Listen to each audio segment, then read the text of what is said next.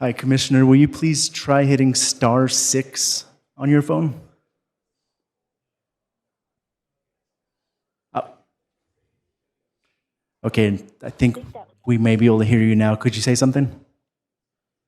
Hello, testing. BCC meeting, June 9th. Hello?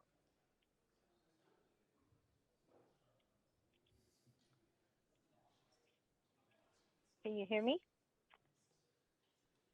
Hello?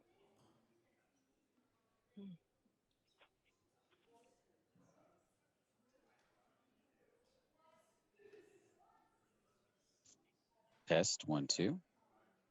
Mic check. Check 1 2. Okay. Checking. BCC Mic check. meeting. Can you hear me?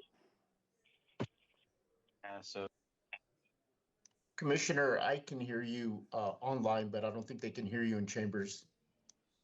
Okay, well, if I can't hear Chambers, but I'm nearly there. I just want to make sure we have a quorum because I understand Commissioner Johnson's not there, so I wanted to be online when they took roll call. That's all.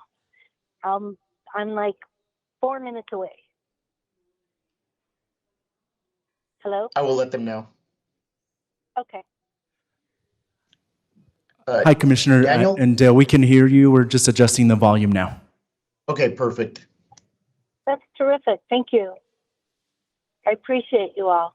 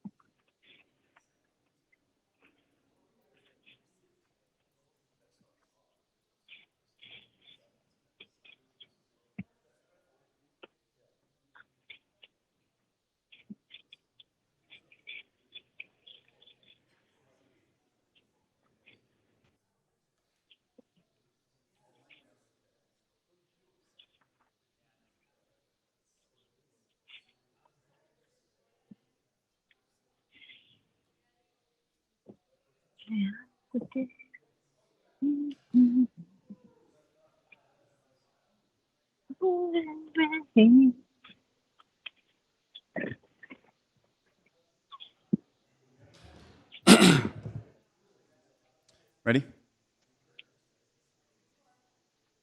Commissioner? Yeah. Ready? I'm ready. Hello? Good, yes. Good afternoon, everybody. It is Tuesday, June 9th. This is the regular Board of County Commissioners meeting for the first one for the month of June. Can I get a roll call, please? Commissioner Hank Hughes, Here. Commissioner Adam Johnson, He's excused. Commissioner Camilla Bustamante, Present. Commissioner Lisa Cacari Stone, Present. and Chair Justin Greene. I'm here. Thank you very much. Would you all join me in the Pledge of Allegiance, please?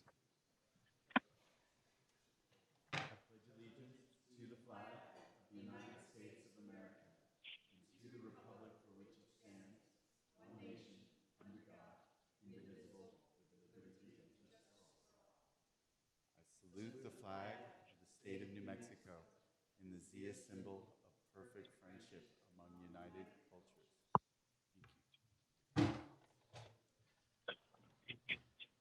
as our land acknowledgement, we acknowledge that this place that we now call Santa Fe was known as Ogopoge, or White Shell Watering Place.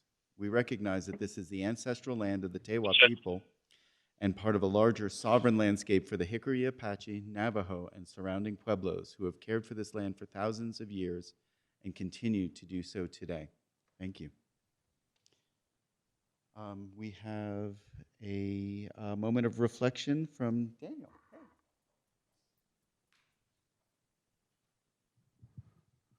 Let us take a moment to focus on the work ahead of us today.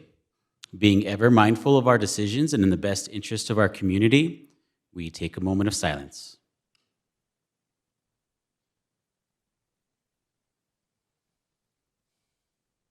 Thank you. Thank you. Thank you. Does any commissioners, any reflections? No. Thank you. All right. So we have an agenda before us. Any changes from staff or the commission? Good. Chair Greene and commissioners, there are no recommended changes to the agenda as presented from staff. I would note for purposes of our meeting minutes that the initial agenda for today's meeting was published on Tuesday, June 2nd, and the amended agenda before you for approval was posted on Friday, June 5th at approximately 2:32 p.m., which is more than 72 hours before today's meeting as required by the Open Meetings Act. The only substantive differences between the specific items of business appearing on the two agendas is that agenda item 3C, approval of meeting minutes from the May 19th, 2026 Board of County Commissioners special meeting was added, as was agenda miscellaneous action item 7E. Thank you, Chair. Thank you, Greg. Commissioners, any other changes in the order? Any comments? No? What is the pleasure of the board? I move to approve the agenda. Second. Got a motion from Commissioner Hughes, a second from Commissioner Bustamante. All in favor say aye. Aye. Aye. Any opposed? Hearing none, we have an agenda. Moving on to item number 2, matters of public concern. Daniel, do we have anybody online, and is there anybody in the chambers that would wish to speak? Mr. Chair, we have one person online. And let me go to the people in the room. Is there anybody in the chambers? I see none, so let's go online. All right, our speaker online is Mr. Michelle's. Mr. Michelle's, please Okay, do us the now you've honors. unmuted me. Go for it. Okay. Yes, good day to you all. A couple of items. First off, minor items is first off, this meeting is being held in violation of the Open Meetings Act. That's just to remind you because you have been in violation of this continually, going back to the fact to like the first part of April when you've disabled the touch screen, which is a part of your Open Meetings resolution. You really need, and I keep encouraging you to come up to have a new OMA resolution approved, because right now it's every meeting you're having is in violation of OMA. The other OMA violation today is that you failed to have the meeting of the 20th minutes. Those were due under OMA. Those were due to be presented today. You presented the 19th. There is no explanation as to why you failed to present the 20th. It's an outright OMA violation. You're getting bad advice from counsel. Think about this. Get familiar with the law. You're getting bad advice from counsel and the county manager continuously. He's got you just commonly violating the law.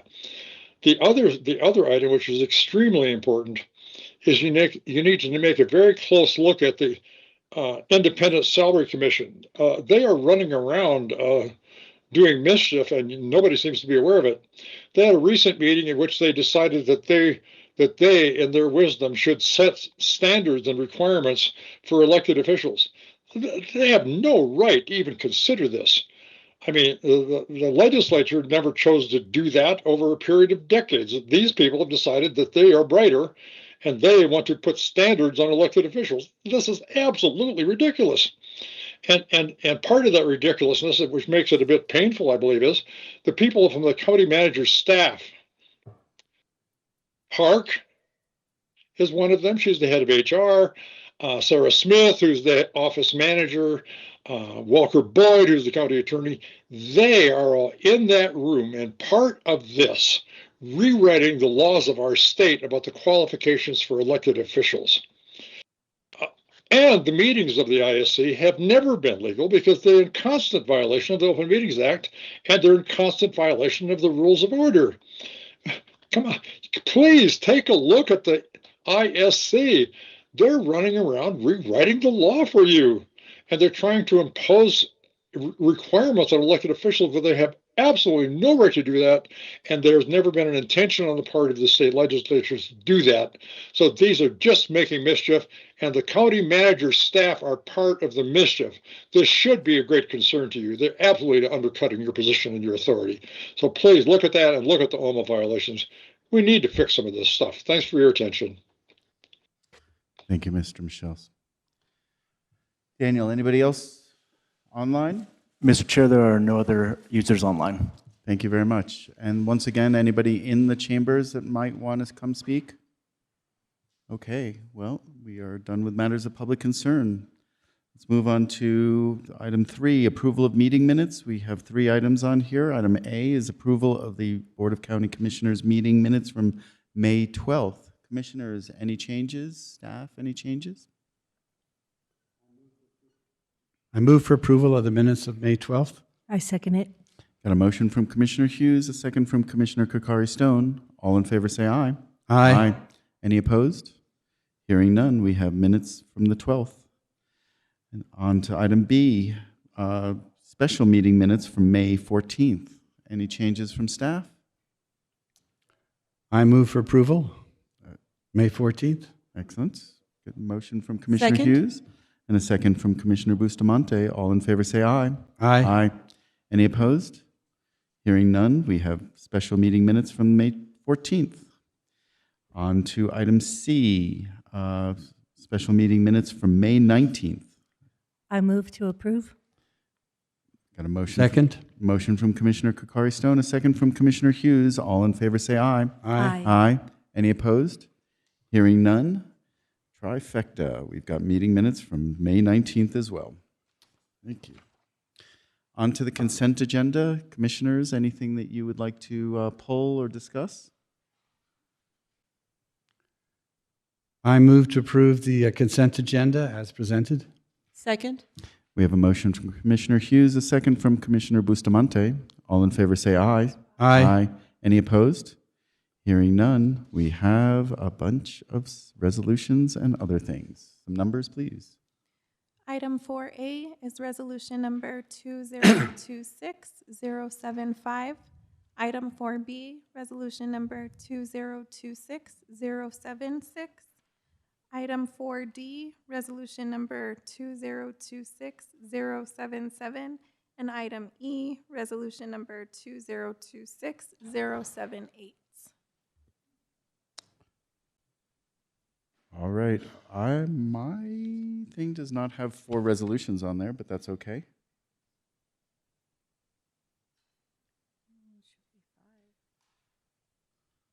No, sorry. Are we right with those numbers? I only had 2 I'm resolutions. sorry, Chair, we're taking a look at this. This may be my agenda. 1 second. Okay.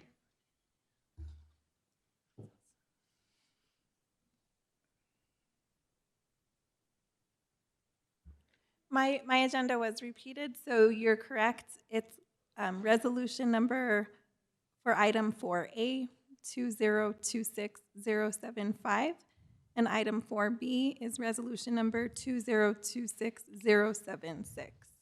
Okay, wonderful. Thank you for clarifying that. Excellent. We have no appointments or reappointments, and we are going to move on to consideration of commissioners' proclamations, resolutions, recognitions, and other items. Commissioner Bustamante and Commissioner Cacari Stone, would you please do the honors of item A, a request for approval of a proclamation proclaiming June 2026 as LGBTQIA2S+ Pride Month, standing strong and living proud. Thank you, Commissioner. Today is important because we're going to affirm the simple but profound truth that everybody deserves dignity, respect, quality of life, safety and the freedom to be exactly who they are on this planet when they're here. So in that, I want to thank Commissioner Cacari Stone for co-sponsoring this with me. And we have Alejandro and Kevin to speak to the importance. What was important this year was to reaffirm that times are difficult again, not that they were ever not difficult, but people's safety has been threatened, has always been threatened, but I think that we're learning that there's a lot of hate that's more ready to speak than had been in the last, maybe, I don't know, I don't want to give it too many years, but hate's making a voice again, and we really need to. In my first year here, we saw someone who just didn't want to have this in their face at all, and let's talk about the difficulty of being who we are, where we are, when we're going to have enough difficult times on this planet. So I'm very grateful to Kevin and Alejandro, who's going to speak to the importance of pride, why it's important for us to be visible and to share with community what we deserve. So thank you both, and go ahead and share with us. Thank you. Good afternoon, Commissioners. My name is Kevin Bowen. I am the Executive Director of the Human Rights Alliance here in Santa Fe, and we produce the annual Pride Celebration. The county does support us through the Lodgers Tax Grant and through a security grant, and it's a very important event. We're expecting 14,000 people on Saturday, June 27th. And about 5 years ago, I think it was, Alejandro showed up as a Pride volunteer, and he's been with us ever since. Alejandro is now our volunteer coordinator, and he has some really important things that are meaningful to him and why Pride is important to him. Good evening, everyone. Thank you for having me here.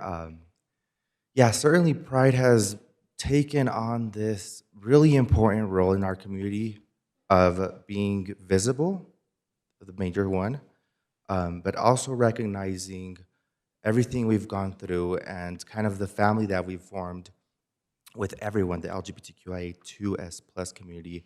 We want to represent everyone, and during these difficult times, I think this is really important for us to have. Thank you. Thank you, Alejandro. All right, so Commissioner Cacari Stone will start reading the proclamation. Commissioner Bustamante, thank you for inviting me to join you. Could I mention a few things? Absolutely, please. Thank you, Kevin, and thank you, Alejandro, for your leadership. I think it's important to have safe space in every community, a sense of belonging, and for all of us to fight and combat violence, structural violence. And we definitely want to support community well-being. This is particularly important because I look at our community services folks and that we have a new multi-use youth behavioral center that will be opening hopefully in December or early 2027. I want to be sure that everyone knows that the county is reserving space and opportunity for celebration. I also support an ICIP that went in for a Pride Center in Santa Fe. We see a growing number of folks moving to the area, but mostly how do we protect and make sure all are well? And I just want to mention that our youth behavioral risk survey shows that many youth identify as lesbian, gay, or bisexual. 4.5% were questioning, 4.1% identified as transgender or gender nonconforming, and 3.5% were not sure of their gender identity, which means it's really important to have space for mentoring and community support as folks develop and form as whole and complete human beings. I also want to mention that the data also shows that LGBTQIA2S+ youth and adults continue to face elevated risk for mental disease, suicide, tobacco use, alcohol use, and substance use harms.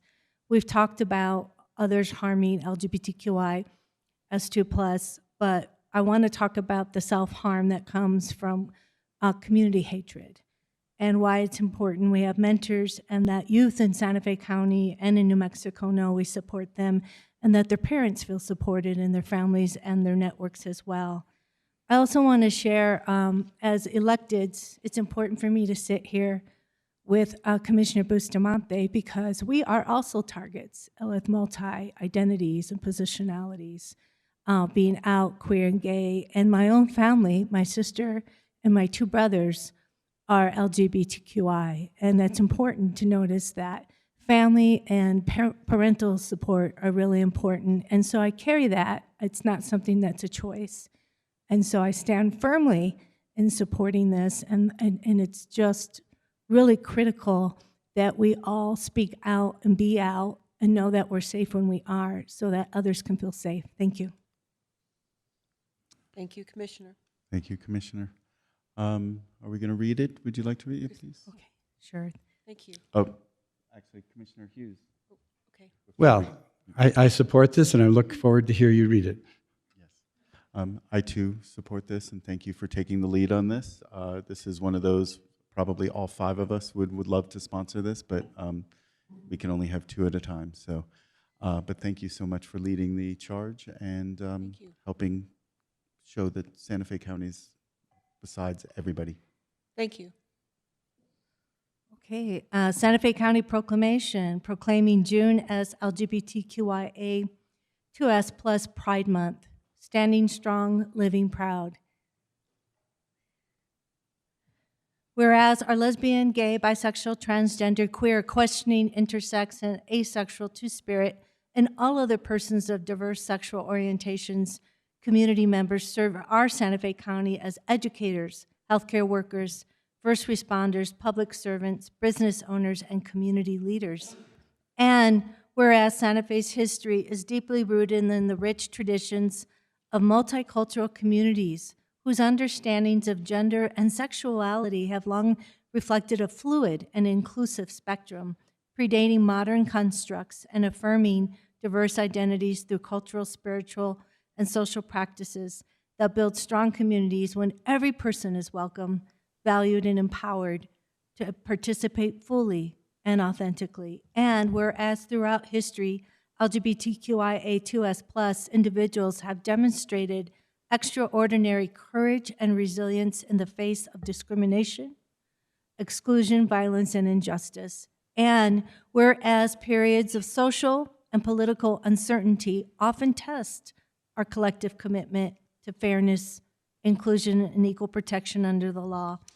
And whereas even during times of uncertainty and heightened social division, LGBTQIA2S+ communities have repeatedly met these challenges with perseverance, compassion, and unwavering advocacy for human being and dignity. Whereas Pride began as a movement for visibility, justice, and human dignity, and remains a powerful reminder that courage often emerges in the face of adversity. And whereas the observance of June as Pride Month is a dynamic but continuous reminder of our collective responsibility to defend the civil liberties and human dignity of LGBTQIA2S+ residents, and to ensure that Santa Fe remains safe, affirming, and a welcoming home for all.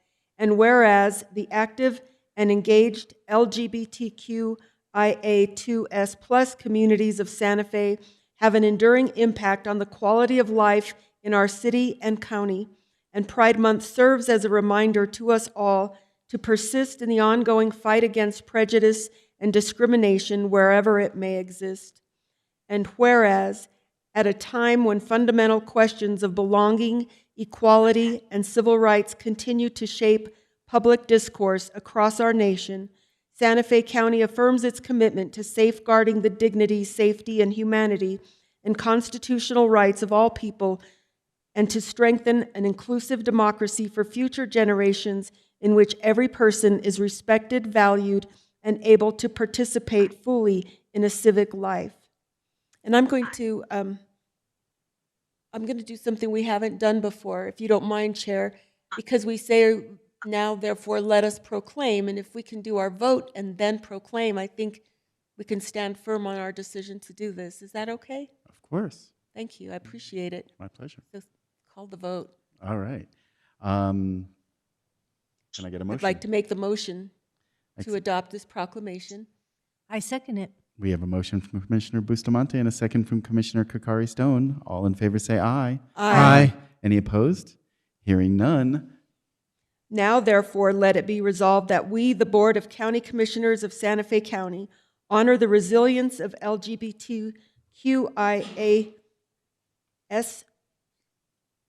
individuals whose determination, leadership, and hope continue to strengthen our community, our county, and democracy, and do hereby proclaim the month of June as LGBTQIA2S+ Pride Month, standing strong and living proud. You're here. Thank you. Thank you. You're welcome. Thank you. Thank you very much, and thank you for being here. Sincerely. May we take a photo? We'll take a photo with the proclamation. Do you have any closing words for this? The thing that comes to mind is when I told you how Alejandro came to us, is he's from Española, and we support a lot of members of this community that are not just within the city proper or the county proper. And that is a way that we can create light and acceptance for all of them. So thank you very much. Thank you, Kevin. Thank you, guys. Thank you. Let's take a picture together. Kevin and Alejandro, please take a picture with us.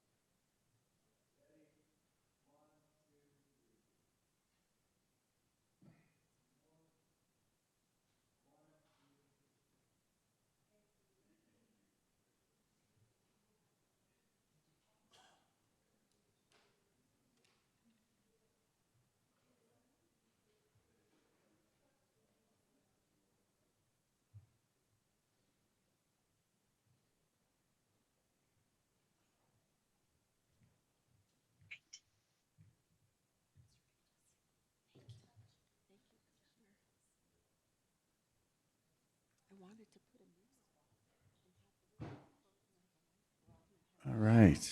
Thank you, commissioners. Moving on to items in miscellaneous action items. You signed the wrong line. Okay. So item A, request for designation of Census Tract for nomination to the governor as an opportunity zone and authorization for the county manager to convey the designation via letter. Juan Torres, please.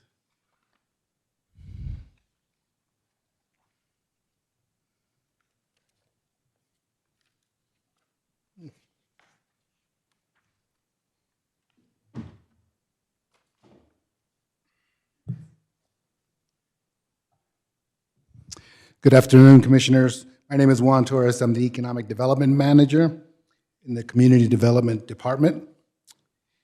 The 2025 Reconciliation Act, also known as the One Big Beautiful Bill Act, allows governors to nominate 25% of their qualified low-income census tracts for opportunity zone status over a 90-day period. Opportunity zone designations guide tens of billions of dollars in private sector investments each year. The New Mexico Economic Development Department, now known as Economic Development New Mexico, recently established a timeline that requires Opportunity Zone 2.0 designation requests to be delivered through EDNM by June 15th of 2026. There are 10 qualified census tracts eligible for Opportunity Zone 2.0 designation within Santa Fe County, but only 2 of those are outside the city of Santa Fe limits. 25% of that set of eligible tracts represents a selection of 3 tracts for designation. The city of Santa Fe has selected 2 census tracts for nomination within the city limits, and that's contained in Exhibit C. This item requests Board of County Commissioners approval direction regarding which of the 2 eligible census tracts outside the city should be nominated to the governor for Opportunity Zone 2.0 designation.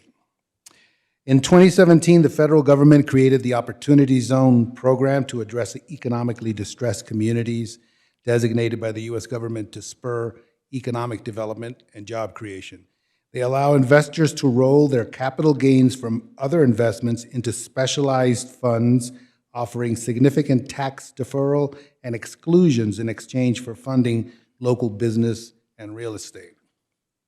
Based on federal eligibility criteria and 2020-2024 American Community Survey data released by the Census Bureau, there are 257 census tracts that meet the statutory criteria, poverty rates, or median income levels to qualify for Opportunity Zone Designation 2.0. Out of these eligible areas, the governor can officially nominate 25% or up to 65 specific tracts for the federal program. Based on the 2020-24 American Survey data released by the Census, Santa Fe County has 10 qualified census tracts that meet the updated federal statutory criteria to be eligible for Opportunity Zone 2.0 designation. Based on the criteria established by EDNM, Census Tract 107, Geocode 350490100308, is the preferred candidate among the 2 qualified census tracts located outside the city limits. Census Tracts 102 and 106 are those 2 tracts. Because it most directly aligns with the investment-ready priorities identified by EDNM and the development framework established under Opportunity Zones 2.0. Proximity to economic anchors. The tract encompasses the Santa Fe Community College District and the growing corporate institutional footprint along Highway I-25. Proximity to a major educational and workforce hub provides a built-in catalyst for public-private partnerships. Infrastructure and development potential. Unlike more restrictive areas, Tract 106 contains master plan districts like Rancho Viejo and massive master plan land allocations under the Santa Fe Community College District Plan. It features a clearer inventory of developable and subdividable land with active supportive local zoning. It's aligned with existing incentives. Opportunity Zones 2.0 emphasizes pairing designations with localized growth strategies. Tract 106 is poised to absorb this county's projected southern expansion, aligning seamlessly with localized, affordable/workforce housing initiatives and community infrastructure goals. The New Mexico Economic Development Department developed a submission process that began before staff could provide board with background information and recommendations for input. This process began on April 6th with a request from the Council of Governments to provide outreach and input from local governments. Staff has been in communication with the Economic Development Department and North Central Economic Development District to inform them that we will provide the county's request as soon as this body makes a determination on requesting specific qualified census tract designation. The City of Santa Fe has provided its request for designation via letter, and it's attached as Exhibit C. The federal nomination window opens July 1st, 2026, and all standard submissions must be transmitted to the U.S. Department of the Treasury by September 29th of 2026. Online, I have Mr. Brady Maxwell. He's a senior researcher associate at the Urban Institute, and they've been conducting research and analysis of the Opportunity Zone designations, and he'll provide an overview of Opportunity Zones 1.0 and 2.0. Please take it away. Wonderful. Thank you, Juan. I appreciate the opportunity to be with you all today. As Juan mentioned, I'm Brady Mikesell with the Center for Local Finance and Growth at the Urban Institute. We are a nonprofit, nonpartisan research organization based in Washington, D.C. And I've been researching opportunity zones in that role since the onset of the program nearly a decade ago. So we go to the next slide. So to get things started, I wanted to do a quick run through of how the Opportunity Zone program works, just so we're all in most cases. I apologize. Your audio is cutting out. Oh. Let's see, is that any better? Yes. Is that working? Great, okay. So the way an OZ investment happens, you have a taxpayer realizing a capital gain. So that could be somebody, for instance, selling off some Apple stock, making $1 million profit from that, right? And I'm using that example because OZ investors tend to be, in most cases, high net worth individuals, right? So then they've got 180 days to place those gains into a qualified opportunity fund, which is just an investment vehicle. And that fund then makes an equity investment into an entity within one of the nation's selected opportunity zone census tracts. And as we're going to see a little bit later, in the vast majority of cases, that's a real estate investment. If we could go to the next slide. So the reason an investor does this and how they're incentivized to do this is for 3 reasons. One, they get a temporary deferral on taxes on that prior capital gain. Secondly, they get a 10% discount on those taxes if they hold the investment for at least 5 years. In the old program, there was also a 7-year 15%. That's going to be gone in round 2, so that's no longer relevant here. And then any new profits, and this is the one that really is the most substantial of the benefits and is really driving investment, is that any new profits made on an OZ investment are not taxed at all if the investment is held for at least 10 years. If we go to the next slide. So with the renewal of OZs under OBBBA, a couple changes, the program was made permanent. So this every 10 years, we're going to have this process of redesignation. The current set of OZs will sunset on December 31st, 2028. And the second round of designations will take effect this coming January 1st. So there is going to be a period of overlap there. Right? And the main differences from this round to last round, this time around, there's fewer tracts that are eligible, and those tracts that are eligible are slightly more economically distressed. And also there is a new benefit for rural opportunity zones as well. If we go to the next slide. So each state is taking a different approach to how they make OZ selections. One kind of went through the process of by September 28th, governor's got to decide. And anecdotally, what we're hearing is that most governors they seem to be waiting until the end of this window to submit, as there's really no benefit to submitting early to Treasury. If we go to the next slide. So what makes OZs different than other federal place-based programs? A few things. One, there's no cap. So the program runs effectively as of right for capital gains investors, putting their money into these designated areas. So that does mean there's less friction. But tied to that, there's no mechanism for community control, right? There's no state housing finance agency like we have in LIHTC. There's no local community development entity like with new markets tax credits. So essentially the only control a community like Santa Fe County has is whatever levers you have to control, other sorts of development in your community, right? Because that's how OZ investments are landing in communities, right? There's also no use-based requirements. So there is a prohibition on sin businesses, and real estate investments have to substantially improve the property, 100% of the building value or 50% in rural areas. But other than that, any use can receive OZ investments within them. And finally, there's a lack of publicly reported data. So besides anecdotes, we don't actually know which projects received OZ funds and which did not. The new round of OZs is going to have tract level data collected and reported publicly, but we still are not going to have that project level analysis, which would have been helpful. I would go to the next slide. So as we consider how to approach the second round of opportunity zones, there are some lessons I think we can take from the first round. Right. And like I mentioned, nationally, we don't have any publicly available project data. But one state, Ohio, did include a reporting requirement in their conforming state tax benefit. So obviously, every state, every county, every locality is going to look a little bit different. But this gives us a decent snapshot of the program and can give us some takeaways on it. The next slide. So first off, it's important to note we're not living in a field of dreams. So just because you designate it doesn't mean that OZ investment will necessarily come. So out of the 328 OZs in Ohio, only 1 out of 3 actually received any OZ investment in this period that we looked at. Next slide. Next, we see that OZ investment was really concentrated in Ohio, right? So of these 328 tracts, 9 of them received over 50% of OZ investment into Ohio in this period. And these are the OZs that were most market ready, most attractive to investors. They were deemed to be likely to appreciate in value over that 10-year period. Next slide. All right, so in Ohio, we saw OZ investments largely concentrated in the big metros, Cleveland and Columbus. Smaller metro, micros, rural areas received less investment overall. All right, next slide.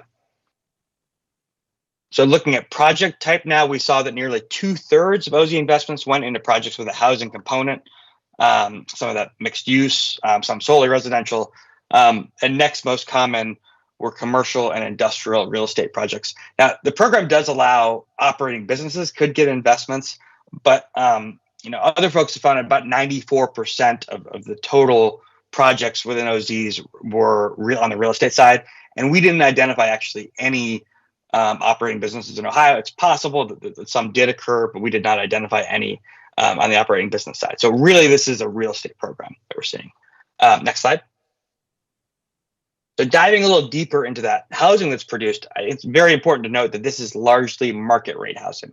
You also see some workforce housing in there, but very little capital A affordable housing, right? So that's important to just keep in mind when you conceptualize which communities are best fit for this tool. Like you're going to be seeing market rate and workforce housing largely out of it.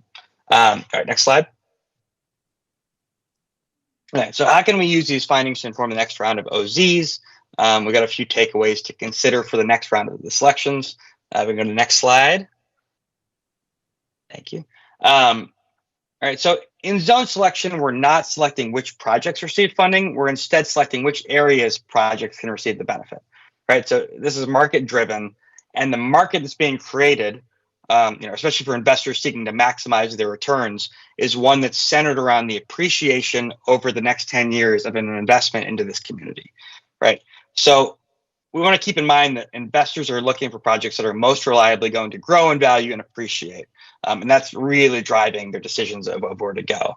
The vast majority of Ohio projects, as I talked about, were market rate housing and commercial development, right? So it's just important to think about, which communities can most benefit from those types of projects specifically. We also recommend taking a Goldilocks framing. And what I mean by that is looking for areas that both need investment and are near enough to market ready to actually attract private capital, right? It may feel good to pick a tract that is very disinvested, very in need of capital, but this isn't necessarily the program that's going to drive new capital into that community. Another thing to think about is land use when considering which zones to select. So while you're not picking specific projects, you can still use land use to tilt the scales towards the outcomes you want. Right? If your goal is to spur new housing production, you can look at census tracts that are zoned for multifamily or about to go through a rezoning process. You can pick ones that have vacant and underutilized sites that are well poised for new apartment buildings.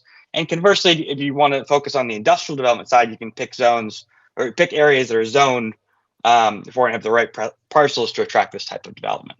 And finally, a note about data. One approach you could consider at the county level, and we're hearing some counties and cities taking, is you could place an OZ's checkbox on permitting applications, just asking the project sponsor if they're planning to use OZs. That way you can at least have some idea of what OZ investment is coming into the county and which projects are receiving it. And that can be useful 10 years down the road, when you have to go through this process again for selection. So we go to the next slide. So, right, focusing on this Goldilocks framework, we created a national tool that does exactly this, right? So we sorted eligible tracts into 3 buckets: too much investment, not enough investment, and just right. But I want to caveat this that, right, these are national data, so they're not going to get the intricacies of what's happening on the ground, right? I think Juan went over, very much like why that one potential tract could be likely to receive investment outside of this national data. So just, this is more to encourage this Goldilocks framing. It's not an end-all be-all, right? And we've taken an overly restrictive approach to the Goldilocks tracts as well. So we're placing only the tracts that, based on the Ohio data, appear most likely to draw investment, but other tracts still did and will draw investment. But those are going to be based on more local context, what's happening on the ground, not captured in overarching data trends. We'll go to the next slide. So, right, you can see here, and I won't spend too much time on this, but just kind of, this is the background of how we modeled this Goldilocks approach. of how we said if a tract is likely to receive an OZ investment versus not, and what triggers we had for if a tract was likely to receive capital even without OZ investment. We can go to the next slide. All right, so this tool, the link here, you can go to it on your own time later if helpful, but also you can just Google Urban Institute Opportunity Zones, and you can find both our tool and a deeper dive on some of that Ohio data. So with that, I'll conclude the presentation and happy to take any questions. Thank you very much. Commissioners? Commissioner Cacari Stone. Thank you, the presenter and Mr. Torres. I appreciate the work you put in, and I also like to thank the county management team and folks who really put this together. I do have questions because if we looked at what was the presenter's name again, Mr. Torres? Mr. Brady Maxwell. Mr. Brady Maxwell, what he discussed was, I just have some clarifying questions because it doesn't make sense to me. I know we received an email about a month ago around opportunity zones. You were on it. The city was supposed to take part as well, and the governor's office. But what's identified is those zones that are the most economically distressed. And I ran the data through the American Community Survey, and the Rio Rancho, the Rancho Viejo and the Community College District is not the highest economically distressed in Santa Fe County. I have a track here, 32.04%. Family income ratio is about 50%. And that's a different track. It's 350-4900-1202 and not this. So I'm here to represent as an elected my district. That district plus Commissioner Bustamante's district would have been overlaid as the most economically distressed. So I'm just a little bit confused why the community college district, who has higher income, higher educational levels, more likely to be employed, et cetera, has been chosen. So I'll let Brady talk on the specifics, but what we end up with, as I said at the beginning of my presentation, is a set of 10 census tracts that have been identified as being qualified. And the variability has to do with AMI and poverty. Those 10, and again, this is not official by the Department of the Treasury or the IRS. This is the work of a lot of different researchers. So what we have is a data set of 10 for Santa Fe County, of which the 2 that I mentioned are the ones that are outside the city of Santa Fe. With respects to the specific demographics or how those got to be together, I mean, I don't know if Brady, if you have any thoughts on how those data sets were developed for qualified census tracts? Yes, totally. So let me pull up the exact. So there's 2 ways that a tract could qualify. Either it was 20% or higher poverty, and or it had less than 70% area median income. So it had to tick one of those 2 boxes. 70. Again, I'm looked at the numbers yesterday. I ran the analysis again, and we have 5 economically distressed census tracts in Santa Fe. I can email the staff the numbers you could share with Mr. Brady, but I'm again questioning why the community college district, no offense to our commissioners representing that. Again, my job is to represent my district and my communities, which are very low income, and they're in higher distress. And if we're just cherry picking, and no offense to you, Mr. Torres, but if we're cherry picking because we want to develop that area, that is not fair to the rest of the districts. And it's very simple to me, that's all. Commissioner, Mr. Chairman, Commissioner Cacari Stone, as I mentioned, we're working off the data set that has been publicly distributed from a number of different sources, and they all seem to concur. I'm not really sure how one would approach alternate census tracts that one wants to say that they are qualified, and I don't know to what authority one issues those requests. It's these are coming from the IRS in some cases. So I don't know of a method, and maybe Brady, you know of a method where a case can be made, and to whom on other tracts that seemingly might be qualified? Yes. So, and this eligibility list was put out by the U.S. Department of Treasury. So that's kind of the list you're selecting from. There is a process, and it's based on 2020 to 2024 American Community Survey data. There is a process where the governor has the option to appeal if they think another tract should be eligible for whatever reason they wish to appeal for. That process has not been set out by Treasury, nor will it be. So they can submit, and they must do so with rationale during this period. And then Treasury can come back with a yes, no, we're going to grant the appeal or not grant the appeal. So if I might suggest, in order that we can move forward with the tract that is listed as a qualified census tract, I think we can, if it is the will of this body, to submit that information to the governor's office and then follow up with these alternative tracts and the rationale, and request that the governor go into deeper detail to figure out if those can be nominated. That's the only thing I can think of that would open up the data set beyond what we have from the federal government at this time.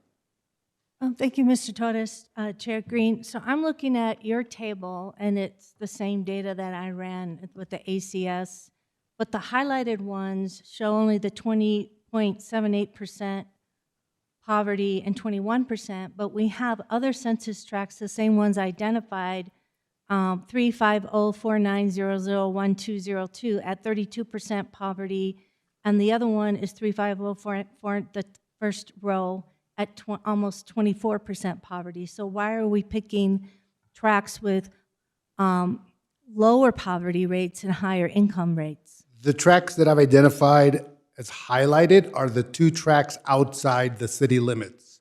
So the city, being a home rule city, has the right to select its own census tracts, and the mayor has selected the two tracts that are within the city limits for his nomination, and that's contained in Exhibit C. And if I may, Commissioner, 10 years ago when this came through, Santa Fe County did not have any tracts. They were all within the city of Santa Fe at the time. So this would be the first tract outside of the city limits to be eligible for this. And then also, I don't actually consider the tract that you're designating as the community college district. It's across Highway 14 from the community college. It's the area that Bonanza Creek was a part of that we heard, and that D.R. Horton project a couple weeks or months ago. It's not necessarily the one that is people would consider the community college, correct? So, Mr. Chairman, committee, so council, I can't say exactly where it is within the community college district. It's proximity to it, and it was, the analysis of the plans that are in place affect that tract, even though it may not specifically be in the community college district. So it's all the demographic work that suggests that, again, the proximity to resources, highways, and educational institutions, as well as the stated poverty level and AMI, is what makes those tracts attractive, but not specifically that it's in the community college district. That could be the proximity. So I haven't gone into the details of what the limitations are, where the physical lines are for the community college district, but that census tract does provide the most reasonable opportunities, if you will. Okay. And to Commissioner Cacari Stone's point, the fourth one down, ending in 1205, that straddles both city and county and pretty much takes up the entire Agua Fria village. If it's, is that, it would be interesting to have this map-based instead of like, you know, I think all of us up here can see maps and understand how they impact our districts, but I don't keep track of my census, the census tracts in my district. Mr. Chairman, Commissioners, so it is on an internal map, and I'm happy to share that link. It's available. We had it done by GIS, and we were reviewing it in collaboration with the Growth Management Department as well as the Public Works and GIS. When we initially got the first set of tracks, we had them mapped, and we looked at them in the relationship of the regional development in the area. Okay, commissioners? Commissioner Bustamante? Mr. Chair, commissioners, I'm sorry to interrupt too. I just wanted to give voice to one thing. When we got together as a collective body within the department to discuss this, I personally expressed some challenges based on my previous experiences with the first run of opportunity zones. And we were concerned that if we weren't narrowly tailored in our recommendations, that we could potentially open up more economic segregation, depression, if you will, and create more opportunities for extensive economic gentrification. That's one thing I'll give voice to. I'll come back to that in a second. We made a decision to think that if we were looking at targeted interventions, it made sense to think about our designated growth areas as opportunities to prevent what could eventually amount to further displacement of people in our community. So I said I'll circle back to the point that I'm making as the information that Mr. Brady gave voice to. He said the largest motivations for this product were largely residential real estate. If I look at the construction of what is being offered, it is a product that is offered to higher wealth individuals and entities in a ways that could come into communities, particularly traditionally distressed communities, acquire real estate in a way in which it might keep out those very families that we were attempting to protect, and it might increase our affordability crisis.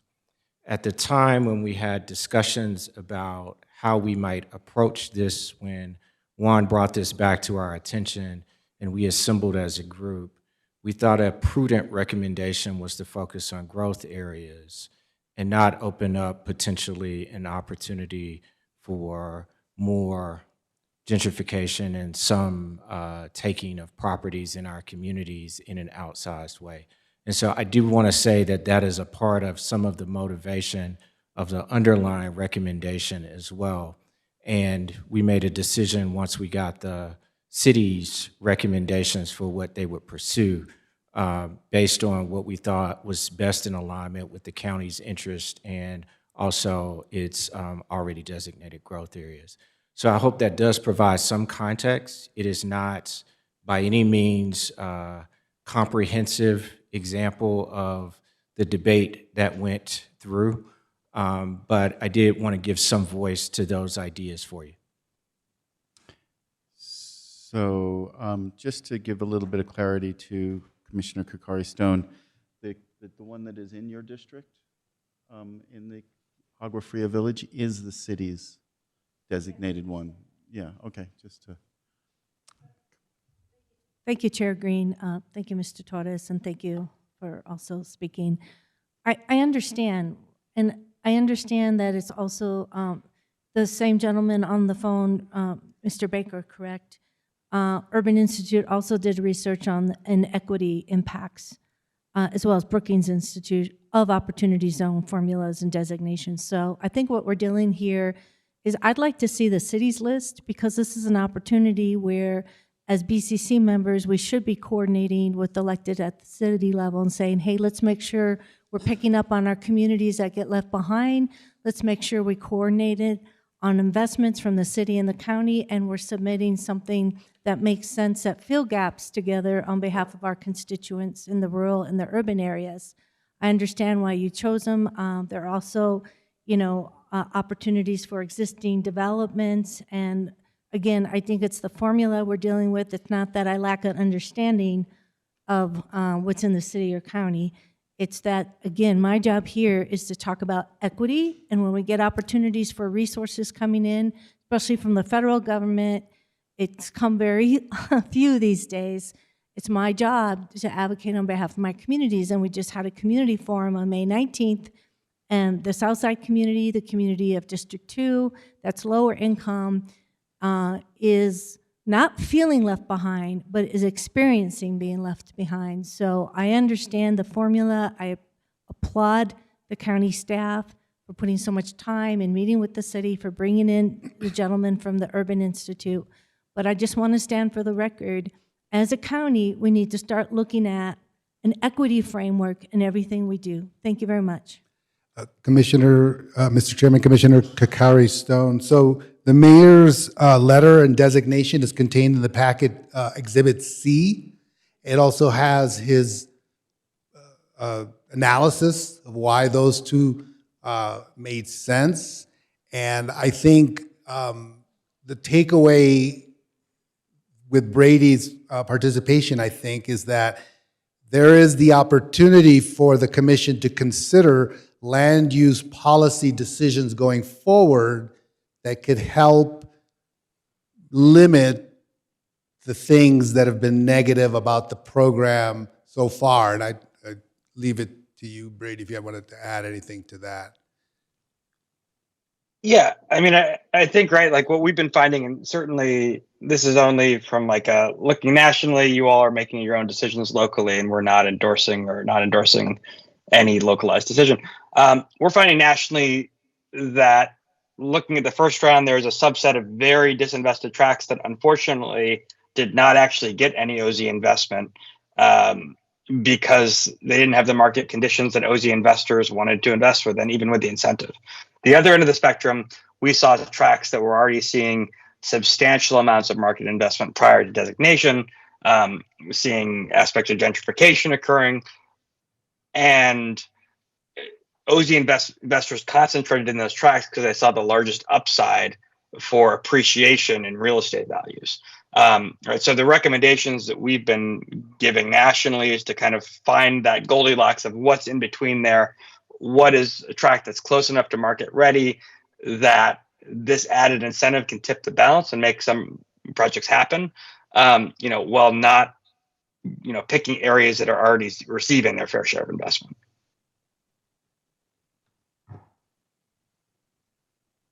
Commissioner Bustamante, or Commissioner, we'll come back to you. I just want to say that I completely 100% hear Commissioner Cacari Stone, and we briefly discussed just a moment of this. I sincerely appreciate hearing that we're looking at the potential for gentrification and to not develop where people might be displaced. The concern that I stated to the commissioner with regard to these other zones is there are parts in my area that's largely rural where people just don't want more development. They just don't. And there isn't anything that says for a community to have good economic development growth, it has to grow. That's the mentality of a cancer cell. There are ways things can grow, and there are ways things that can take care of the people where they are. That being said, when we look at providing the infrastructure in these areas, specifically those in District 3 that are very common to the issues that Commissioner Cacari Stone has stated, is a lot of what happens in the development of those areas and identifying these opportunity zones, if you will, is that the community isn't involved in the understanding of what it may mean to either provide better infrastructure, what it means to develop in their area and have some input on what that might look like. That isn't something that we do very often. And when we do, we tend to get better reception from the community that's being impacted by that growth. I completely hear the commissioner's concern about, other parts of the community that would want to have more services and more support as a community in need. And why we picked the ones that we have, it just blindly looks straight away of those areas that we already had investments in growth. I mean, to use the term that the commissioner stated, it's cherry-picked for those things that we've already put some investment into.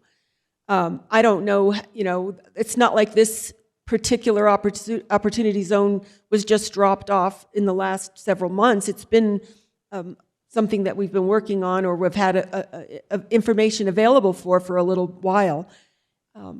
In that, I would say that in the interest of supporting my community, again, largely rural and very much in most ways would like to stay that way, but how much are we actually surveying our communities for how they would understand, one, an opportunity zone, and two, request, and specifically for those areas that are qualified, okay? And two, how would they see that opportunity? What would really define opportunity for them in a manner that would not displace them from where they are? So I put that out more as a statement, a concern.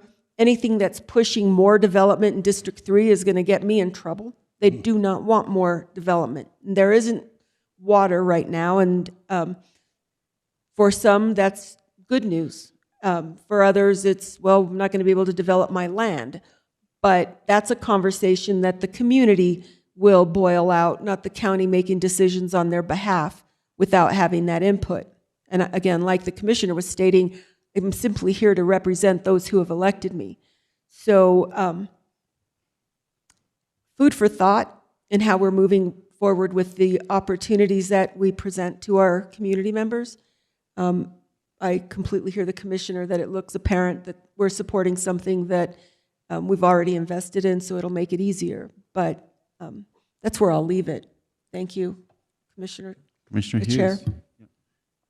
Yeah, I mean, I think my constituents have the same opinion. They don't really want development in their area, and yet we're potentially designating this area. So I'd be happy to give it to Lisa Cacari Stone's district. But I think it really does make sense probably to put it there, because that's where the sewer and water is, and we can have some development. And hopefully, the constituents in that area will benefit from it. But if people want to, not do this, that's fine too. Mr. Chairman, so the commission is free to decide that you don't want an opportunity zone and relay that information to the governor outside of the city of Santa Fe. That is also an option as a decision point to relay that information to the governor. We don't, or you don't want an opportunity zone. I think that's a fair, if that's the decision, I think that's fair too. Sure. If I may, so the other one that was put forward, but was decided against, was up in my district in the southern part of Espanola and that area. Does it extend into Rio Arriba County? Is that No. The answer, Mr. Chairman, is no. There is a separate census tract in Rio Arriba. In fact, I think there's 3 that are qualified. But the criteria was not. It was a question of how aligned those census tracts were with regards to resources, highways, educational institutions. So it was an attempt to do a kind of objective analysis on the resources that would be available to make that a much more attractive census tract. I would say that the Sombrio Santa Cruz has Espanola infrastructure. And did we reach out to Espanola to see if that was of interest to them to collaborate in that space? I've reached out to my counterparts in Rio Arriba and Espanola, and we didn't really get into any specific details about what they desire or not. Obviously, this has been a process that's been rolling fairly quickly, and so I don't know that they got any feedback internally from their government on what the position was with regards to their census tract, so the ones that were near there. you know, this is a potentially powerful tool. And I don't like the idea of missing opportunities like this. But at the same time, if we don't feel that this is ready for prime time right now, we might have to revisit this in the next 30 days or 21 days. What's the deadline?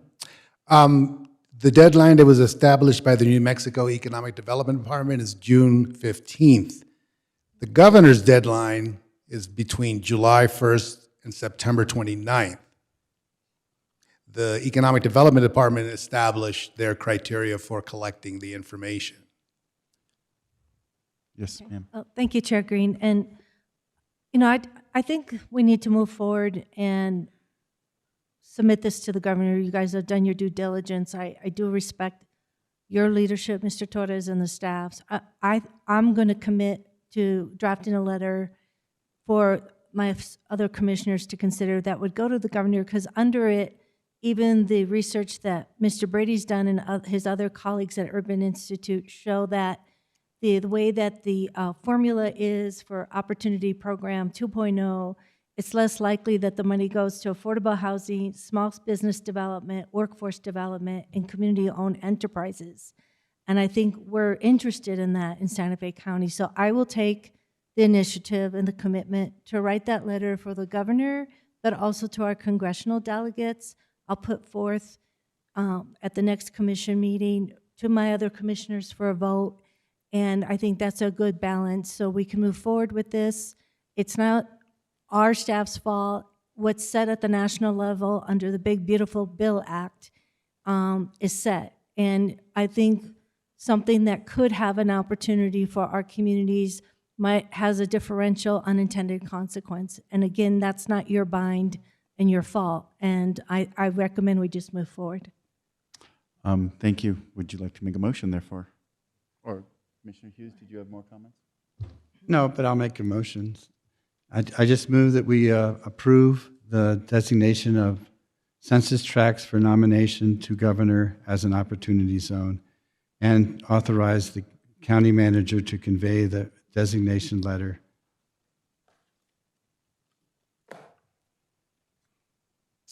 And But Mr. Chairman, if I may. nobody seconds it, then we won't do it. Well, I'll second. and I will let Juan, please. So there is the opportunity, as I mentioned before, to address some of these issues via land use policy. And so I would revisit that, and I'll get with growth management and get that conversation started, continue with the Urban Institute. Maybe they have specific policy recommendations that could be considered for adoption that would mitigate some of the concerns that were brought up here today. Yep, it's a complex thing. This is just one of the parts. So we have a motion from Commissioner Hughes, a second from Commissioner Bustamante. All in favor say aye. Aye. Aye. Any opposed? Hearing none, we have a designated opportunity zone. Let's see if we can get it through the governor. Thank you. Moving on. Item B, a request for approval of agreement number 2026-0234 GM with Environmental Systems Research Institute in the amount of $460,800, exclusive of NMGRT for GIS software and government enterprise, a new agreement, delegation of authority to the county manager to sign the purchase order. Len and Bill. Len, this is, I think, your first time presenting a bill. Good. Yes, it is, Mr. Chair. Thanks. Good afternoon, Mr. Chair, Commissioners. I'm Len Bunger, GIS Manager for Santa Fe County. Love that microphone, please. Speak right into it, please. Thank you. I'm the GIS Manager for Santa Fe County, and I'm here to support the request for approval of agreement number 2026-0234-GM with Environmental Systems Research Institute, aka ESRI, in the amount of $460,800 over 3 years, exclusive of MNGRT, and to authorize the county manager to sign the purchase orders. This is in order to renew GIS software licensing for Santa Fe County and avoid any interruption. Rather than reading the entire memorandum, which I've been warned not to, I'll try to briefly review the key points that led to this agreement and this request, again, which are detailed in the packet memorandum. First, Esri has been the sole provider for geographic information systems, aka GIS software, to Santa Fe County for the last 25 years. Esri's software plays an important role not just for growth management, but for public works, the Assessor's Office, Office of Emergency Management, the RECC Regional Computer-Aided Dispatch System, and many other departments. That's number one. Number two, what happened this year, what was announced in January, was the Santa Fe County used to purchase our software agreement with Esri, riding through the state of New Mexico's Department of Information Technology, aka DO-IT contract. So they have managed the Esri statewide price agreement for probably the last 20 years. This year, they have decided not to renew any statewide agreement with Esri, and this forces all New Mexico municipalities, counties, cities, all municipalities to reach their own price agreements with Esri directly. At the same time, the person who used to negotiate this statewide contract, the state geographic information officer, that position was eliminated for reasons beyond my understanding. Number three, Esri also this year has ended concurrent use licensing.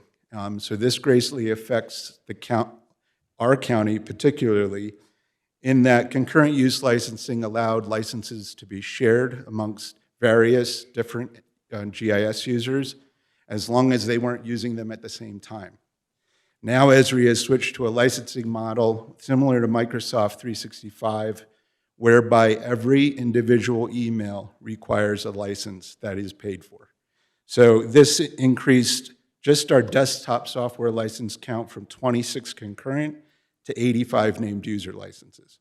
And this is leaving out 10 server licenses, which are, I won't list here, but out of this, the end of New Mexico's state contract with Esri, and out of conversation with our Esri price representative who is online, Colin O'Connor, Esri considers Santa Fe a small government, meaning less than 250,000 population.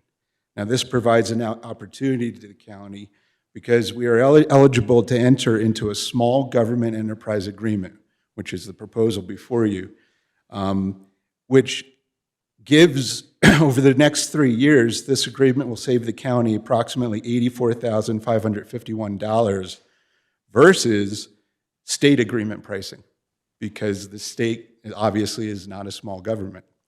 So the other consideration, I have met with Avero advisors regarding future ERP integrations, with our RECC director regarding integrations with our current and future E911 and next-gen 911 CAD systems, as well as with our public safety data manager.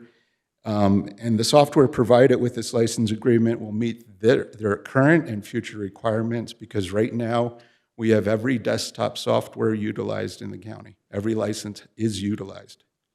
So with this, I stand for any questions you have at this time, and the recommended action is to approve agreement 2026-023 GM with Environmental Systems Research Institute. Thank you, commissioners. I love GIS, so. Yep, okay. Anybody? Commissioner Cacari Stone?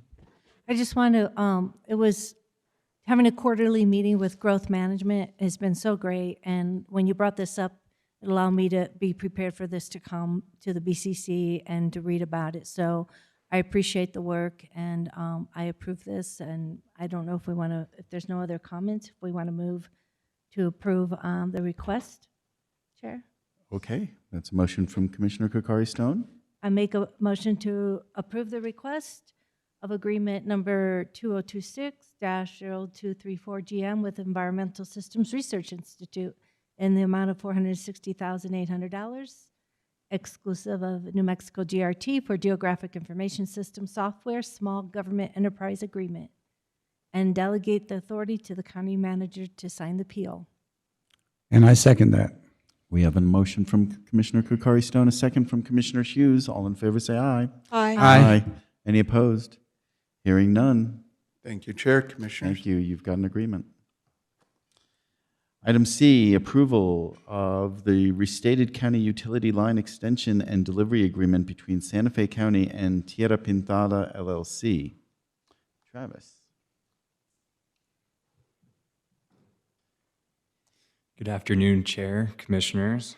My name is Travis Soderquist. I am the Utilities Division Director for Santa Fe County, and I am here to present the restated ULITA between Santa Fe County and Tierra Pintada. A brief overview of what the difference between this restated ULITA and the current active ULITA is that we are allowing for the opportunity for the development to come in and purchase water through the fee in lieu process.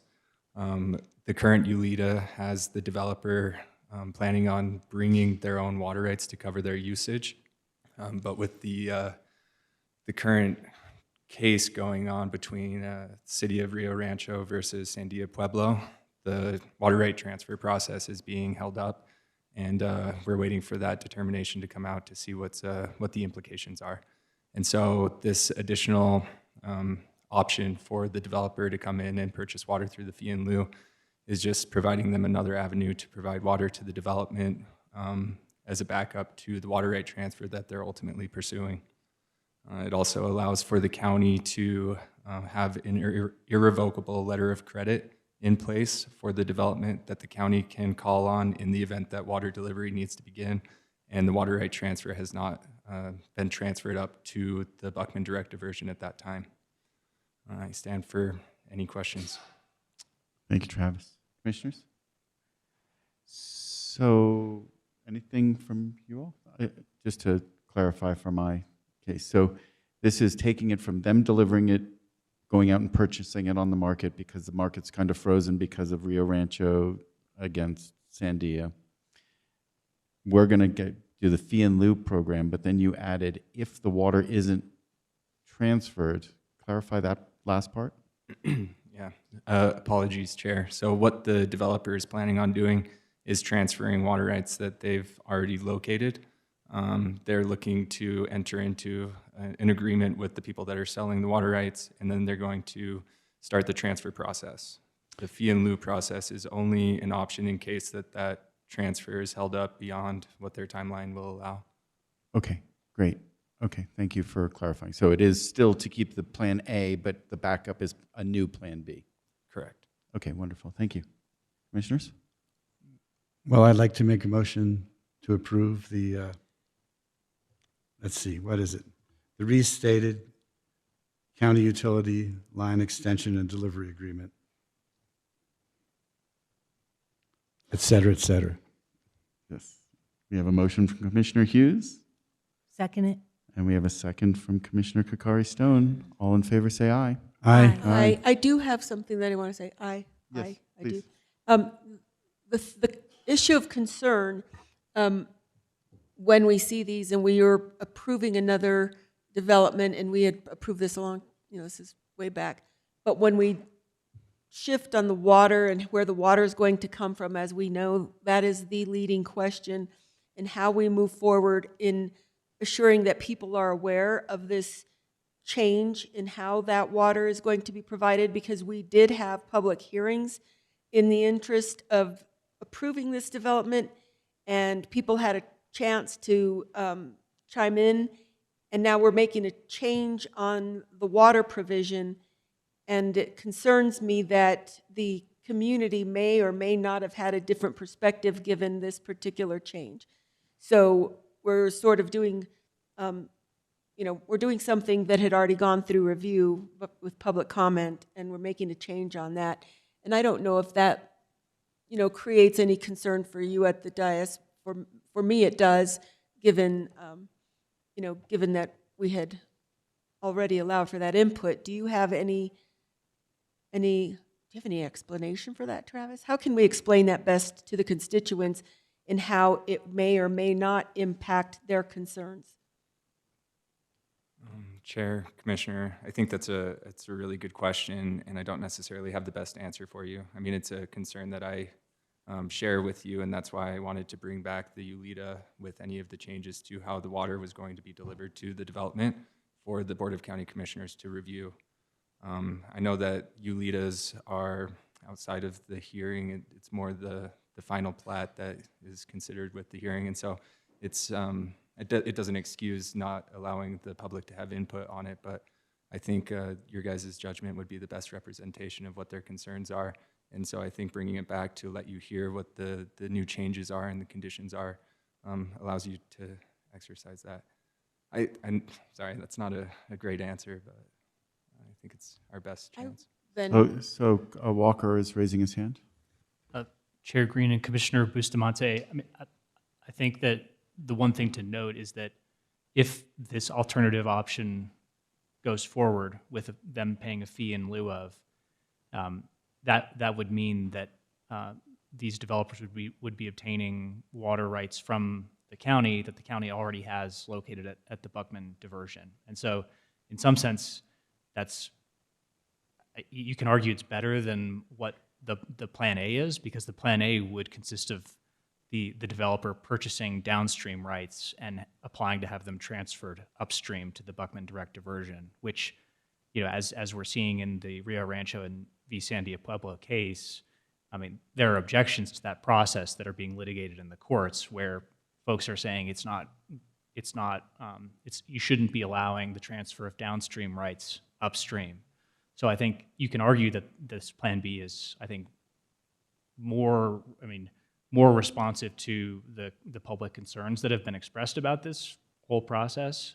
But again, I think that as I read it, the plan A is, remains plan A, and is part of what you all heard and approved previously. Thank you, Attorney Boyd. Go ahead. Yeah. So, plan A theoretically transfers paper water into our portfolio and increases our portfolio. Plan B, which we just gave them a pass on, depletes our current paper portfolio, right? And so there is actually an impact. It may be clearer path, right, and easier, and certainly if I were them, I'd be like, I'm not going to go through this thing. I'm just going to take these, I'm going to pay this fee in lieu, right? I mean, certainly a lot easier. And I get your plan there, but to me, it does actually crimp a little bit of our capacity. Chair Greene, I think that's I think the bargain that's represented by the agreement, which is the payment of if that approach is followed and the developer doesn't obtain the approval of the transfer application that they're seeking, then the bargain that's represented by the agreement that you've approved is a payment to the county in exchange for that diminishment. So I think that I was merely responding to, I think, the public input component of this, and I think that just the argument that I would add further to what Travis has said is that, that payment of a fee in lieu of doesn't represent the process that is being objected to by tribes and members of the public in the ongoing litigation, and so it can be arguably better from that standpoint. I guess my final thought on that is let's not leave that money in the bank. It's the inflation of the cost of money, of water these days. We should go secure that.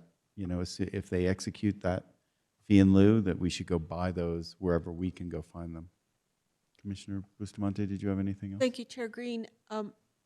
Just on the premise that the community does not have input, I would have a hard time approving this at this time, given what we've already done by way of public comment. And one opportunity that I think the county has is to provide notice and allow some community input to this decision being made, or at least allow for them to have an understanding, because I do agree with the attorney it's a better option by way of, but I also hear what you're saying, and I think the community's input matters to me. I agree.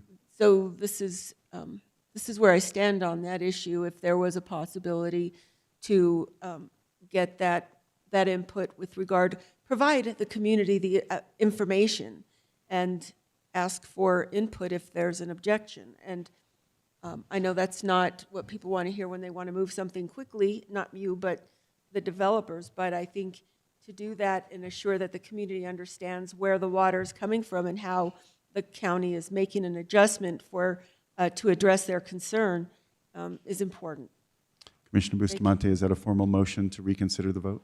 Well, we've already had a motion and we had a request for a vote, and I'm instead of saying aye, so I wasn't in favor, I was saying I have a question in the part that was discussion, and this is part of that discussion in holding off that vote is for us to possibly reconsider what this would mean in the interest of getting the community the information that they always request.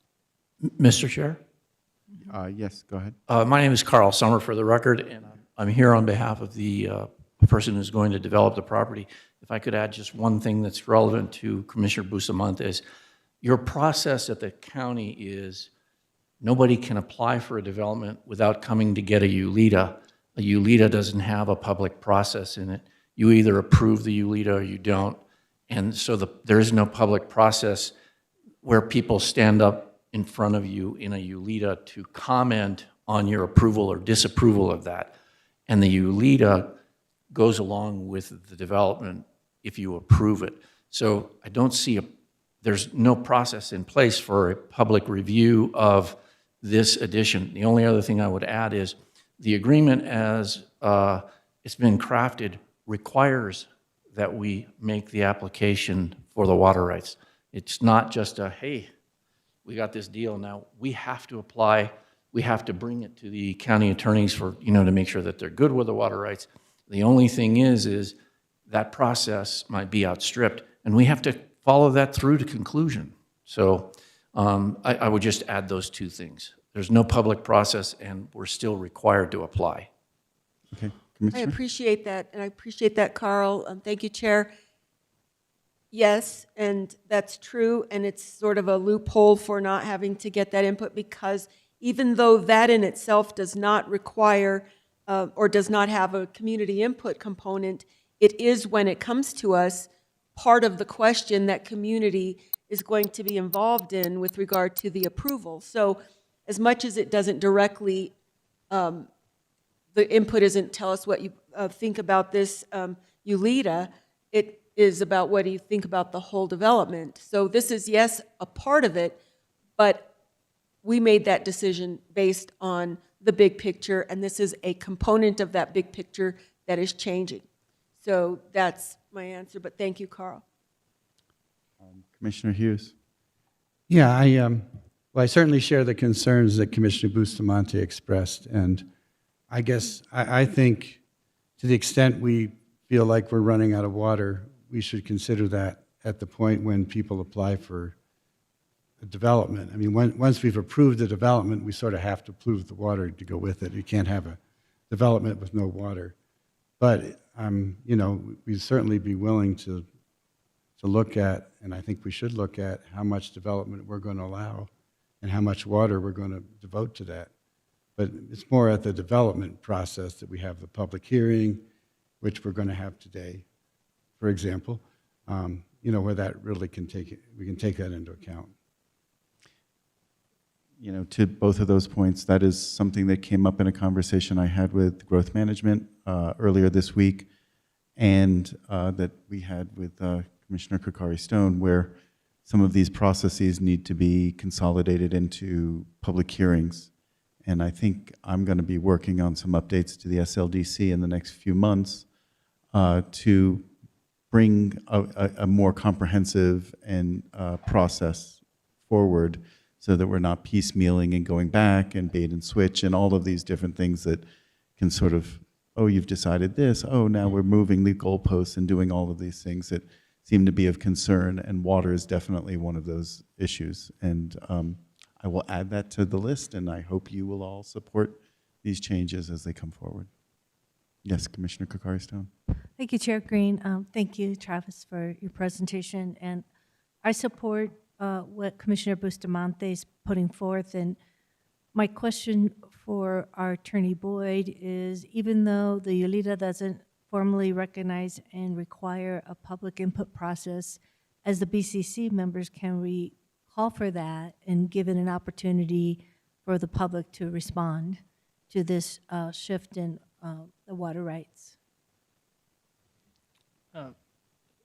Chair and Commissioner Cacari Stone, I think that the point that Commissioner Hughes made is apt, and that I think was echoed in part by the attorney for the applicant. The resolution dictates the process for applying for these agreements, and I think it's important for the board to treat all applicants alike and not craft rules for dealing with these applications on a kind of ad hoc basis. So that would be my recommendation to you all, is that because there is no hearing process set forth in the resolution, that you attack that issue by way of considering amendments to the resolution that governs these applications.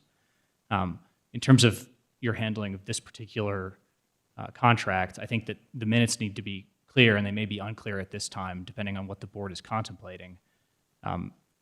You all, I heard, took a motion that was seconded and approved by voice vote, and so I think the chair's point of order is correct. There would need to be a motion to reconsider that if you all are considering handling this in a different way than I think you just did. Finally, I would just say that, you know, as part of your consideration of this contract, you all can consider presentation from staff, and, you know, certainly at every meeting you have an opportunity for public input. The agenda for today's meeting was posted and made available to the public, such that any interested member of the public could have attended today's meeting and made a statement about this or any other agenda item. So there is that public input part kind of baked into every item that you are considering, but I take your point. There is no formal public notice requirement for this process, and I think, again, the reason for that is that these applications concern private rights to the use of water, and the people who are interested in that are other water rights holders, as the law is concerned, not the public at large. I know that's not directive to your conversation about the public interest in water use, but again, I think that's the reason for why there is no public hearing requirement here in this case, because again, this is strictly about recognized water rights, transfers of those water rights, and the use of those water rights by developers in service of their developing activities. Commissioners, we did vote if you'd like a formal reconsideration based on this conversation, or if you would like your vote to be recorded as a negative. Thank you. When I said I was asking for further conversation. So I would just say no. Okay. Nay. Okay. Those in the affirmative, would you like this to be reconsidered?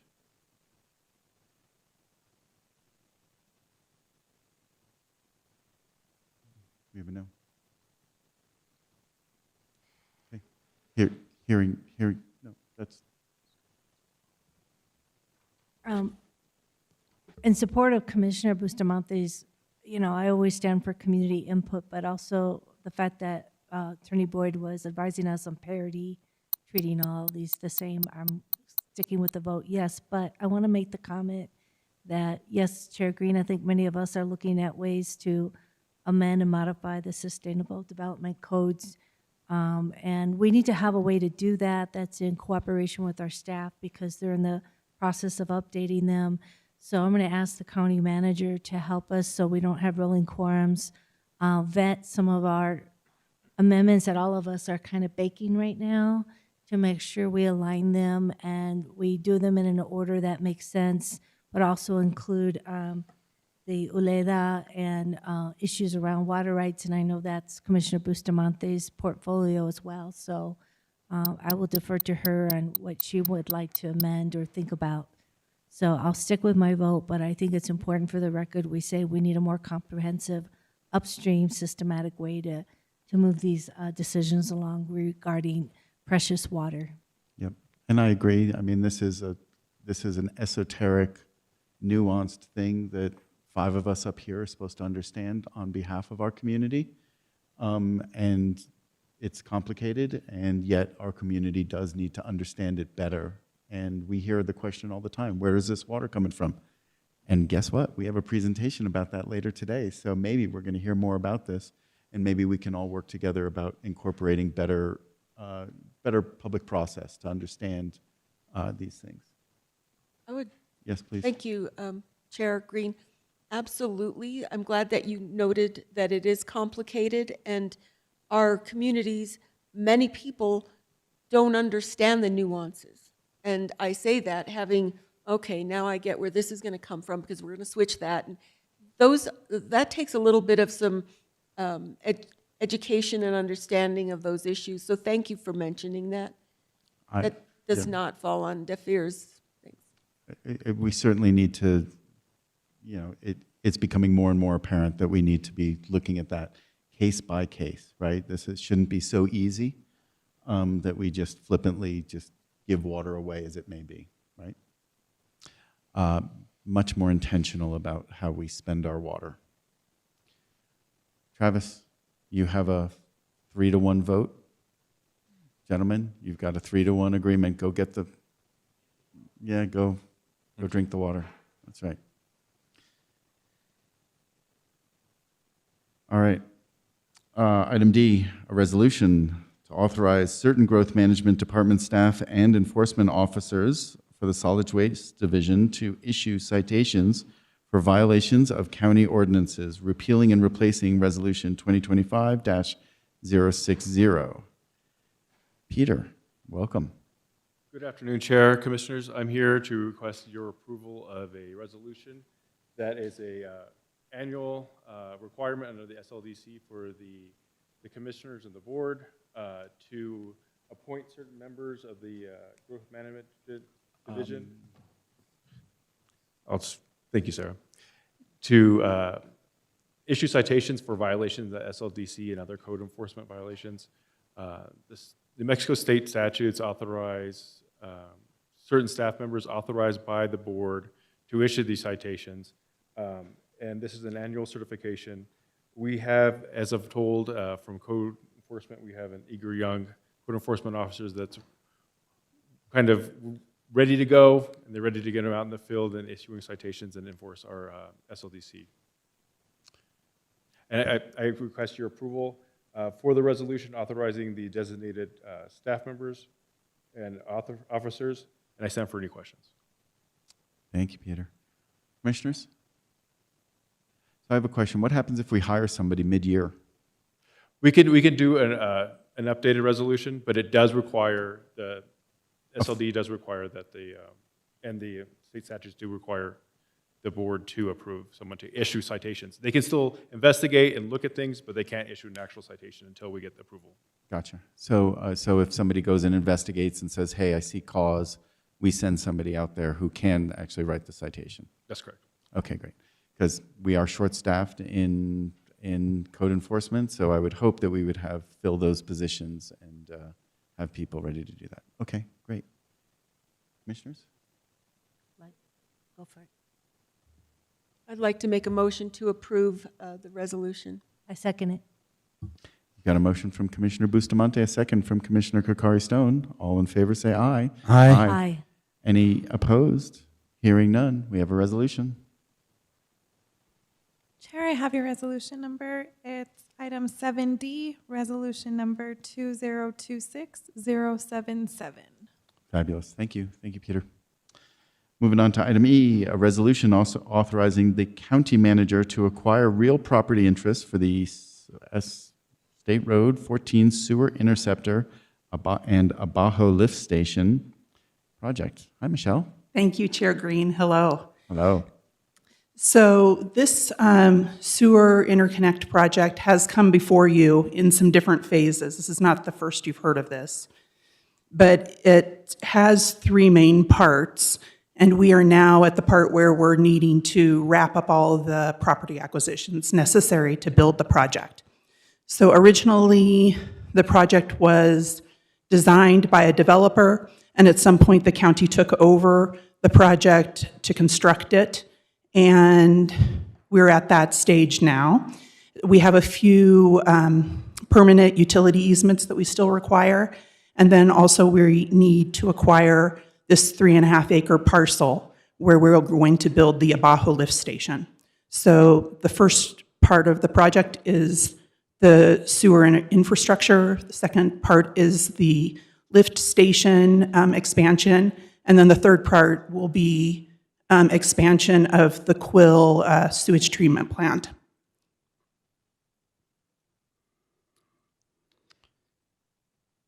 Thank you. I think that I'm trying to see if there was something else I wanted to tell you. No I problem. think that's all I have to say. I'm here with Mike Hart, who's the project manager, and we can stand for any questions that you have. Thank you very much. And just for the record, it appears that items Exhibit B and C are reversed. B is the site map and C is the appraisal report, just so that people, but they're both up there in the cloud and attached to this. Commissioners? No questions? What is the pleasure of the board? I move to approve the resolution authorizing the county manager to acquire real property interests for the SR 14 sewer interceptor and Abajo lift station project. I second it. We have a motion from Commissioner Hughes, a second from Commissioner Cacari Stone. All in favor say aye. Aye. Any opposed? Hearing none. Item What's the 7E is resolution number 2026078. Thank you. It can be. There we are. So we are done with our miscellaneous action items. We will come back to section 8 of the presentations in 14 minutes at 4 o'clock. Thank you, everybody.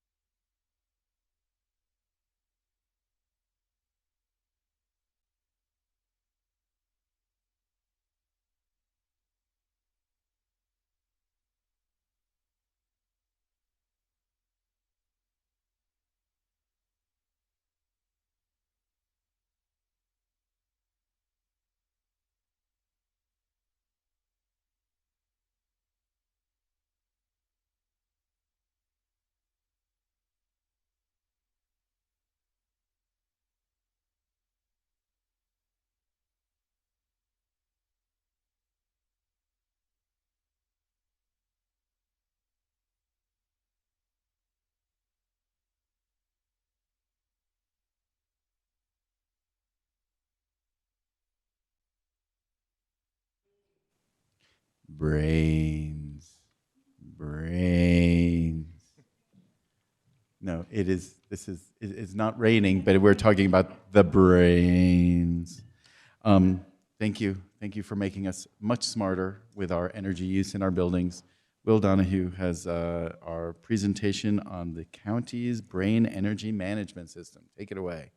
Mr. Chair, Commissioners, thank you for the opportunity to speak to the Santa Fe County Brain. We have been working on this since the beginning of 2025, and the initial sort of funding and scope of the project will be complete at the end of the fiscal year. So I'm excited to share this presentation with you. So just a little bit of background on kind of the initial motivation for the program. The county maintains over 100 different facilities, and associated with those are over 250 separate utility accounts with 4 electric providers, 2 natural gas providers, 6 propane providers, and numerous mutual domestic water associations, and of course the city and the county water utilities. And prior to the brain, aggregating that utility information alongside building specific information and documents, building functions that would produce alerts was time consuming. Just a short example, if I was looking to determine the number or what are the electricity use of, say, all the lift stations in 2025, I would have to figure out what those lift stations are, figure out what the utility accounts associated with them, find the password for the portal, take that data, download it, and aggregate it together. And now, sort of with the brain, that's all sort of done automatically. And so from that kind of foundation, we partnered with Paradise Power Company and GridWatch to implement the brain, which stands for the Balanced Resource Acquisition and Information Network. And it was first established in the city of Albuquerque in 2022. So we're building on that platform established with them.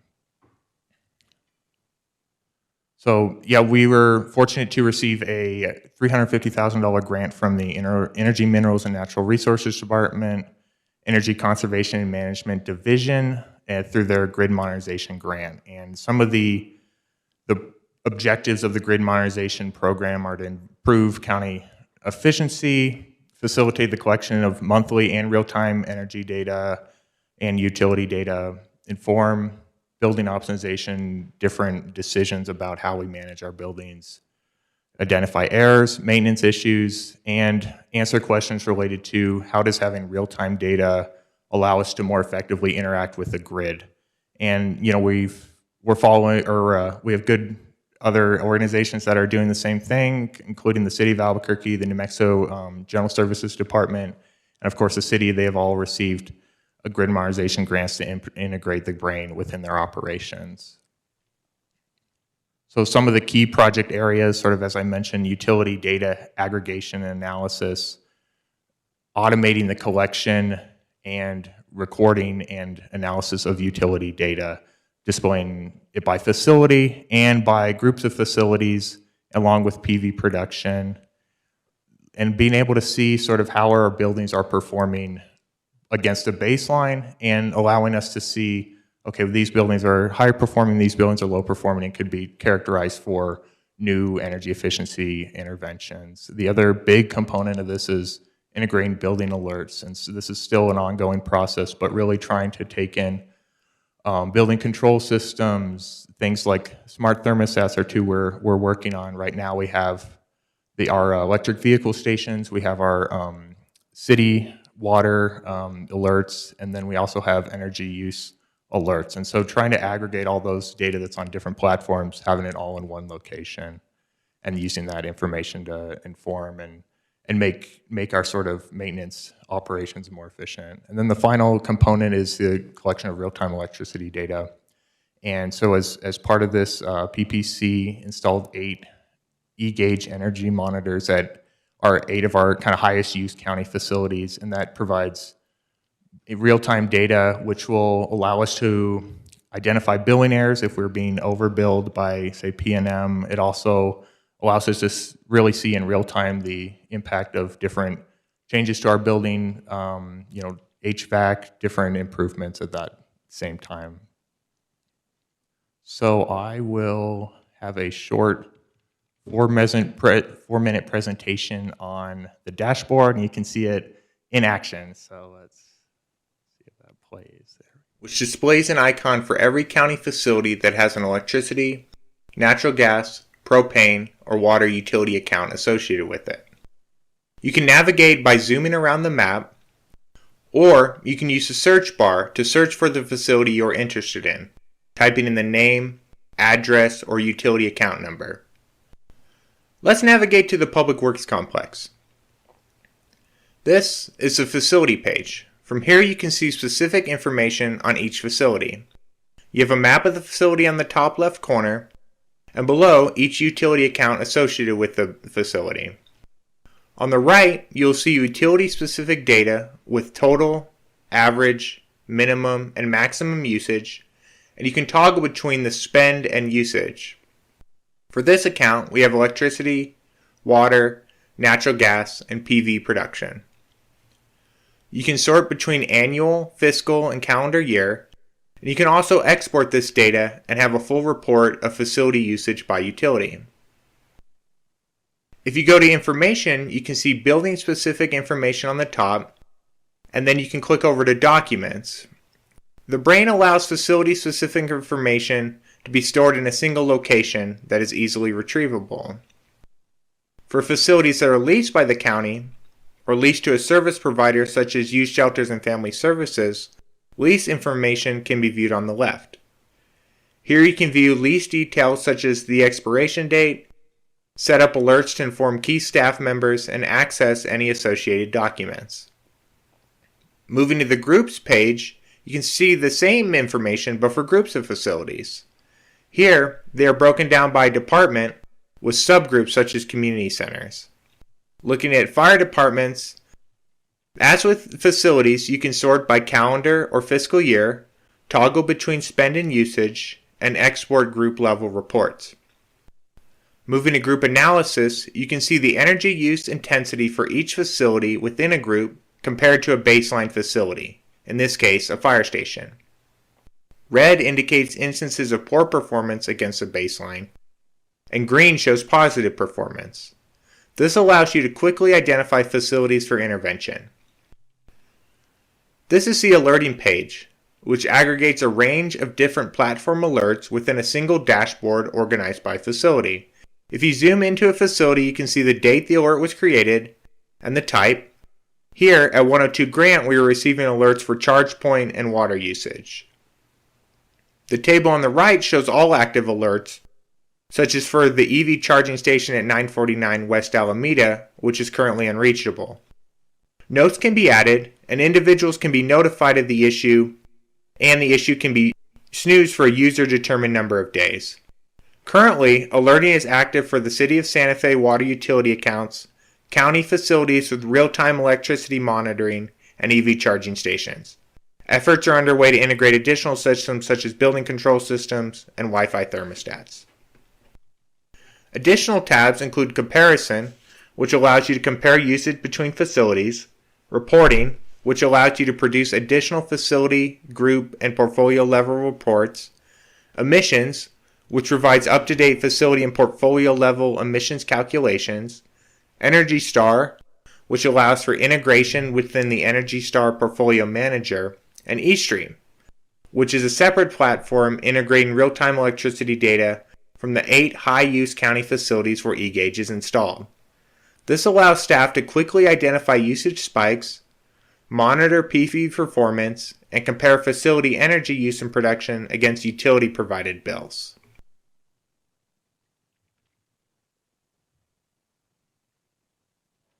So that's a good kind of short preview of sort of where we are now, and really just looking at where we can look to expand the project in the future. One of those areas is smart water metering, which in speaking with Public Works, there's a real need of, say you're at Edgewood Senior Center, there's a leak on a Tuesday at 3 in the morning or something. It may not be known until the beginning of the next day, and during that period of time, a lot of damage could be done. So really trying to integrate water metering that allow us to see that that issue immediately and integrating that with the brain. This would also have the benefit of allowing us to capture water data from mutual domestics where we don't have that data coming in now, and any facility that's on well water. Another one is working on adding Matterport 3D walkthroughs, allowing, some issues can be done, without a physical site visit, saving driving time. Another one would be just expanding the kind of learning capability we've seen. We're in the process of trying to integrate our building control systems within the brain, also looking at smart thermostats, which are being installed currently as part of our IGA program. And then finally, kind of special importance to ECAM is sort of really looking at increasing our grid demand, grid response, and really tying that with our eGauge real-time monitoring. And as we build sort of capacity for our building control systems, future battery storage, being able to really either decrease facility demand or increase what the battery is putting out during periods of grid disruption. If there's an event that we're notified of, really making these facilities a lot more interoperable with the grid, or just sort of 4 examples of kind of where this program can head. And I just want to bring up that in working with GridWatch and PPC, we've seen a lot of upgrades to the Brain platform just in the time that we've developed this, and it really is something that they're very good about working with us to really figure out what our needs are and find a way to integrate that within the system. And to that, I just really want to say that this program would not be possible without a tremendous contributions from a vast array of people at the county, Public Works, and especially just we have a lot of great meetings and going to on-site visits and finance and IT, and it really is a big collaborative effort, and I really envision, I hope the Brain can be of as use to as greatest number of people in the county working as possible. I think there's a lot of flexibility for different use cases, different needs, and different kind of desires to make our work more efficient. So with that, I stand for questions, and we have Gary Gunthorpe with PPC online as well.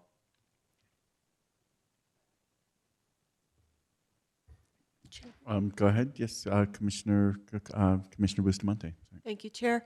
The question I have, so we have a mutual domestic opportunity, but they're not accountable to the county. They report to the state. Do we have input from mutual domestics that they would want to participate in this? Chairman Greene, Commissioner Bustamante, I don't know if I can answer that completely. I've reached out to mutual domestics, especially concerning sort of what their data collection capacity is, and even with I think Chimayo, Greater Chimayo, which I think is one of the largest ones we work with, they really didn't have that capacity to really take meter data and especially convey it to the county at this time. But I have not spoken specifically with them, gauging their interest in sort of collaborating on this project. If I could, Chair and Commissioner Bustamante, and I might have misunderstood the question, but just for clarity, this is with regard to our facilities. So if they're selling water to the county, that was the extent of us getting information into the system. It wasn't a regulatory overreach or anything. It was just integrating our billing information for the water that we purchase, if I understood it correctly. I understand. Thank you. And just as a follow-up, because I see and I know that it is difficult oftentimes, they do have to get their readings and then they report them, but that's also an opportunity for them to make that a whole lot easier. So that's why I asked. Thank you. And I agree, because it's, we have an economy of scale. We have people that are doing it, and some of these smaller organizations, it's so tough for them to keep all of those operations there. And if we've got best practices that we can help them with that they wouldn't be able to otherwise do, this is a great opportunity. Commissioners, Commissioner Hughes. Yeah, in the presentation, they went briefly over solar panels, but do you keep track how much energy we get from our solar panels? Chair Greene, Commissioner Hughes, yes. So we can get that kind of a few ways. One is just through the bills, so that is tracking sort of what is logged by, say, PNM. So all of that data is in the Brain. Another one is looking at data from our inverters. which is ongoing. And then the third is for those 8 facilities where we have real-time monitoring, we can see in real time sort of where that PV is coming in, when, and if it's being used or not. So there's a few different ways to capture that data. Okay, and then you said something about batteries. Do we have batteries? Commissioner Hughes, not currently, except for at a transfer station. Oh, okay, yeah. Okay, thank you. That's it for me. Thank you. Commissioner Cacari-Stone? I just want to thank you for the work. It seems like a lot of work for 350K, so more kudos to you, and then the large team that's involved with the county. It's very impressive. Thank you. Thanks. I do also recognize this is a lot of brain power, but it's great. It's great data for us. And one of the things that I really love about Santa Fe County is, for the most part, we lead by example, right? We're doing what we're not preachy about telling our constituents to do things. We're trying to do it ourselves. At least in this place, in our modernizing our buildings and our water use and stuff, we try to do that. And so if there are ways that we can turn other people onto it or put them into our system, that we can create a master system for county anchor institutions, right? If you're a medical complex or La Familia, right? We give them money, they're in our facility, maybe we should, they may already be on here, so that may be a great example that I'm missing, but there are other anchor institutions that would be great to sort of say, if only you put this little gadget on your electrical meter and this thing here, and we can help you as a partner be energy conscious. Those are the best practices that we've figured out that we can extend to people that are, especially those big users out here. It would be great to see. But great work. I appreciate this. Jacqueline is standing up and is going to chastise me for giving ideas that are way beyond the scope of what we want to do. Mr. Chair, Commissioners, I just wanted to say for the record that, and thank Will for wrangling our utility systems, because they were, to put it lightly, a beast, and Will has accomplished that so successfully and smoothly throughout the entire county and all the facilities, and so I just want to say thank you, and thank you for having the opportunity to share this program. Fabulous. And just as a follow-up to Commissioner Hughes, how close are we in renewable energy from solar panels compared to our energy uses every month? Don't have to answer that right now, but next time. Okay. But that's like a great scorecard, right? I mean, that's part of, right, to show those seasonality differences, those, here we are in 1995, we had 0. Here we are in 2025, the last year that we have complete year, and look at what we've done. And this is something we can be proud of and show that we've accomplished these things. I will also add, Commissioner, that this will allow us to do our own inventory of our greenhouse gas emissions as well. So you bring up a great point, and that is one of our next projects. Great. Thank you. Commissioners, anything else? Excellent. Well, great job. Really, thanks for the update, and thanks for the great work. All right. Now it's water. Presentation regarding water rights, water allocations, physical water supply, and water deliveries pursuant to Resolution 2006-057. Grant Geist. Grant, hi. Thank Welcome. You. Thank I you, think Chair. this is your first time up here. It is. It's nice to meet all of you. So please take that microphone and put it right in front of your mouth. It raises right up to you, and everybody at home will be listening, and so will we. Thank you. Thank you. So just a little bit of context. My name is Brant Geist. I started with the county a few months ago as the Water Resources Manager, was previously working in North Carolina as a research fellow, have an educational background in earth and environmental sciences. I had my master's from Vanderbilt University and bachelor's from Cornell University. just to give a little bit of context about myself. So I'm here to talk about the water accounting and availability report. This is to follow up on last year's report from Travis Soderquist, and I will be talking about several key things. These are the purpose of our update today. So this includes water rights accounting for 2025 in regard to what has changed in terms of acquisitions of water rights since our last update from last year, talking about our updated current supply, demand, and allocations, and then based on an Excel spreadsheet that we were working with, projecting supply and demand through 2040 to think long-term and bigger picture as to what our water portfolio stands as a county. And then we will also lastly talk about our water supply work that's occurring throughout the calendar year of 2026. And I'll briefly touch on the work that has been done in the past year and how this will build off of that work. And to start with, I wanted to give a few key takeaways. So the county, based on our analysis and work we've done, we feel confidently we are well positioned to meet projected demand. Our water rights and supply capacity are adequate based on the numbers for supply allocation and what actual demand is for 2025 based on the Buckman direct diversion dashboard that we collaborate with the city and other stakeholders on.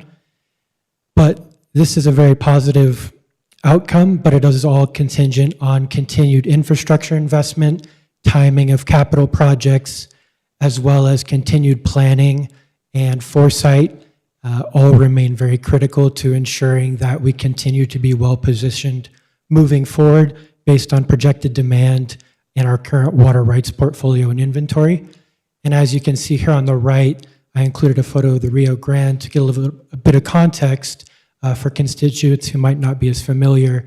The Rio Grande is one of the resources that provides a vast majority of our water in the area in terms of serving the county utility customers. So as you can see in that photo there, the water that makes up that Rio Grande River primarily consists of snowmelt that comes from mountains within the southern Colorado, as well as all the watersheds that fall along and near the Rio Grande River itself.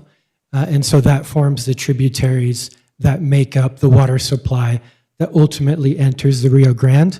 And from that water, we have the Buckman direct diversion, which is nearby us, that takes our allocated water to the Buckman Regional Water Treatment Plant, where we treat that water and we can transmit it to our customers. And of course, along with that surface water that I'm speaking about, we also have groundwater in the area that serves our mutual domestic water consumer associations. So those are our primary water sources that we rely on, just to give a little bit of context for those that might not be as familiar. And so this first table here comes directly from the memo.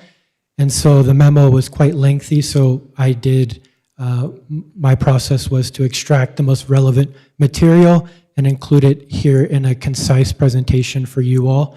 And so a lot of these tables will inform the takeaways that I shared at the beginning in support of them. And so this first one here is the Buckman direct diversion river amounts in acre feet per year. And so as you can see here, this table has not changed since last year's update. And so we have our original Buckman direct diversion capacity, which is 1,700 acre feet per year. We also have county purchase capacity from Las Campanas LLC, which is 541 acre feet.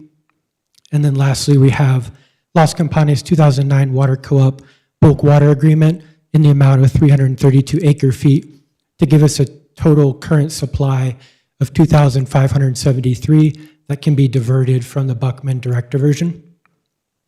In addition, we have Club at Las Campanas and the Las Campanas Water and Sewer Cooperative that if they experience increased supply needs, the county would be able to use this dedicated water to supply them, and that totals 550 acre feet for the Las Campanas, the club, as well as the co-op has another 377 to give us a total potential of 3,500.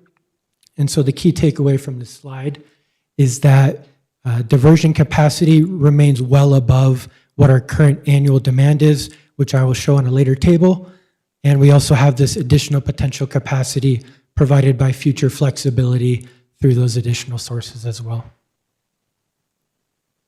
And so for table 2 here, we're looking at treatment plant for the BDD, the 2025 use versus what capacity was in million gallons per day.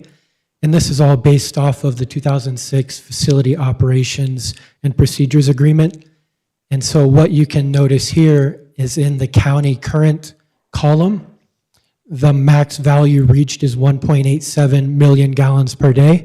And this was calculated based off taking the monthly amount of water deliveries that were sent to the county and dividing by the number of days in the month and getting what a million gallons per day would look like. And as you can tell, the max was 1.87 in August, and our current county capacity is up to 3.7. So we are only using a fraction of our allocated capacity for the Buckman Direct Diversion Treatment Plant, and similar is found with the city using approximately half of what their allotted capacity is to what they're currently using in terms of actual demand. And so this provides significant unused peak capacity, which should support operational flexibility moving forward and continued ability to use additional water from the treatment plant. And then for table 3 here, we have our current water rights and contracts. And if you notice, this will look pretty similar to last year's 2024 report as well. The only updates are a few water rights purchases that have occurred and been added to our county acquired water rights tab you can see there. And just to run through it real quick, the Buckman Direct Diversion water rights available for county deliveries include our county San Juan Chama permit, which is 367 acre feet per year. And this is going to be imported water as part of the agreement we have as part of the drainage basin that serves this San Juan Chama water. And it's part of the San Juan Chama project through a series of diversions and tunnels that bring that water down to us to use as surface water. Then second, we have our county acquired water rights. This includes water rights that we purchase from entities that buy them from us, that we purchase them from. And this is 1,194 acre feet per year. And then lastly, we have developer acquired water rights, which, as you're probably familiar, the developers commonly either pay a fee in lieu for the water rights and the county purchases them, or they bring the water rights and they will have a transfer like was mentioned earlier, and those would be the developer acquired water rights in a total of 1,226 acre feet per year, giving us a total of 2,787 acre feet per year. And then I also want to mention the 2016 Water Resources Agreement with the City of Santa Fe. That remains an additional water source for us, and that is 1,350 acre feet. It provides a backup source for us, a contingency plan, and a flexibility, because they also rely on different water sources than us. So it gives us a diversification that can be very valuable for the county. And so we continue to remain in the process of transferring water rights and purchasing, doing the purchasing process for those.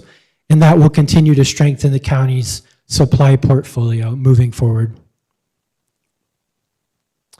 In terms of current demand and future allocations, Table 4 here first shows what county water deliveries in 2025 actually were in terms of what the demand from our customers were. And so you'll see the breakdown here where we have the Los Campanes Co-op using 332 acre feet per year. We have El Dorado Area and Water Sanitation District using 181 acre feet of water per year.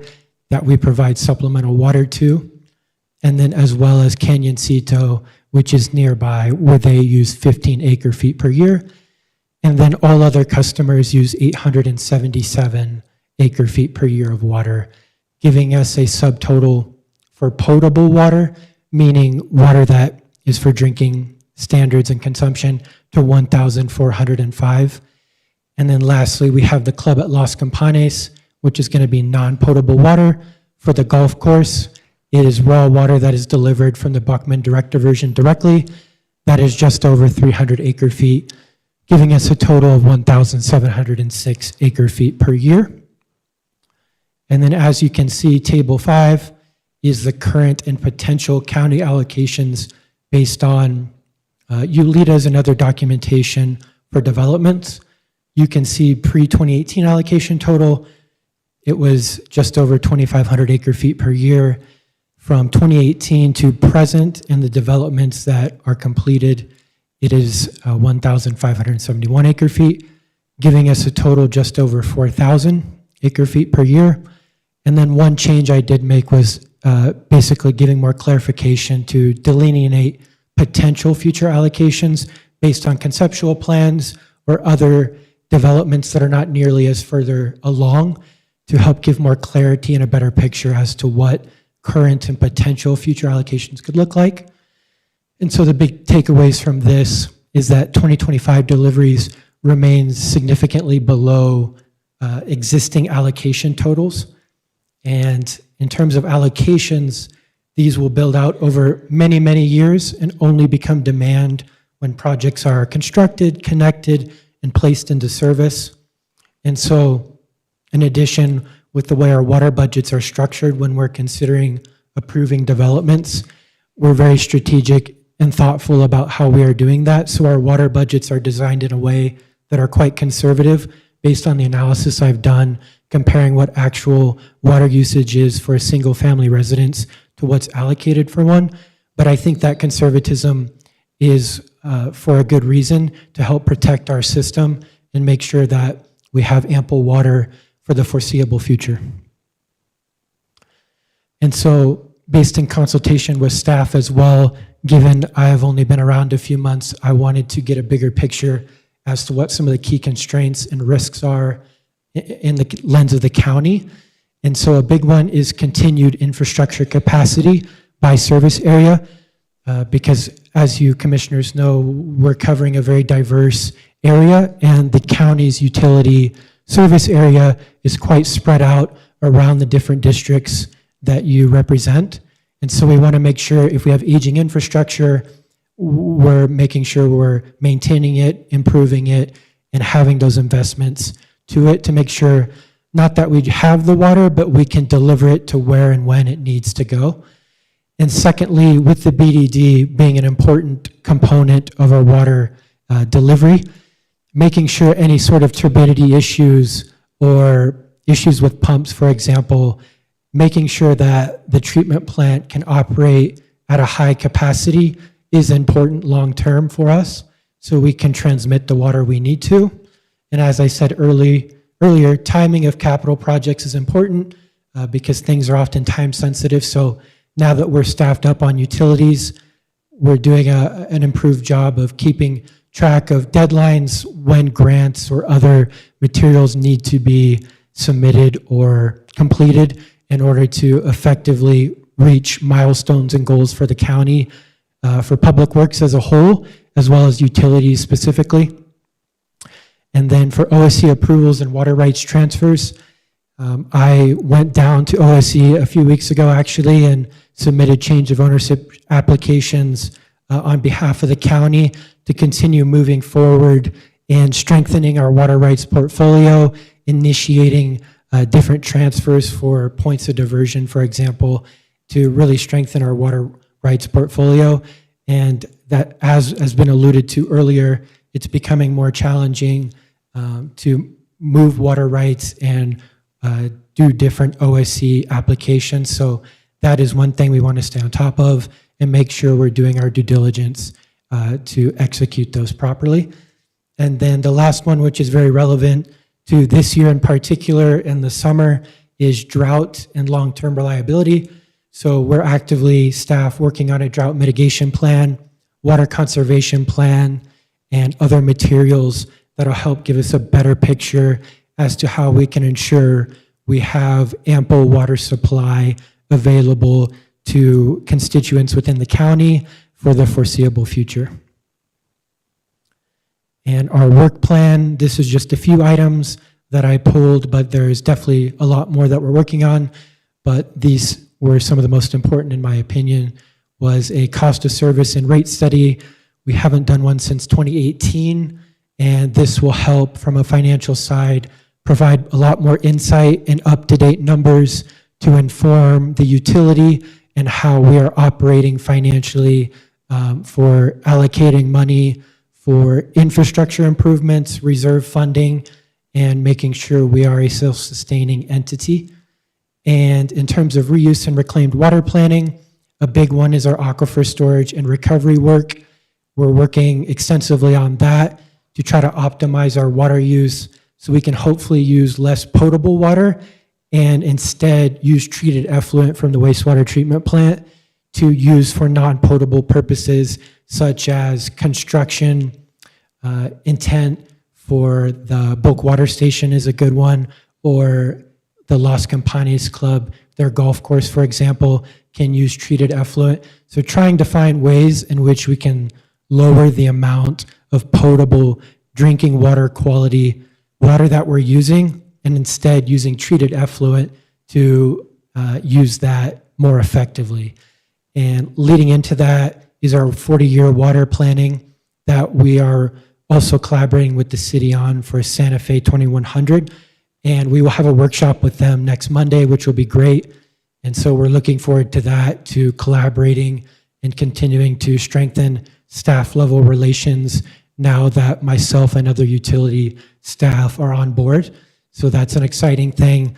And feeding into that is the water conservation plan, which will be an interdepartmental effort with growth management, community services and development, and thinking holistically about our water conservation plan to most effectively serve our constituents. And then another one is the Pewaukee interconnection. That Pewaukee Basin Regional Water System is still very fluid. I've been in the loop somewhat on that, and we're having ongoing operators agreement meetings and a whole host of other meetings that will include that project. And that's important to mention because that will serve as another water supply opportunity for us with the interconnection between the Pewaukee Basin and the Santa Fe Basin. And so that is something in our peripheral as well that we continue to prepare for and contribute to the efforts of that project.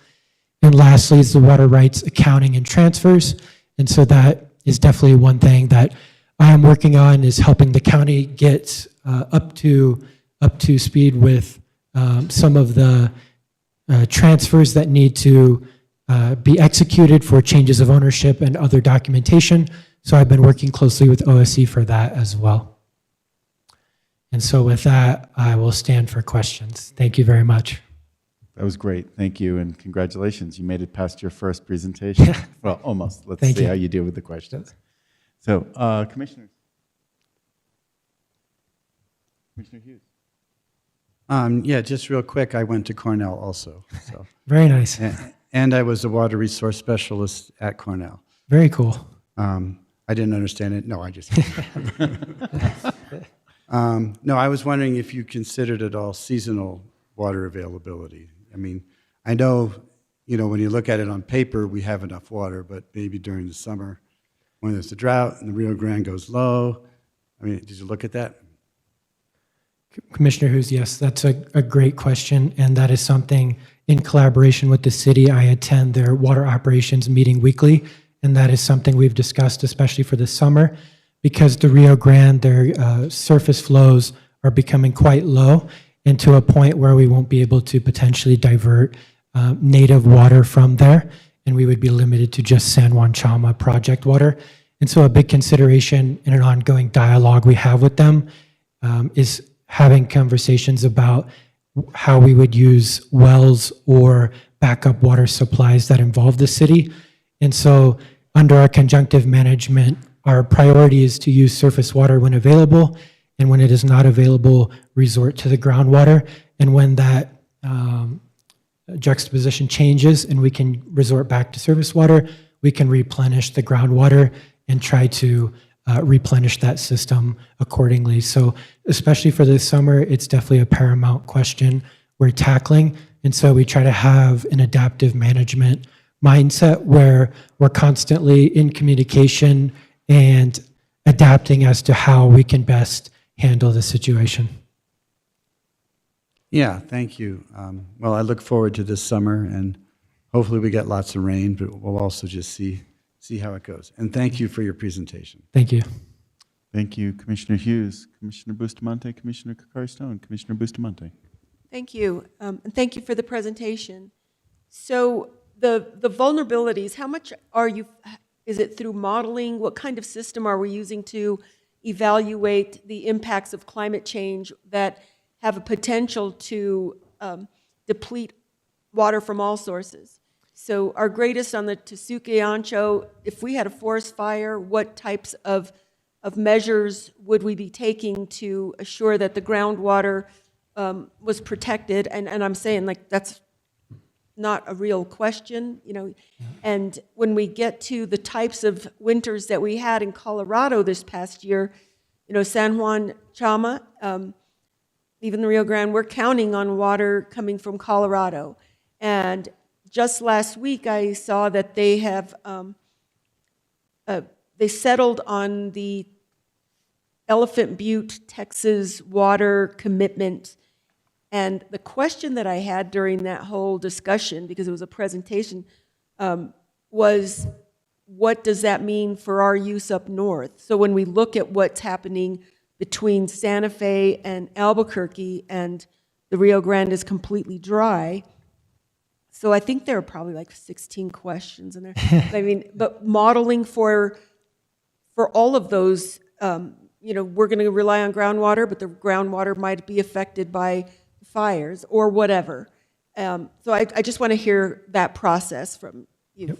Commissioner Bustamante, you bring up a lot of really good points, and it's things that in the back of my mind I have been considering as well now that I've been with the county a few months. And like you said, I think the Santa Fe 2100 workshop next Monday with the city, who has been a major player in addressing some of the longer term and bigger picture items you're talking about in terms of climate modeling. That's a big thing that will be a topic of discussion between us. And so you're right, it is a lot of modeling based work that occurs to try to forecast the somewhat unpredictable, because nobody can predict the future completely accurately, but we do have a good gauge based on the science that's available to us, as well as the technology, that we will have diminished returns moving forward. And so we're trying to continue to factor that in when we look at how much San Juan Chama project water we're getting today and how much it will be 50 years from now, and not banking on getting that same 367 acre feet and trying to factor in diminishing returns. But on a bright side, it's not going to happen overnight where we have suddenly no water from the San Juan Chama, for example, from those Colorado sources you're mentioning. It will be a very gradual process where we experience this diminishing return for water. And so as long as we have the mindset and people in place to think and hedge and use human ingenuity and innovation to think of alternative water supply sources, like treating brackish water within the aquifers underneath us, using the treated effluent for potable uses to instead of the potable sources we're using now, are all ways we can alleviate those concerns. So I think it's a matter of continuing to work with our stakeholders and thinking critically about how we can continue to optimize our water resource use. Thank you. And then the last question was about our commitment to that Texas agreement. Yep. If you can help me understand that, I really appreciate it. Thank you, Chair. Yep. Thank you, Commissioner Bustamante. Yes, I have not had as much familiarity with this, and I would prefer to probably take a closer look and talk with a few other staff as well, so we have more of a unified understanding. But long-term, it is something that would definitely be a consideration as to when things occur on the lower Rio Grande, how that could impact the upper Rio Grande. So it's definitely something in the back of our minds, but I probably don't have the best answer at the moment right now. I appreciate that. Thank you. There's always more information out there, so yes, we can add that to your knowledge base there. Commissioner Cacari Stone? Thank you, Chair Greene. Brent, it's a pleasure to have you with the county. I appreciate your presentation. You did an excellent job. Thank you. It was your first one. I did have some questions just to help me understand. Communities often ask, and we might even get some testimonies tonight around, well, there's more developments happening, housing, affordable housing is what we need. And how do we weigh that up against some of the climate change? And if you could choose the top scientist or organization that could help us with modeling with developments and future developments based on the terrain and the climate of where we live now, who would that be that we could bring in? Commissioner Cacari Stone, that's another great point you're bringing up as well. I have experience reading some of the reports from the Intergovernmental Panel for Climate Change, where they bring renowned scientists, hundreds of them, thousands of them from around the globe, from all different perspectives, to share their opinion and also research efforts for modeling in particular that tries to give insight into what the climate impacts will be for different regions, but all the way up to globally as well. It's a very comprehensive report and document that can be accessed online, and it's free and open to the public, which is a great thing. And so I would recommend that. And to answer your question earlier, it is a balancing act in terms of wanting to allow development to enhance affordable housing. That's very important because as we have population increase, we're going to need more housing.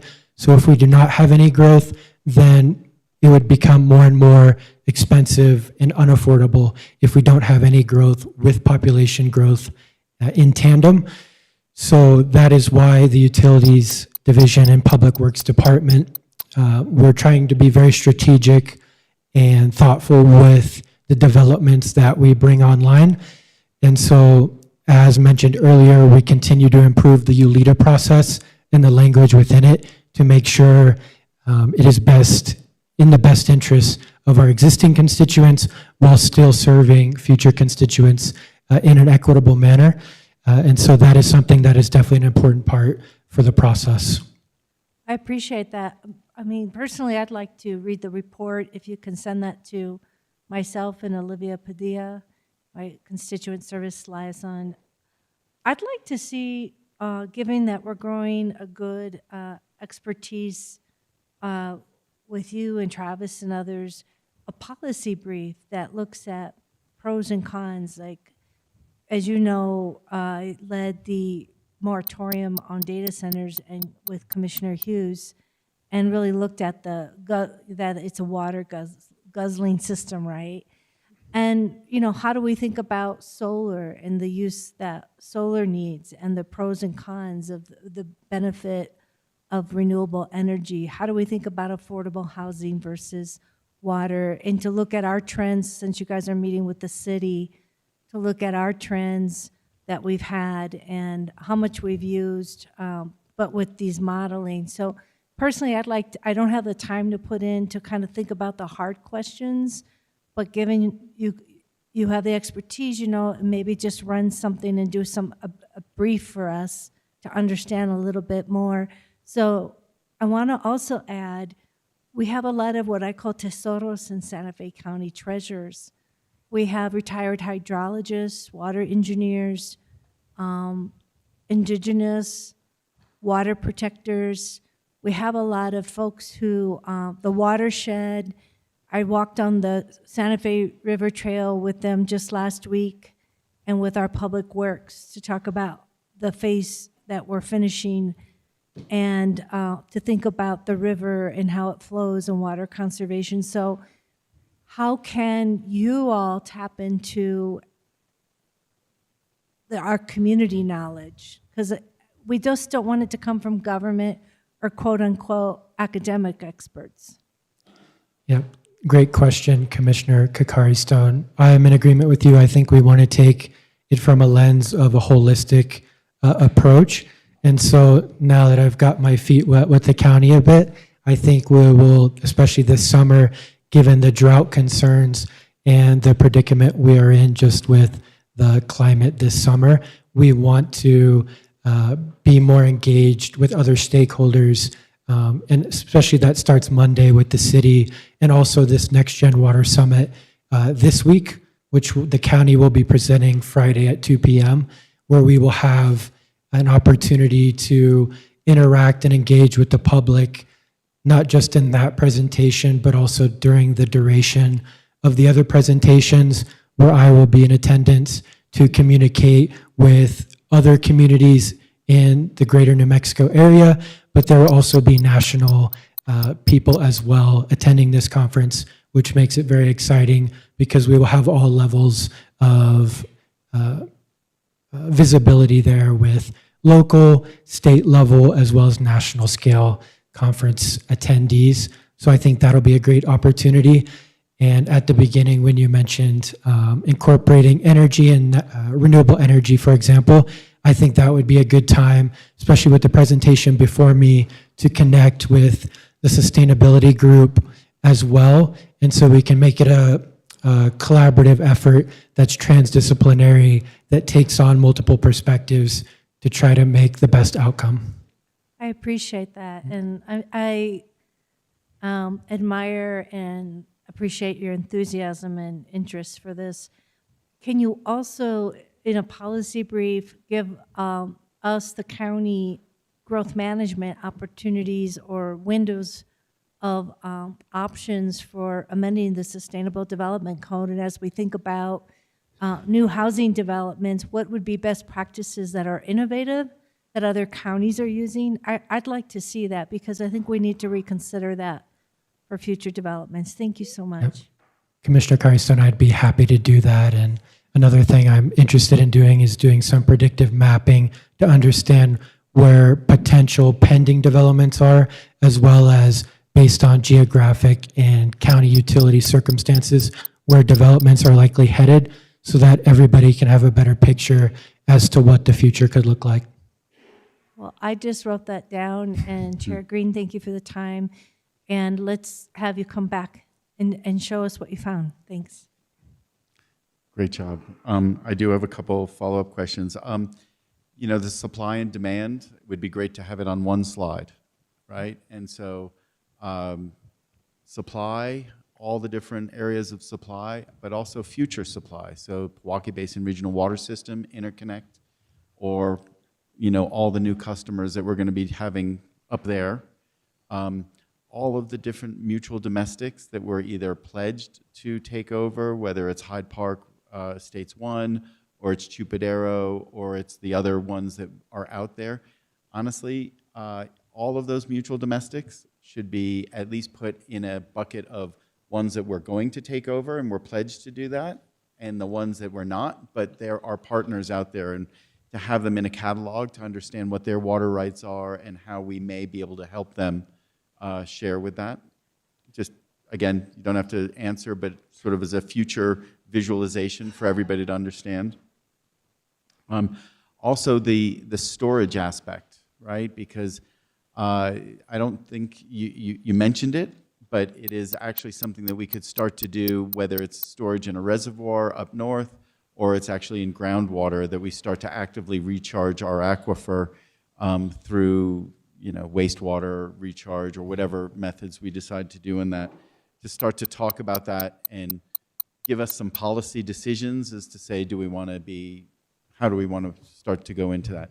The return flow pipeline that we're partnering in with the city, I know that we're a 7% beneficiary of that, But honestly, I think that there's an opportunity for us to be more so, because if we start to have more effluent that we're bringing in, whether it's from Powake Basin or from other resources that we bring online, that maybe we can turn that 7% into 15% and double our true value of that pipeline.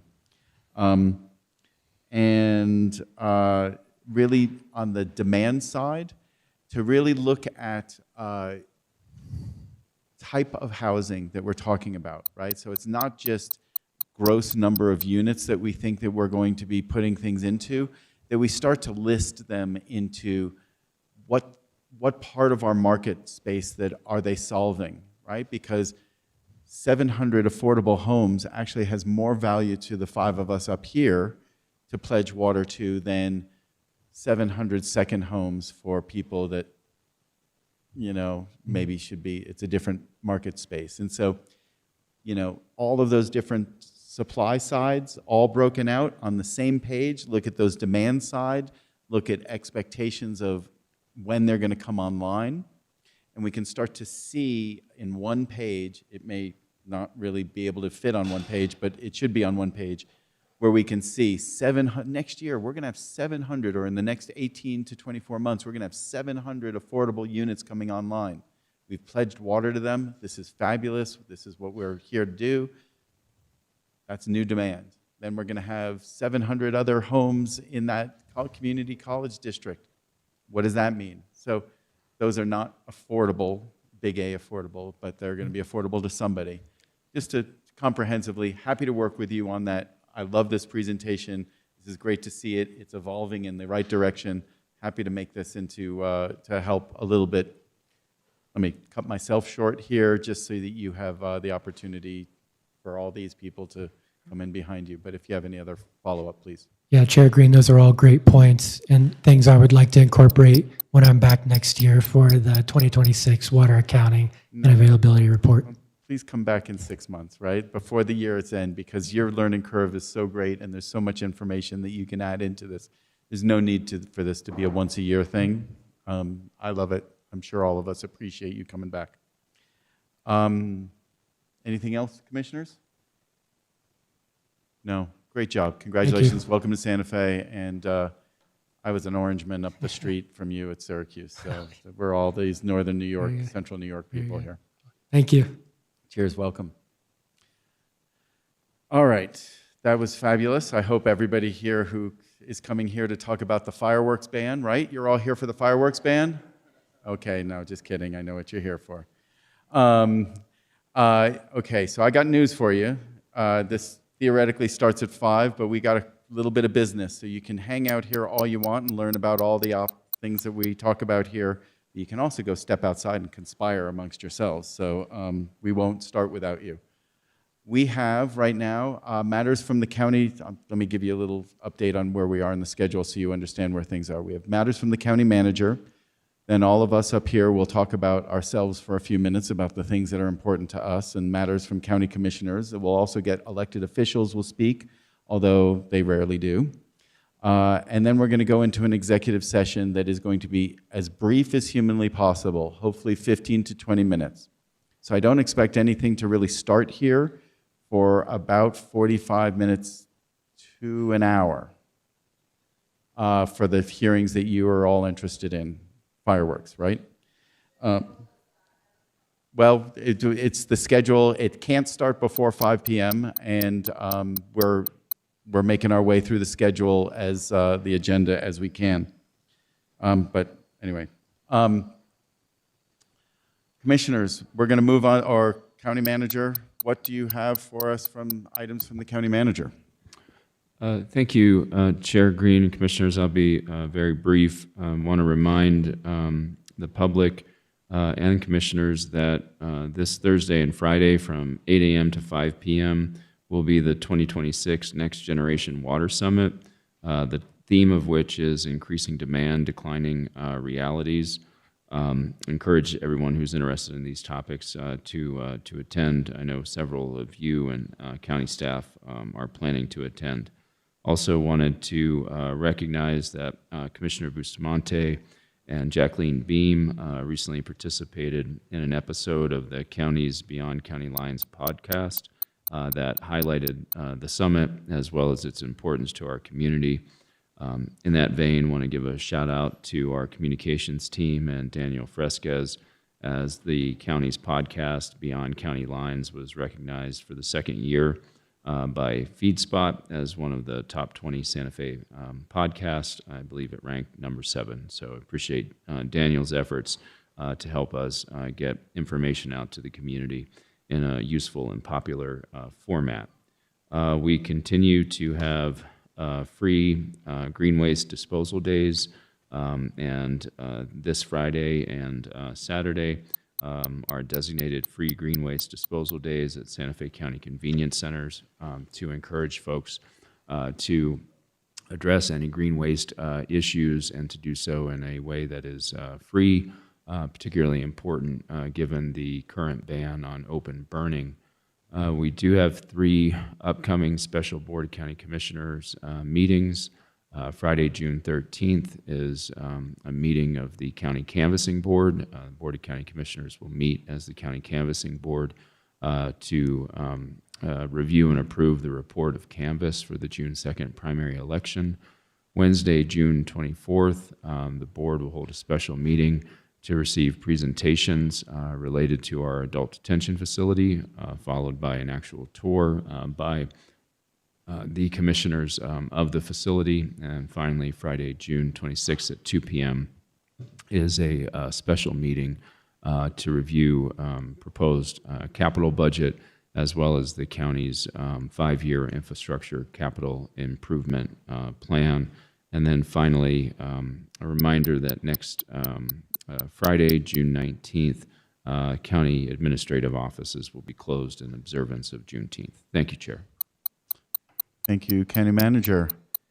Commissioners, items from you all. Commissioner Bustamante, please take it away. Thank you, Chair Greene. One thing that I want to make the commission, I want to thank first our county manager for addressing this to the PRC, but it's important that you all are aware that we have had down, because we count on it for Wi-Fi for economic development. And along Lone Butte past Camino de los Abuelos and County Road 41 and 42, the lines were cut several weeks ago, and there are people who've been out of Wi-Fi and phone service for now at least a couple of weeks. So that's problematic for the economic development components of what we do for our community. And as mentioned, we did have Manager Schaefer, thank you, sent a letter to the PRC to see what's happening, but there has been nothing from Lumen, formerly Comcast, not Comcast, No, I'm sorry, CenturyLink. CenturyLink, to address it at all. To the contrary, they have been ignoring the voices of the people in that area. The other thing that we have is the consistent removal of the memorial out at Zorro Ranch and how or what we can do. It's apparent that they're not meeting the definition of a descanso because no one actually died there, though I will tell you that one of the victims told me explicitly, my childhood died there. So it's very important that whatever we can do to support action to that end. I'm working with a small group right now and will likely come forward with something to help the community have some space that acknowledges what happened there. And then lastly, and so excitingly, I got to be at the ribbon cutting for the last leg of the microgrid at Santa Fe Community College, of which I was there for the first discussions on how we would actually have a microgrid, meaning that it's not reliant on the greater grid at all for its ability to provide service. And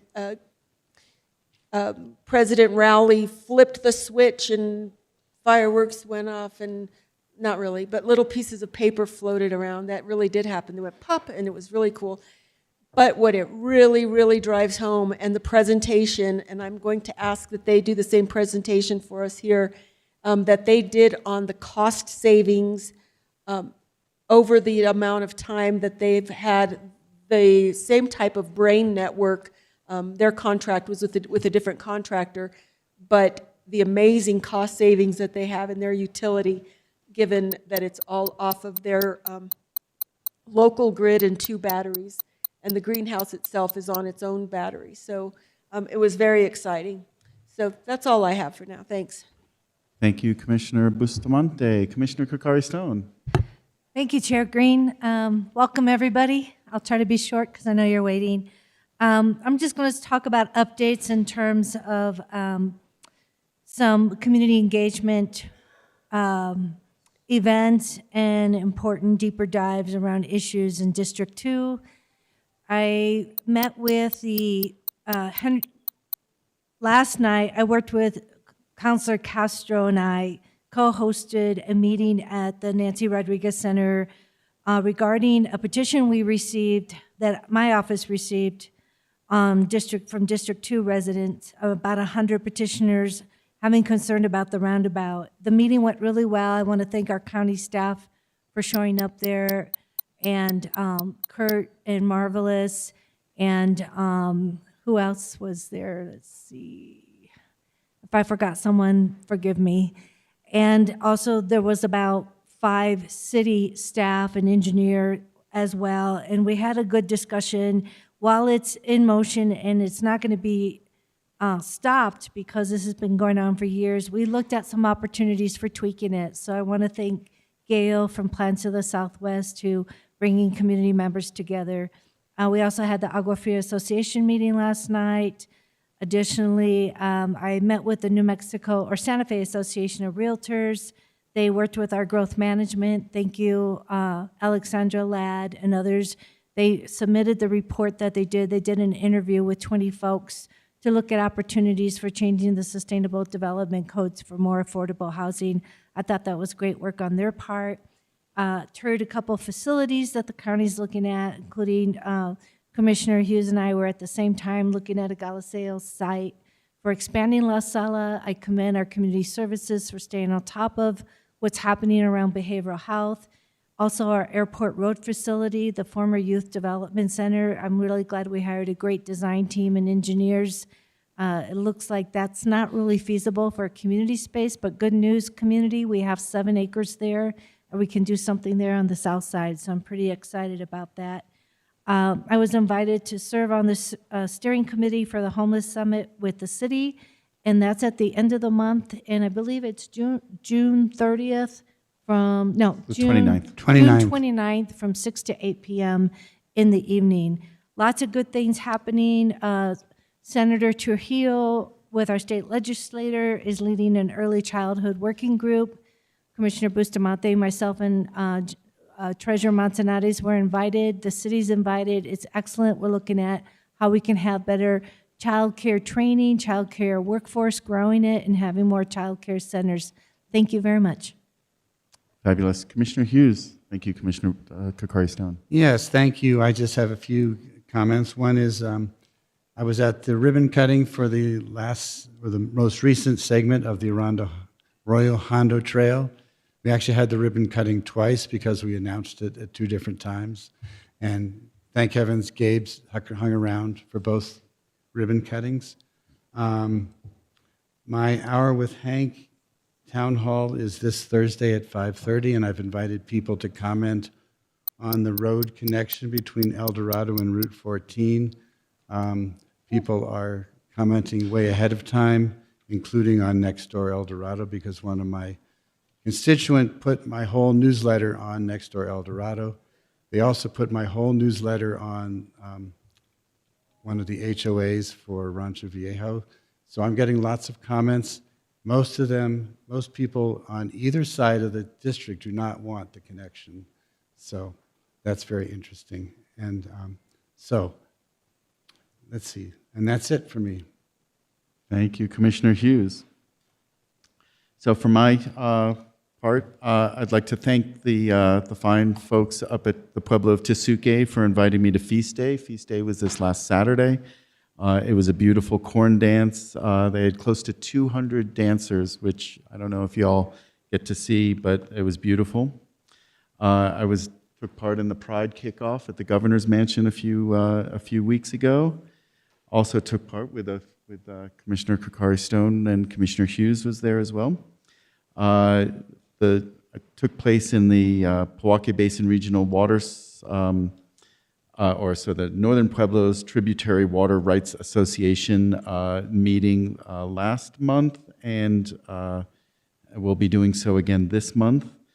We also have on tomorrow night at 6 o'clock, the Pojoaque Basin Regional Water System, Santa Fe County will be hosting a public meeting tomorrow at the Pojoaque Middle School. Please attend if you are interested in this or impacted by it. You should. This is a great opportunity for everybody to learn about the status of the project and how to get connected to it. Also visited 3 of our senior centers up in the north, the El Rancho Senior Center, the Abaddon Lopez Senior Center in Santa Cruz, and the Benny J. Chavez Senior Center up in Chimayo.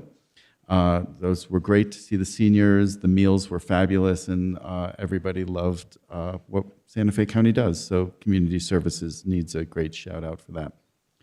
Lastly, Commissioner Bustamante, I too want to help try to find a way to help with the Zorro Ranch Monument, whether that becomes an actual public works project, so that we can create a public space that doesn't get torn down and creates a place of reflection, a place that really starts to create a place for that. So I'd love to work with you on that as much as possible. Thank you, Commissioner or Chair Greene. Very importantly, we're really taking the lead from the victims and the victims advocates group. Sure. But to whatever end we can. And I do also have an effort in a larger picture with Commissioner Cacari Stone on the actual property itself. And we're working with the national group that is interested in seeing something happen there. But yes, thank you for sure. Yeah, I went to the meeting at the Roundhouse last Monday and was approached by a number of the victims groups, and so to see where we could help, and they mentioned you were a part of that, and so that was great. Thank you. That's it for me right now. I'll just keep it as short as humanly possible. We will now move on to matters from other government officials. Is there anybody online that would like to speak to us? Mr. Chair, I don't see any other elected officials online. Well, wonderful. Okay, well, we move on to matters from the county attorney. We're going to keep this as humanly short as possible. We do have one aspect that we need to get brought into. We'll try to keep this to 15 minutes, and then we will be back for the public hearings. County Attorney Boyd. Good afternoon, Chair Greene and members of the County Commission. As set forth on your agenda, we have one item to address in closed executive session, that being a breach of contract action concerning agreement number 2022-201 CDD-KE, and the basis for the board going into closed executive session to discuss that matter would be Section 1015-1H7, New Mexico Statutes Annotated, which allows closed session discussion of threatened or pending litigation in which Santa Fe County is or may become a participant. And so for that, I'd just remind you all that there needs to be a roll call vote to enter an executive session on that. Thank you, Attorney Boyd. Can I get a motion to go into executive session, please? Make a motion to go into executive session. I second it. We have a motion from Commissioner Bustamante, a second from Commissioner Cacari Stone. Roll call vote, please. Commissioner Hank Hughes, Yes. Commissioner Adam Johnson, He's excused. sorry, Yep. Commissioner Camilla Bustamante, Yes. Commissioner Lisa Cacari Stone, Yes. and Chair Justin Greene. Yes. So we're going to go into executive session for about 15 minutes. We're going to make it as humanly fast as possible. We're going to come out, take care of whatever business we need to. We'll then move on to the fireworks hearing. That should be relatively quick. Then we will move on to the next hearing after that, which happens to be a different land use case. And then we've got the one that you've all been waiting for. So get up, straight your legs. Our apologies, we're running a little late, but we're actually only about 15 minutes later than we could have been. So I appreciate you all sticking this out. We will hear from all of you shortly, but thank you very much. We'll be back in about 15. Thank you. And for everyone who is in the audience, during the break, Daniel Fresquez, who is seated directly across from me, is going to explain some additional overflow seating options that we have available for folks who are currently standing. We have 3 separate conference rooms that are available within this building. They will be live streaming the Board of County Commissioners meeting when it resumes. And Daniel will point where those locations are out and then how we'll proceed to take public testimony during the public hearings. But again, we want to try to accommodate with seats as many people as possible. So take it away, Daniel. Thank you. Thank you, Manager Schaefer. So we have 2 conference rooms downstairs that are currently live streaming this meeting. They each seat 14 people. So if you want to follow me downstairs, just to show you where it's at, I'll be heading down there right now.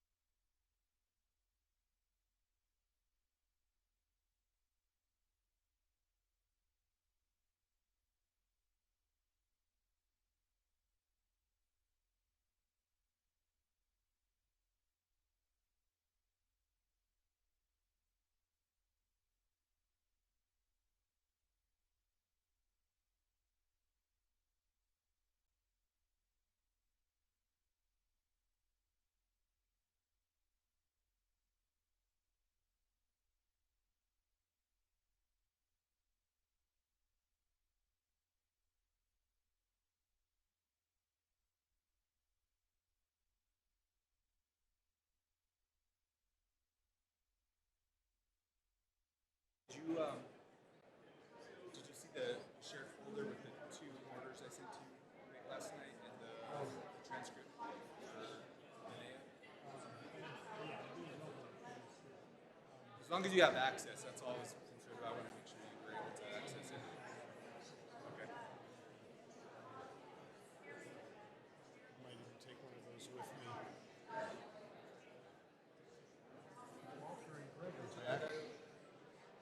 Two. Oh, three of them are back.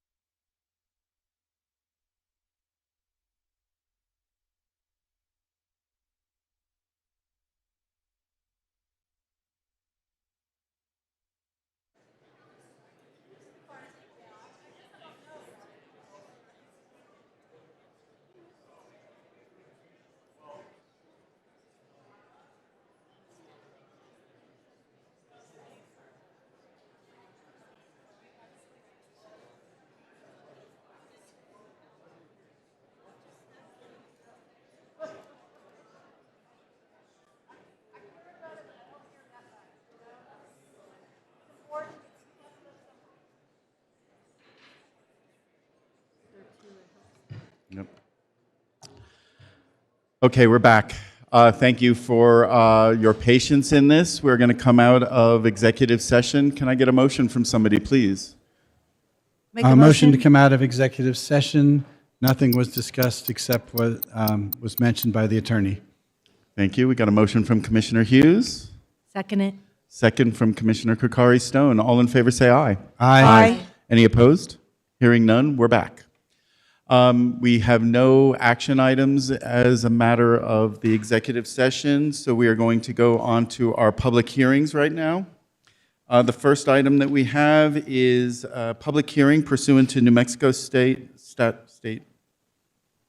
MMSA 1987, Section 60-2C-8.1, subparagraph E, concerning fireworks restrictions. This is a resolution to proclaim extreme or severe drought conditions within Santa Fe County and to ban the sale and use of certain fireworks in the unincorporated portions of the county and within wildlands in the county. Fire Marshal, thank you. Good afternoon, Chair, members of the Commission. Santa Fe County Fire Department requests the Board of County Commissioners the approval of a resolution to proclaim severe drought conditions within Santa Fe County and to ban the sale and use of certain fireworks in the unincorporated portions of the county and within wildlands in the county. This resolution bans the sale and use of certain fireworks in the unincorporated portions of the county and within wildlands in the county. Approval of these restrictions is necessitated by persistent and severe drought conditions. Due to the significant fire danger and prevailing dry conditions, the New Mexico State Forester has concurred with our decision to ban the use of fireworks because of abnormally warm temperatures, low humidity, high winds, and the abundance of dry fuel material increase the chances of fire incidents. As indicated by the United States National Integrated Drought Information System, drought conditions are forecasted to persist and deepen throughout Santa Fe County and New Mexico during the next weeks. Under these circumstances, this resolution will reduce the likelihood of an accidental human-ignited wildland fire, improve public and firefighter safety, and preserve property in Santa Fe County. Thank you for your time, and with that, I stand for any questions. Thank you very much. Commissioners, any early questions? None? I have one question. Is it possible to reach out to our tribal brothers and sisters to ask them to extend that to their one, not to sell on their properties, on their territory, and make them aware of our intent. Chair Greene, yes, we'll do in collaboration with our social media office. We will reach out and we'll post in various platforms. Excellent. Okay, thank you. This is a public hearing. We have a lot of people in the room. You don't all have to speak about this. But is there anybody here that would like to speak for or against this item? I thought you were all here for that. Okay, well, we will close public hearing and we will... There's one hand. Oh, I'm sorry. Was there one hand up there? Please come forward and come speak for or against. No, you're done? Okay, thank you. Is there anybody online? Mr. Chair, there is nobody online wishing to speak on this item. Thank you so much. Okay, we will close matters public hearing portion of this. And are there any comments from the commission? Hearing none, what's the pleasure of the board? Thank you. No, hold on. We don't have a vote yet, but you could sit down. But I'd like to make the motion to approve this resolution proclaiming extreme severe drought conditions within Santa Fe County and have a fireworks plan. I second that. Thank you. Thank you, Commissioner Busto. We have a motion from Commissioner Bustamante, a second from Commissioner Cacari Stone. All in favor say aye. Aye. Aye. Any opposed? Hearing none. Now you can sit down. Thank you. You got a resolution. Thank you. Keep us safe, please. Chair, item 12A is resolution number 2026-079. 079. Thank you. All right. First of the public hearings, we've got a case number 26-5120, Mineshaft Properties, LLC, doing business as the Mineshaft Tavern, requests approval of a small brewer's liquor license for a property located at 2 Rail Yard Lane within the unincorporated community of Madrid. Dominic, take it away. Good evening, Chair, Commissioners. Mineshaft Properties, LLC, doing business as Mineshaft Tavern, requests approval of a small brewer liquor license for a property located at 2 Rail Yard Lane within the unincorporated community of Madrid. The property is zoned commercial neighborhood within the Madrid Community District overlay and is located within Section 36, Township 14 North, Range 7 East, Commission District 3.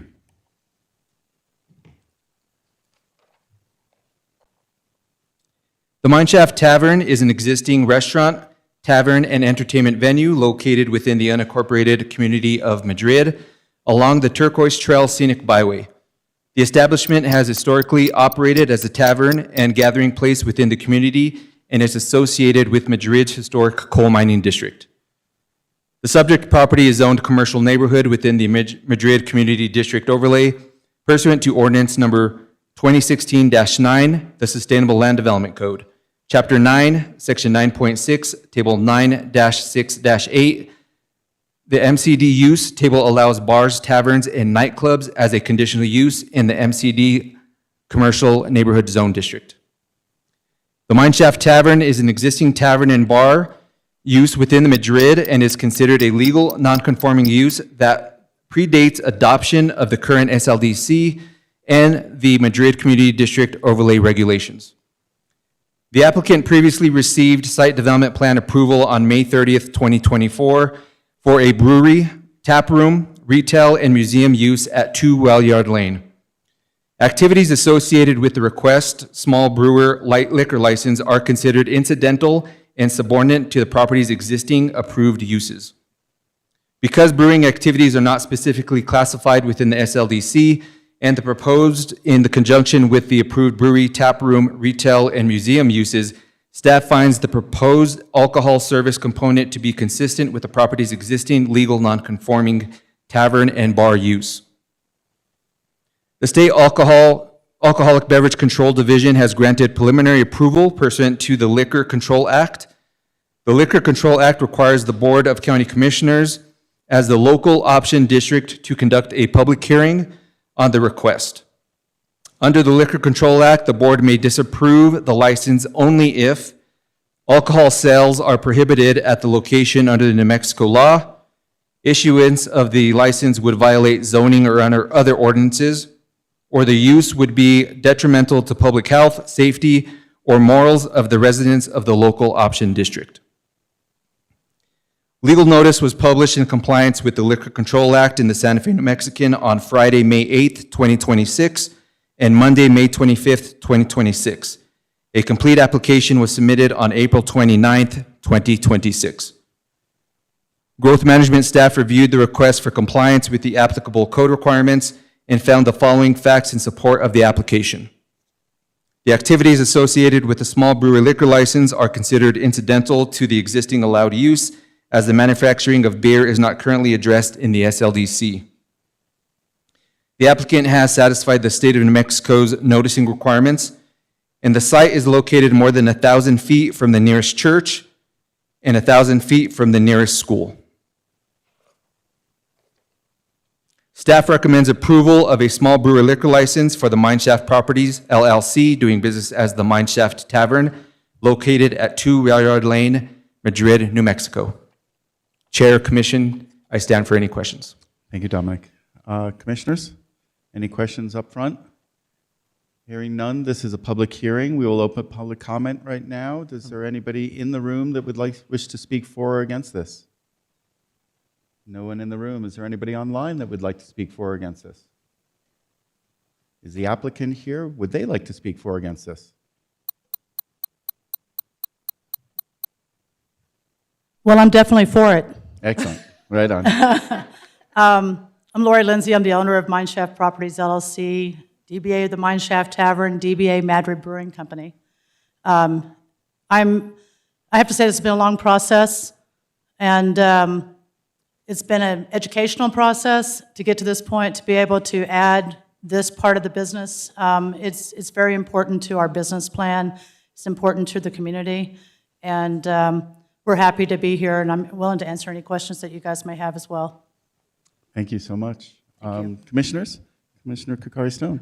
Yeah, I just want to, well, thank you for the work of the staff, but I want to thank you for being a locally owned business and staying open all these years, offering our communities off of Highway 14 and other communities a place to go and a historic little town there. And I know you've been through a lot to keep it open, so I just really wanted to say thank you. Thank you very much. And thank you for being LGBTQI friendly. I appreciate it. Thanks again.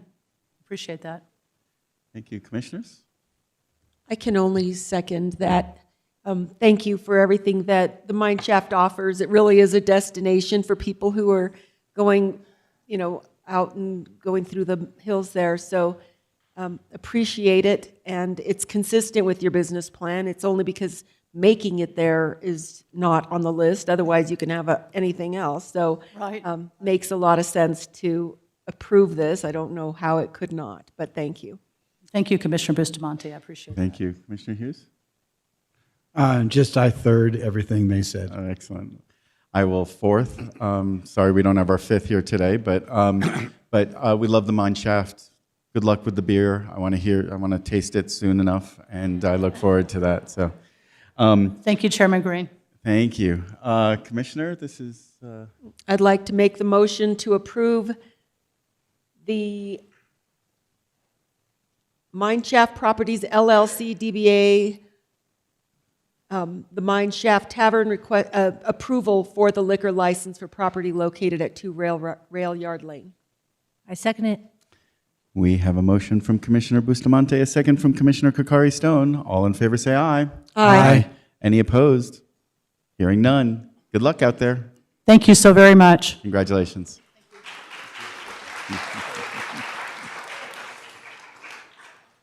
All right, that was very nice, and I love the applause, but actually that's kind of out of order. But anyway, thank you guys. Yeah, so excellent. So now for the case you've all been waiting for. No, just kidding. Sorry, we got one more before what you're all here for.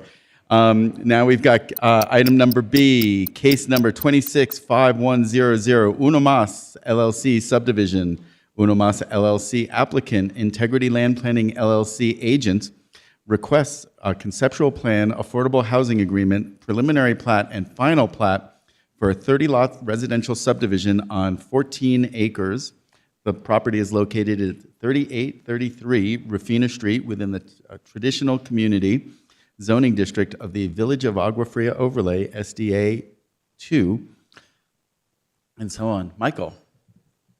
Chair and Commissioners, we have some supplemental information that's, since the agenda was posted, that we're passing out. And a may I procedural interrupt? matter. Can I also interrupt? I'm sorry. I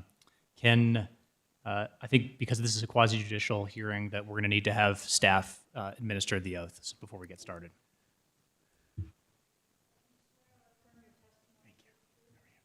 I do. My name is Michael Voss. I'm the County Land Use Administrator. Address is 240 Grant Avenue, and I swear I'm under oath. So we're passing out some supplemental information. I believe all of you received a letter from the Agua Fria Village Association requesting that this matter be withdrawn from the agenda or tabled due to a lack of a neighborhood meeting or one that was canceled. We supplied that information to the applicant as a party to this quasi-judicial case, and they responded with their own materials that we just handed out, requesting that they not be tabled. They did host a virtual neighborhood meeting in February, meeting the minimum code requirements. The April meeting was a follow-up that was canceled. They've been communicating with the association about that, so it's before you whether or not you are going to choose to proceed tonight. The applicant or the community organization may want to speak to those points. And then we also passed out some letters of support that the applicant received at the last minute. Thank you very much. The applicant here, the agent for the applicant?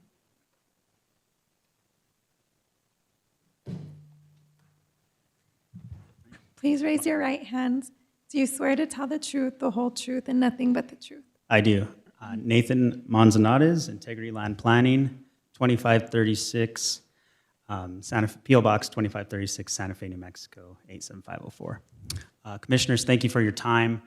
I am here on behalf of Uno Mas LLC as their agent. And just to piggyback off what Michael was explaining, there was an initial meeting that was held on February 17th via Zoom. There was about 15 to 20 participants that attended that meeting. There was also members of the Village of Agua Fria Association present. I believe their president was there. Also have been in communication with Mr. Mee, exchanged emails, texts, phone calls. And I believe some of the concerns that were brought up during that meeting have been addressed with our design. We took those considerations into the design and included them into our application. I have a presentation before you that will go over that in a little more detail, but I just wanted to let you all know that we did meet the requirements of the code for noticing, and we would like to proceed forward this evening. And I don't know if staff has to come back up or you'd like me to give a presentation. So the first thing is actually, let's get you sworn in. I got sworn in. You did? Okay. Yes, sir. All right. All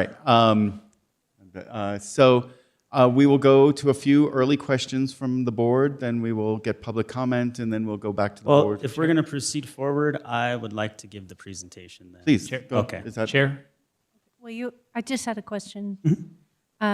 You said there's 15 to 20. How many people are actually the community residents and not your team? There was only myself and one other member on that call. Just, So that's all I yeah, wanted. and we didn't include ourselves in those counts. Okay, thank you. So, you know. Chair? Okay. Yes. I'm sorry to interrupt. One thing I'd like to address, and we communicated about this earlier, Chair, is that Commissioner Johnson's absence means that there are 4 commissioners today, which makes for the possibility of a tie vote on this application. And so under the board's rules of procedure, I will remind you all that if there is a tie vote on a motion, the board's rules of order provide that the motion is tabled until the next meeting of the Board of County Commissioners. And I believe that the law allows Commissioner Johnson to vote on that motion after familiarizing himself with the application and the testimony at today's meeting. However, I think it would be wise to have the applicant indicate that they are stipulating to that process and would not oppose Commissioner Johnson participating in any tabled vote. Will you pose the question appropriately? So I'm happy to ask the applicant on your behalf. Would you stipulate to that process? Mr. Chair, Commissioner, Attorney, yes, we do. Okay, great. All right. Take it away. Well, thank you all for your time this evening. Just want to start off by thanking staff for their thorough review of the application. We are in agreement with staff's conditions of approval. We are asking, however, for a friendly amendment to condition 5.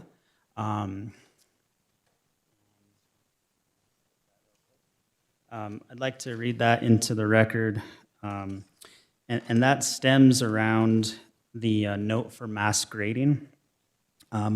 We have to grade the site to install the infrastructure needed, as well as to do at-grade foundations for the homes that are being proposed, in addition to the sidewalks, paved roads, water lines, sewer lines, etc. So we are asking that that condition be amended, and staff has that language verbatim in here, and I can read that into the record if you'd like. But we'd like condition 5 to say mass grading of the site may be permitted, provided that all applicable erosion control, stormwater management, dust control measures are implemented in accordance with the approved plans and regulatory requirements of the SLDC, including preparation and implementation of stormwater pollution prevention plans, known as SWIP. All disturbed areas shall be stabilized and revegetated through seeding or other restoration methods upon completion of infrastructure installation and construction activities. This requirement shall be identified as a special condition building note and recorded on the final plat and carry forward to any subsequent plats associated with the development. Okay, thank you. So, as mentioned, this is located off of 3833 Refrena Street within the traditional community of the village of Agua Fria. Our primary entrance is accessed via Refrena Street. There is a proposed secondary access, emergency access, as well as a trailhead connection to Agua Fria, but we are not going to be providing a thoroughfare from Agua Fria to Refrena for safety measures.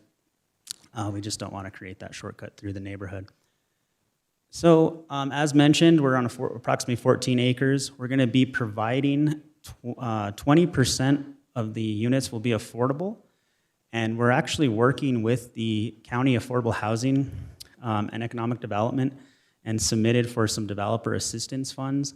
We're hoping that we can actually provide a pretty affordable product considering the median housing prices in Santa Fe right now. Our goal is to get young families and starter homes done in this area. We are not asking for any variances. We are doing everything consistent with the requirements outlaid in the traditional community of Agua Fria's regulations. We also will be served by city water and city sewer and have provided the documentations from the city for ready, willing, and able approvals, and will secure additional permitting through the city upon completion of the entitlements. Here we have a conceptual rendering of what the entryway of the subdivision will look like. We're looking to do zero-scape landscaping, low-water landscaping. The goal is to provide consistent lot sizes in the area, but with a more uniform and organized development pattern. We're also going to be providing sidewalks on both sides of the street, at-grade foundation modular homes with garages that range from 1,200 square feet to 2,000 square feet. This is just an example of what the streetscape will look like. And then also we're providing a pretty substantial open space. We have pocket parks. We have the landscaped entryway, as mentioned, off of Refrena Street. We also have an open space area at our turnaround and trailhead location, which is located directly west, fronting the Agua Fria area of the development.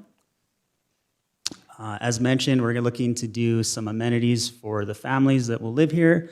We have plans for what's called party parking. We have a separate area with additional parking spaces that will allow for people to park in our open space area. There's also a plan for a basketball court, some pickleball courts, playground, some shade structures and benches. So this will be a really nice amenity that will be provided. Just an enlarged view of the open space area and extra parking area. We also have our mailbox area as well. This here is the proposed trail connection to Agua Fria. It'll be an all-purpose paved asphalt hard surface trail that will be accessible by bikes and pedestrians, and it'll also serve as a secondary emergency access if, God forbid, there's an emergency. So, with that, I stand for any questions, and once again, I thank staff for their hard work. We're in agreement with the staff report, the conditions from staff, with that friendly amendment to condition 5. Thank you. Thank you. Commissioners, questions up here? Start? Okay, let's open for public hearing. Is there anybody in the room that would like to speak for or against this? Mr. Mee.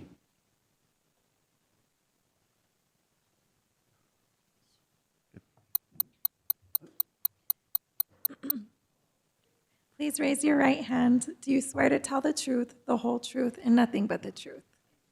For the record, before you testify, please state your name, address, and that you are under oath for your testimony to be considered valid.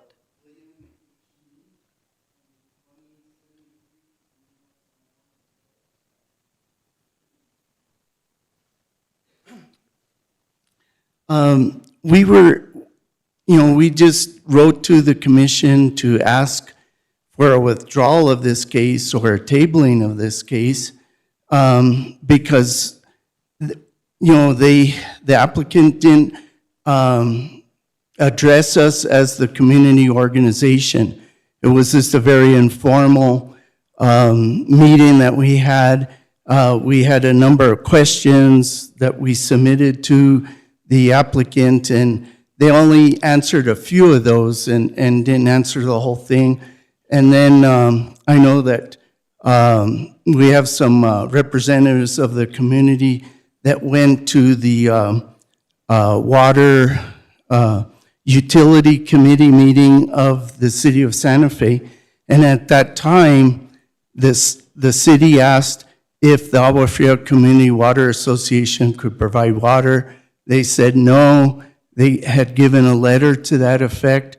But then the city looked at that particular site, and because there's not a loop in their water system, the water line would like deadhead in the subdivision. So the city didn't want to approve water to that subdivision. But then I see that they have a letter that says that the city is ready, willing, and able to provide water, but that's in conflict with the city's utility committee.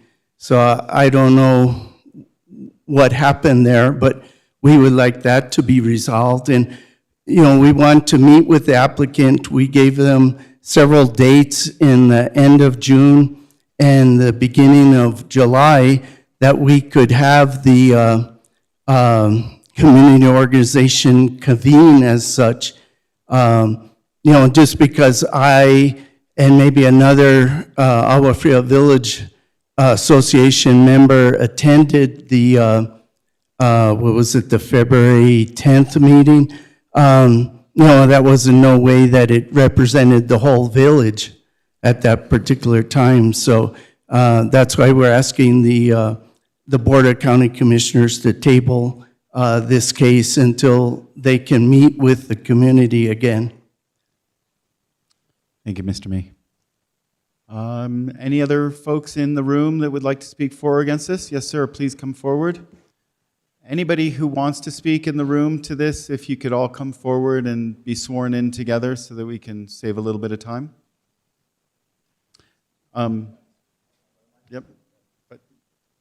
you'll be sworn in and together. Raise If your right both of you hand. can please raise your right hand. Both of you? Or everybody that wants to speak for or against? Please raise your right hand. Do you swear to tell the truth, the whole truth, and nothing but the truth? Yes.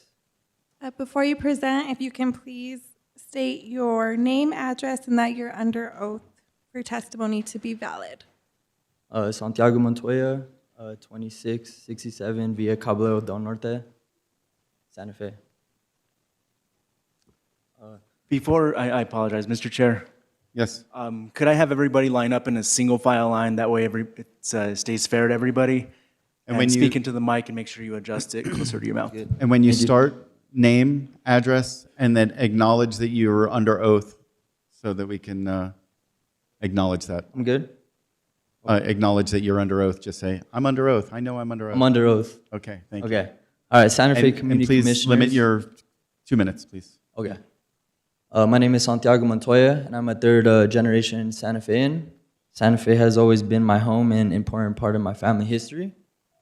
At this time, I am living with my grandparents while I work and save money with a goal of purchasing my own home in the future.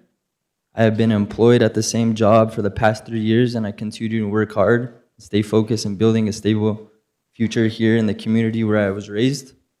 My goal is to remain in Santa Fe, continue contributing to the community that has shaped me and my family for generations. I believe this subdivision represents a meaningful opportunity for local residents like myself to have a realistic path towards home ownership. For this reason, I am in support for this subdivision, and I appreciate your consideration. Thank you so much. Thank you.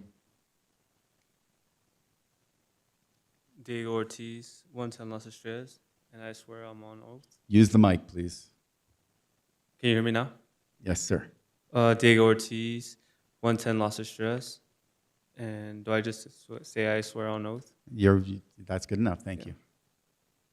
Dear Commissioner, please consider this affordable housing subdivision for approval. I am a local Santa Fe and work 2 jobs in order to save money so that one day I may become a homeowner like many in our community. I am working towards the goal of owning a home, but the current cost of housing makes that very difficult. At this time, I live with my family so that I can save as much as possible for a down payment and work towards finding affordable housing opportunities like this project. I'm hopeful for a future where I can have a place of my own in Santa Fe, somewhere I can be proud to live, continue building my life. Thank you for your consideration. Diego Ortiz. Thank you very much. Mike Bustamante, under oath, 02 Taylor Road, 87508. Good evening, Commissioners. I'm here tonight in support of Uno Mas subdivision. Housing affordability continues to be one of the biggest challenges facing our community. Many working families are finding it harder and harder to find housing that fits their budget. This project will create additional housing opportunities and include an affordable housing component, which is something our community needs more of, not less. We often hear about the housing shortage in Santa Fe. This is an opportunity to be part of the solution. I respectfully ask for your approval of this project. Thank you for your time. Thank you. Amanda Ortiz, and I'm under oath, 6801 Piedra Espero, and I am in support of this subdivision. I think it's very important to encourage young families to strive to be better, encourage their kids, and they can all live together in a safe community and be able to have birthday parties, graduation parties, etc. And those are things that people need to see as they grow old and they have things to look forward to. And doing that in an affordable setting is very important. So I am in support. Thank you. Thank you. Good afternoon. Angelique Holmes, 17 Caballo Viejo, Santa Fe, New Mexico, 87508, and I am under oath. Thank you for taking the time to listen to us this evening. I am in support of this project. Just as a single mom, it's affordable to us. and I look forward to purchasing a home there myself. So please take this into consideration for us single moms, single families, and excuse me. And it's just an affordable way of living for us, and I'm excited, and hopefully it's approved. So thank you for your time. Thank you. Andrea Sternapropes, I'm under oath. Okay. I'd just like to say that I have two sons that both live at home right now because they can't afford to buy here, and we're all from here. It's pretty sad that we can't find somewhere that has trees and parks or anything like that. And it gets a little emotional when you have to see the apartments coming up in our neighborhood. Commissioner, you know exactly the ones I mean. They look like tenements in New York City. There is not any trees. There is not any greenery. There are not parks. It's sad. You are covering our mountains. The entryway that people see our city and the way that we come in into and out of it now is just looking messy. At least they're offering something that's affordable and people can afford to live and be proud of where they are. I'm in support. Thank you. Can we get did you capture her name and address? I'm sorry. I didn't give you my address, but I will. 43B, Paseo City, Baca, Santa Fe 87507. Thank you so much. Santana Sanchez, my address is 2179 Paseo Malsanida 87507. I am in approval of this subdivision, and I would love to see it go up because a lot of my family members have had to move to Rio Rancho to get affordable housing. So I barely get to see half of my family anymore because they've all been driven out of Santa Fe. So I am in approval, and I would love to see the community come together and approve this so we can have people who are from Santa Fe and local be able to afford and live in the areas that they grew up in. Thank you.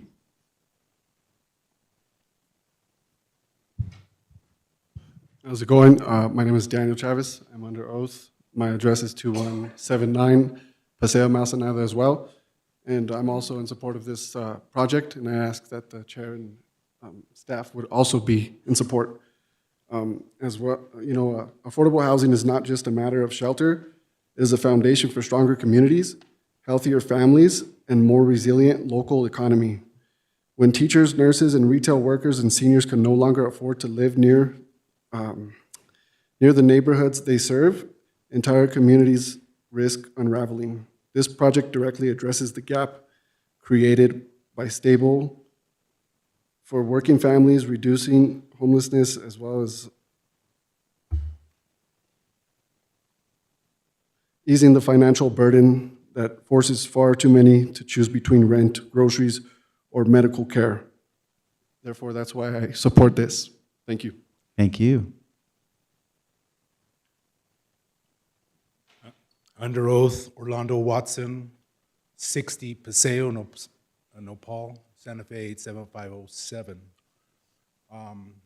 Affordability is a big for these young kids, and the medium housing is just outrageous. This subdivision addresses some, not all of it, but some of what needs to be examined by this body and by the city. I'm in support of this Uno Mas subdivision. Thank you for your consideration. Thank you very much. Hello, my name is Jose Ortiz, 6508 Basque Weaver. I understand I'm under oath. And I'm a small business owner here in New Mexico, and I've watched this community, be driven out of, as an insurance agent here in the state. Have watched, people from all over outside of New Mexico come in and continuously build second and third houses in our community, rather than seeing hardworking people from here in our community continue to pass property down in their families and be able to stay here and afford to be here. I've coached high school wrestling for the past 7 years, and watching, the kids that I've coached, run out and go to other states and end up staying there because they can't come back and afford to live here is just, it's sad to see. So I am in total support of this community, and hope you guys, I thank you guys for your consideration. Thank you very much. I understand I'm under oath. My name is Maria Cerquera. My address is 2245 Paseo de Tercero. We live parallel to this, the subdivision that's being planned to go up. I just have concerns. It's not that I'm against it, but I do have concerns because it is parallel to our property. Just that there would be a wall built on either side, I believe. I was not aware of the meeting in February, so I was not able to voice my opinion. I did get a letter about this meeting, but had I known about the meeting in February, I believe it was already voiced that walls would go up, and I believe that's what William Me was referring to as one of the things not answered, whether or not they were going to build walls. I am also concerned about the traffic. Right now, just to get out, we go right to the roundabout. Our driveway comes right out. And even with the roundabout there, it takes a long time to get out. So the fact that we're going to add at least 60 more vehicles to that roundabout is very concerning to me. And I don't know if a traffic study was done or by whom it was done and what came out of that. But I'd like to have those two things addressed, but I'm not in disapproval of it, but I would like those things addressed. Thank you so much. Thank you. Yeah. Hello, my name is Olivia Chavez. I'm born and raised in Agua Fria Village. My address is 4883 Agua Fria, and I am here to support this project. Good afternoon, Mr. Chair. Lift that mic up, Matt. Members of the committee. Matthew Jaramillo, 4518 Camino Placitas, Santa Fe, New Mexico, 87507, under oath, representing the New Mexico Chamber of Commerce and a lifelong native Santa Fean.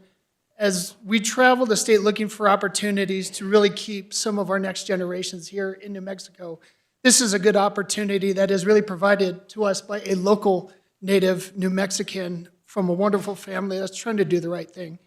I think as we've heard, this is not the best silver bullet. It is a great silver bullet that can help us to keep folks in our community, keep our youth here in our city of Santa Fe, and I really hope that you all approve this. Thank you very much. Thank you very much, Matt. Good afternoon. Lawrence Romero, 2306 Calle Calibre, Santa Fe, New Mexico. I'm in support of Unama subdivision. I think it's a great idea, and it's close to a property I own on Calle Andrew. I think it'll be a great asset for New Mexico and Santa Fe, and it'll be making affordable housing. And it looks like the lots are already sold. So if we can move forward, I'd really appreciate that. Thank you. Thank you. My name's Eugene Todas, 1733 Ridge Point Loop, Santa Fe, New Mexico, 87506. Mr. Chair and fellow commissioners, I'm here in support of the Zia Estates subdivision. And being in the roll-off container business in Santa Fe right now, I see a lot of just remodels and apartments going up. And I think it'd be a great asset for his subdivision to come through for Santa Fe for affordable housing. Thank you. Thank you. I'm under oath. My name is Carlos Gallegos. I am the applicant, 2300 Brother Luke Place, Santa Fe, New Mexico, 87505. Mr. Chairman, members of the commission, thank you for allowing me to address you. This has been a very tough project to put together. I thank my team, the engineers, the designers. We have complied with every code that is in the county code book. And we are trying to put together a very affordable housing project. They're going to run from right around $350,000 to $499,000, turnkey, city utilities, water, sewer, gas. We'll have open areas for playgrounds, pickleball courts, basketball courts, parking. It's going to be paved. It's going to have sidewalks, curbs, gutters. Again, we have followed every code. We appreciate staff recommending approval. And you'll see I see a lot of spot zoning going on in the Agua Fria Association. This is going to be a very structured, 5-star subdivision that's going to provide affordable housing. And I appreciate your consideration and a yes vote. Thank you very much. Thank you. Mr. Chair, Yes. if I may, I don't want to forget about the overflow conference rooms. If there's anybody that wants to speak on this item that is in the overflow conference rooms, if you could please make your way up to the chambers. Also, if anybody online would like to speak, please raise your digital hand. Thank you, Daniel. If the remaining people would like to be sworn in, that'd be great. Raise your right hand and repeat after her. Please raise your right hand. Do you swear to tell the truth, the whole truth, and nothing but the truth? Yes, ma'am. Thank you. Good evening. Sorry, My name If is you can please state your name, address, and that you're under oath. Yes, ma'am. Good evening. My name is Amanda Cornejo Chavez, and I live at 2219 Rancho de Chavez. Our property is exactly, it will share a fence line with this new project. My concern is the lack of communication with the developers to the neighboring housing. I live in a historical house in the historical Agua Fria village. So I want to know what their plans are to preserve my historical house, along with the traffic that is going to be coming and going. That poses a big concern for us as well. Our family has been within the Agua Fria village for more than 60 years, and we have fought to preserve our property to where my children, their children's children will have a place to call home as well. So I am 1,000% against this development. Hello. My name is Vicky Chavez y Rodriguez, and I have lived in Agua Fria my whole life. My address is 2225 Rancho de Chavez. Again, my father bought this property and has developed it for something for his children to have and his grandchildren. Again, William Mee did represent us in a meeting in February 17th. I was not able to attend. My husband had had a stroke, and I was in the hospital with my husband. Again, there's a lot of questions we have. We've heard that it was going to be mobile homes. We heard it was going to be 2-story homes. We've heard different stories of what this project is about. I am about Santa Fe. Again, this is my town, our town, born and raised here, so I'm not against it. I grew up with Janet. I went to school with Janet. The kids play with my kids. I am not against this project. I just have a lot of concerns of what is going to happen. Right now, our county commissioner asked in several meetings about the traffic flow. As of today, nobody from Agua Fria has seen that traffic flow. Growing up, we were able to play jacks on the road, complete set of jacks, and I don't know if people played jacks of how before the next car came through. Now it takes 25 minutes to get out of our driveway, and that's on Agua Fria. If I decide to go through Rufrina, that is a lot longer to get out.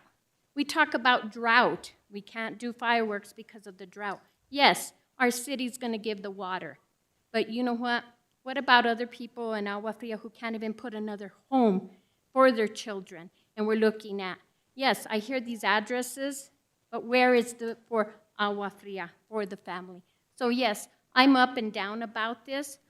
At this time, I do not approve this moving forward. Thank you. Thank you.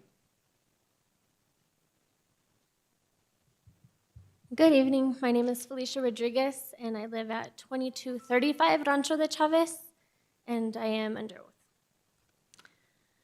So I've sat here and I've listened to a lot of people that are in favor of this project. There's family members, there's employees, and there was the applicant himself. They all spoke of how in favor they are for this, and I get that. They are all going to directly benefit from it in one way or another. But I'm with Will Mee. I think that this project should be tabled for a later date so that many of the questions and concerns that still haven't been addressed to the neighborhood can be discussed. Without knowing those answers, I'm against this proposal being voted on tonight. I've worked really hard to build a life in this historic village, as has my family, my parents, my cousins, my aunts. The idea of having this subdivision parallel to our home, my kids' backyard, raises many concerns for me. Therefore, without any of these major components and concerns being addressed, I am in opposition at this time, although I would urge you to not vote resolution and table it for another meeting. Thank you. Thank you.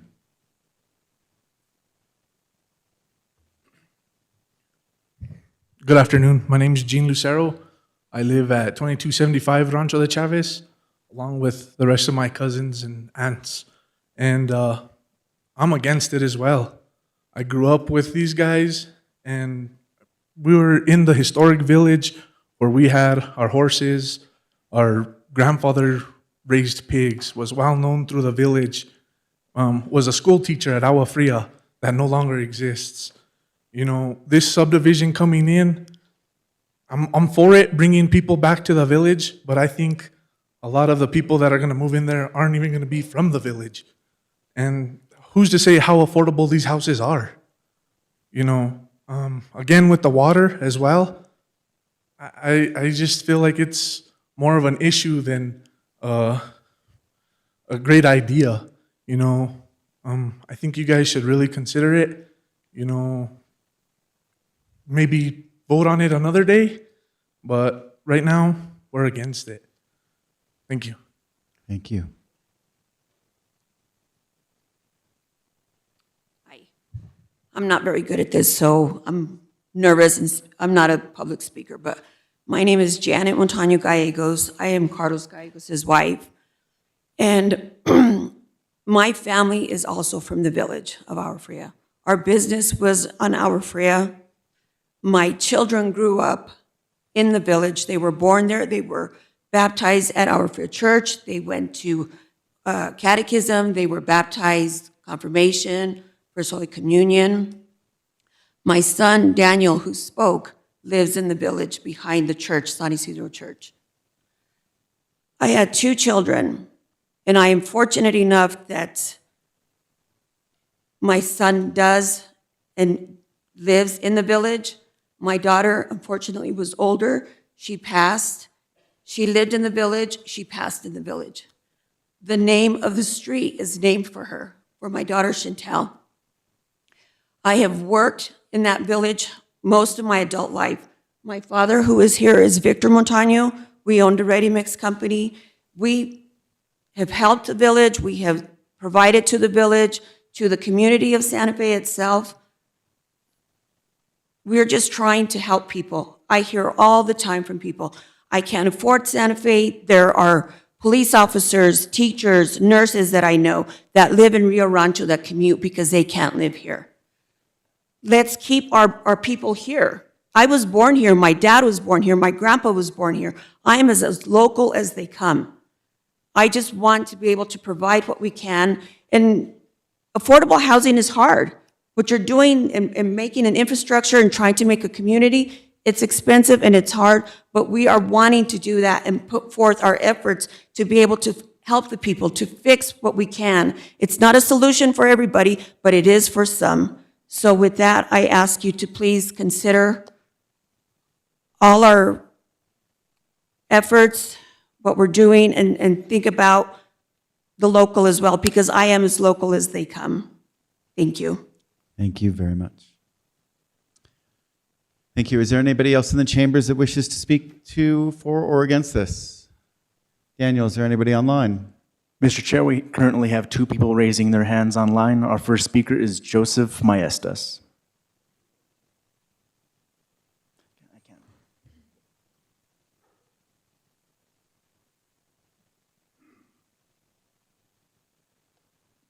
Mr. Maestas, go ahead and unmute your mic. Yes, can you hear me now? Yes. I assume I'm sworn in, Mr. Chairman. Acknowledge that you're under oath, and that'll be good enough. Yes. Okay. I'm under oath. My name's Joseph Maestas. I live at 111 West Lupita Road here in Santa Fe. I was born and raised in Santa Fe County. And as a former Santa Fe City Councilor, I've been listening to both sides and all the issues associated with those sides. And I can tell you that when it comes to affordable housing, it's never easy. It's a balance.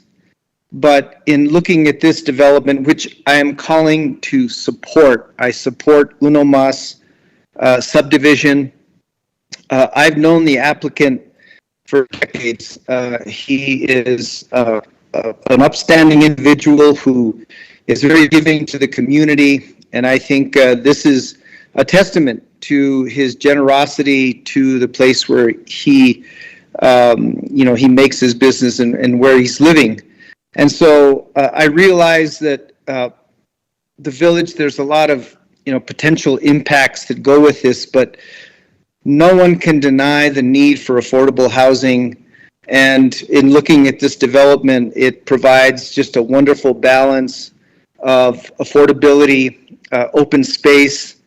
And so I urge the commission to take action tonight, because if you table this, there's no telling when it might be up again. We need more affordable housing in the city of Santa Fe. And this subdivision will go a long way in meeting those housing needs of our own people. Thank you, Mr. Chair, members of the commission. Again, I stand in support of this subdivision. Thank you, Mr. Auditor. Anybody else? One more online? Mr. Chair, we have one other person online with the username C. Baca. C. Baca, if you can please unmute, say your name, your address, and that you understand you're under oath. Please unmute yourself. Hold on, start over, unmute yourself.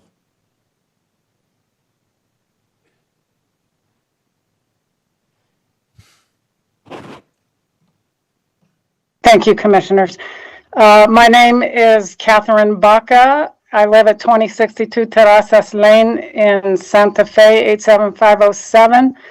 And I am under oath. And I am the treasurer of the Agua Fria Village Association. And I appreciate all the comments for approval this evening.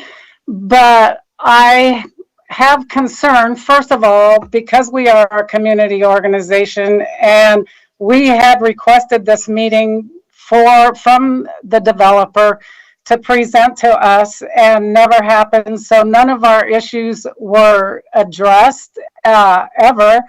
And I also have concern that all these people are supporting this issue, but how many of them know about the traditional historic village of Agua Fria, and how many of them will get involved in our village and the association and maintain the values and traditions that we strive for and within our community plan?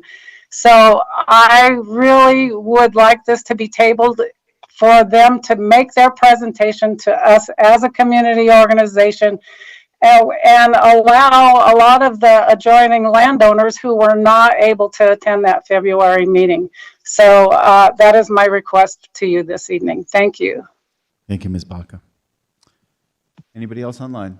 Mr. Chair, there are no other users online. Thank you. Is there anybody else in the chambers? Hearing none and seeing none, we will close public comment. Michael, take it away. Commissioners? Chair, if I may, this is a little unorthodox, but normally there's a staff presentation and we didn't really enter our report into the record. I'm sure you have all read it, but just for the record, please. The staff report does recommend approval of this application. It's a 4-part application for a conceptual plan, preliminary and final plat, and their affordable housing agreement. And that recommendation comes with 16 conditions of approval as outlined in the report, should you move to approve it. And we do concur with the applicant's request to amend condition number 5. Thank you. Commissioners, Commissioner Cacari Stone, this is in District 2. Thank you, Chair Greene. First, you want to say Oh. something else? Please come on up. Lower the mic. Thanks. I'm not as tall as Michael. Commissioners, I just wanted to thank you again, and I wanted to address the traffic concern that was brought up as a closing statement.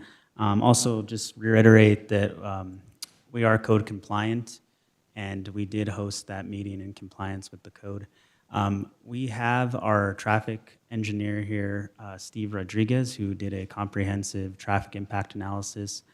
And there are measures that are going to be taken to mitigate traffic from the intersection, the entry of the subdivision. First and foremost, the existing intersection's not going to remain. It's going to be pushed back 170 feet, and there's going to be, I don't know the technical term for it, but it's called a pork chop type curb median that only allows you to do a right in, right out. That way, there's no full left turns on that intersection. If you do want to go left, by all means, you can use that roundabout or numerous roundabouts in the Rafina Street system. But those concerns have been addressed, and they have been submitted, and ultimately a future access permit will be part of our next phase of the application. But I just wanted to let everyone know that we did hear those concerns at the meeting, and we did change our design accordingly to help mitigate some of those concerns for traffic. Thank you, Commissioners. Thank you. Thank you, Chair Greene. As the Commissioner for District 2, in which Agua Fria Village resides in, I am also a neighbor just on the other side of this proposed development. I want to say that I'm very moved and sincerely saddened by the state of our lack of affordable housing in Santa Fe. I think it breaks all of our hearts to know that our intergenerational families cannot bring their children or grandchildren back home, that folks are forced to sell. So I want to say that I really listened to the 21 to 22 testimonies. I'm also hopeful by seeing the young people who want to come back and buy homes. And I think what I hear is everybody wants the same thing. We all want affordable housing. I do have a couple questions because if it's okay, Chair Greene, I think we have to do our due diligence. I've read through all the materials and I've heard what each of you have had to say, but I have a couple questions if we could ask. I want to thank the Santa Fe County staff. The first question is for the developer. Is it Nathan? Could come back up? Yes, thanks. Yes, of course. Madam Chair, I'm representing the developer, but happy to answer. Or Nathan, right? Mr. Chair, Commissioner Stone. Yes. Happy to answer any questions. We appreciate your due diligence. And in the packet with the community meeting, there's a list of typed names and addresses. Are those the people you reached out to, or because there was 15 Mr. Chair, to 20? Commissioner Stone, those are actually copies of the labels that were sent out. There was first-class mail sent out to everyone within 500 feet of the development. And that's just a copy of the labels. There was also pictures submitted of the labels. And we also sent out emails to the registered ROs and COs, the representatives, the heads of those organizations. We also sent them physical mail as well to attend the neighborhood meeting as well as tonight's meeting. Thank you so much. Another point to do the due diligence here, please stay. Seems inconclusive. It says in one part of the application that you commit to 5 affordable housing units, which would be 20% of the base density. But the community meeting materials say 30% of affordable housing. How many are you actually committing to? Because these good people who testified tonight, we have the demand more than we have a supply, and I think that's what breaks all of our hearts. And we want to build communities, so which one are you committing to? So, Mr. Chair, Commissioner Stone, we are, part of this whole entitlement request is the Affordable Housing Agreement, which is for 6 units. That's 20%. and that exceeds the 15% requirement of the county.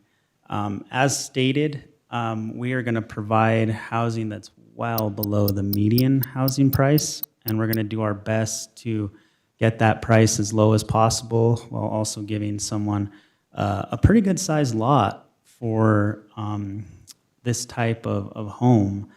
So that also is an added benefit. But I apologize, there was, you have to round up. So that's why it said 5, so it's actually 6 affordable units in accordance with the agreement before you, the affordable housing agreement, and it's a 20% commitment to affordable housing and hoping to achieve a little more. Chairman Greene, fellow commissioners, or commissioners, I apologize. I have not been able to get a number what affordable housing is.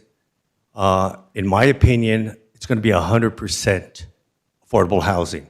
The prices are going to be from $350,000 to $499,000. The rest of the houses that are being built on Agua Fria and Rufina, they're starting like at $750,000 and up. I don't see how that could be affordable to any of these youth that gave testimony tonight. So to answer your question, I don't know where the 6 came from. I've never been able to get a number out of the county, but in my opinion, it's 100% affordable housing, all 30 lots. Thank you, ma'am. All right, thank you. So I would like to ask, thank you, sir. Ask the county, it's the county application. What did you determine, our county staff, on the number of affordable based on this application, if you can clarify? Thank you, Mr. Voss. Chair Greene and Commissioner Cacari Stone. So it is, the affordable housing agreement includes a requirement under the county's, this is capital A, affordable housing, inclusionary, with deed restrictions and the like, 6 units. The applicant is correct also in stating that he's proposing per his disclosure statement with the subdivision that all of the units will be under $500,000. So there different definitions of what is affordable, but capital A, affordable, inclusionary, there are 6 units. Thank you so much, Mr. Voss. And for the public record, you know, I think us as a county, the onus is on us to really define what affordable is. I would say $350 to $499 is out of many people's range even, and it's sad that we've gotten to that. And I do see housing that is in that range, maybe $550. I haven't seen in the $700 range.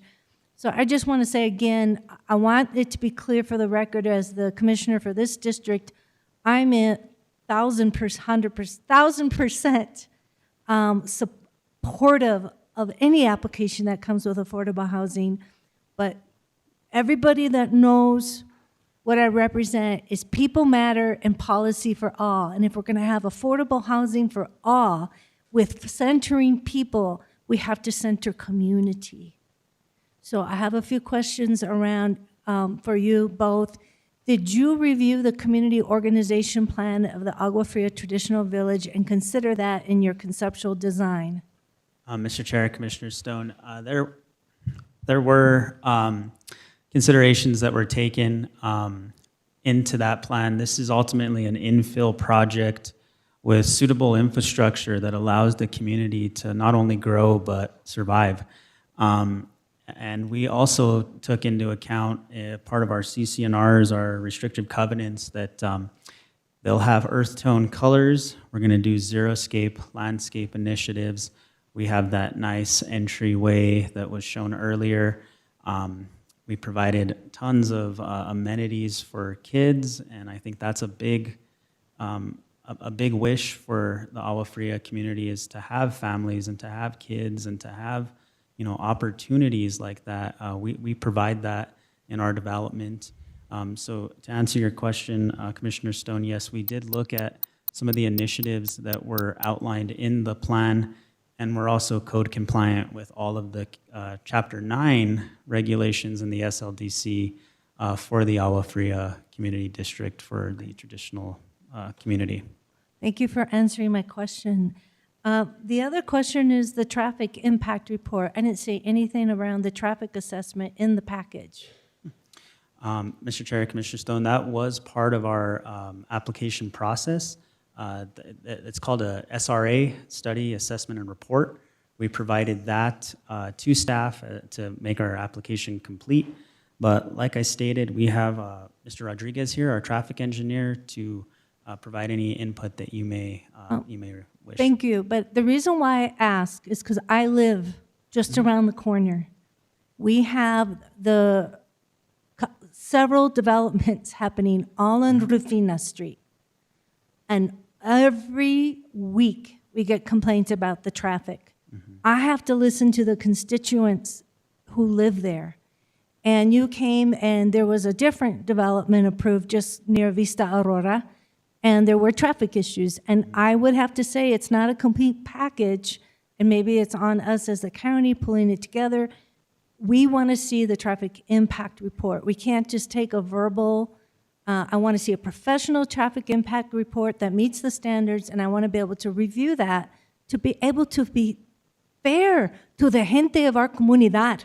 Our gente of our comunidad wants to build community. Yes, we want affordable housing, but you know what? You all deserve better. You all deserve quality. You deserve to live in a community. We're going to hear testimonies from a community up near La Tierra on the other side.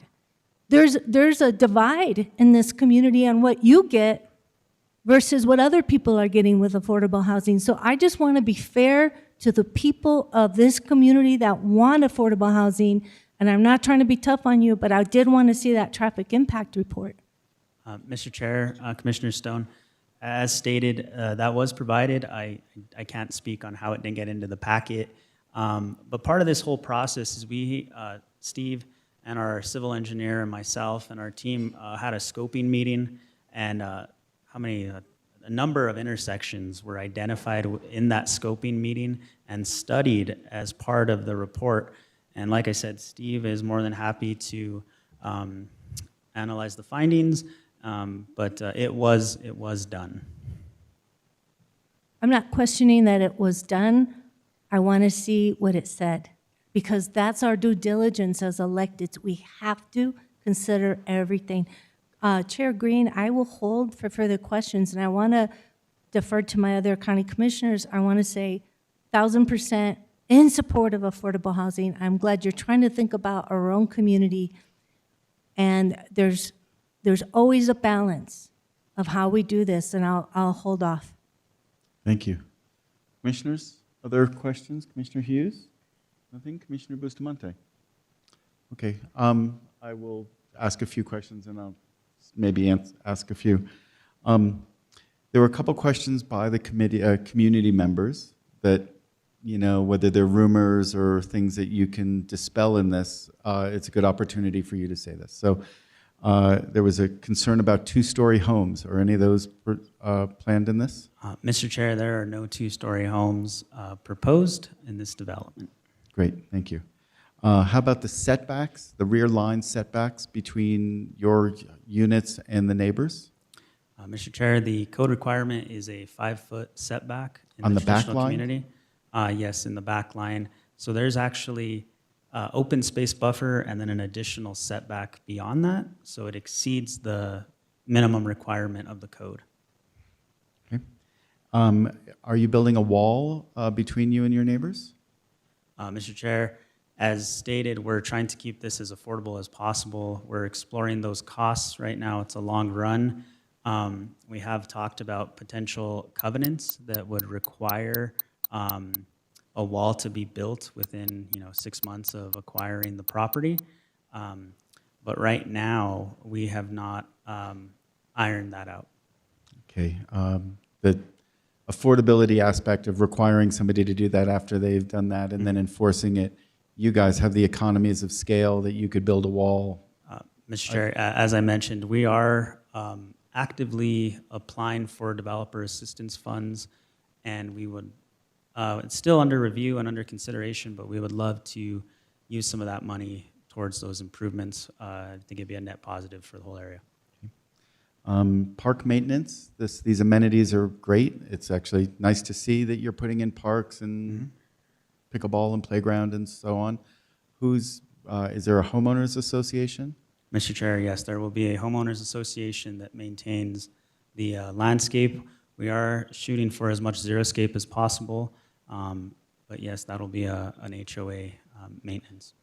But every 10 years, repainting the pickleball court or fixing the playground equipment, that will all be part of the homeowners association? Mr. Chair, that is correct. Okay, great, thank you. Did you resolve the water loop with the city? Did you put a loop that connects to the mains in Agua Fria? Mr. Chair, right now, there is active negotiations going on with the city on that and the county and the Agua Fria Village. Right now, we are not providing a loop. The tap ends there, but could easily be tapped into in a future date if it's the desire of the county or the Agua Fria Association to do so. But no, there is no loop right now, but we do have sufficient flows for fire hydrants and fire protection and so on and so forth. And the water lines that are in Agua Fria that would provide a loop belong to the association or to the city? Mr. Chair, I believe they belong to the association, and there's a lot of active discussions, long-range planning initiatives that are being held between the county, the city, and Agua Fria to resolve those issues. But we are gonna, like I said, stub it out, and if it ever needs to be tapped into, by all means, it'll be tapped into. And you would build all the way to the line there at Agua Fria, or you would do it at your property line? And then, Mr. Chair, it actually would, there's a 30-foot utility easement that would stub all the way out to Agua Fria, and that also would be the water line as well as the wastewater line would terminate there. okay, thank you. And in terms of the mass grading, do you have, if you're mass grading and you're scraping and it's windy season, or are you going to put water and different things to? Yes? Mr. Chair, absolutely. We will implement SWIP and BMPs for dust control and dust mitigation, and the goal is to actually get the construction done as soon as possible. Part of the grading plan is that we have to crown the property to have our sewer lines flow correctly. One line will flow back down to Agua Fria, and the other will flow to Rafina. So we have to manipulate the site to achieve that. Okay, so you are going to be putting a utility line to Agua Fria, so at the same time, you might as well be putting a water line even if you don't connect. Mr. Chair, as stated in the plans, they do terminate at both of those public roads, and future connections will ultimately be up to, those planning initiatives. 2 more questions before I get to the traffic stuff. The public meeting, or the meeting that you were going to have with the community organization in April, what was the cause of the cancellation? Mr. Chair, I hate to get into my personal business, but Okay. the original... You can state just personal business, yeah, right? The original meeting was held under a different firm, which no longer exists, and a new firm has since taken over the case and is now moving forward with the application. Okay, I saw the new name, or your new name here, so, okay. And then, in terms of traffic, so if, Mr. Rodriguez, Commissioner? can you get sworn in, please? No, I haven't. Please raise your right hand. Do you swear to tell the truth, the whole truth, and nothing but the truth? I do. For the record, please testify. I'm sorry. For the record, before you testify, please state your name, address, and that you're under oath for your testimony to be considered My valid. name is Steve Rodriguez. My address is 2802 Plaza Maria, Santa Fe, New Mexico, 87507. Okay. Question, how many vehicles, what's the traffic count on Rafina these days? Ooh, let me check.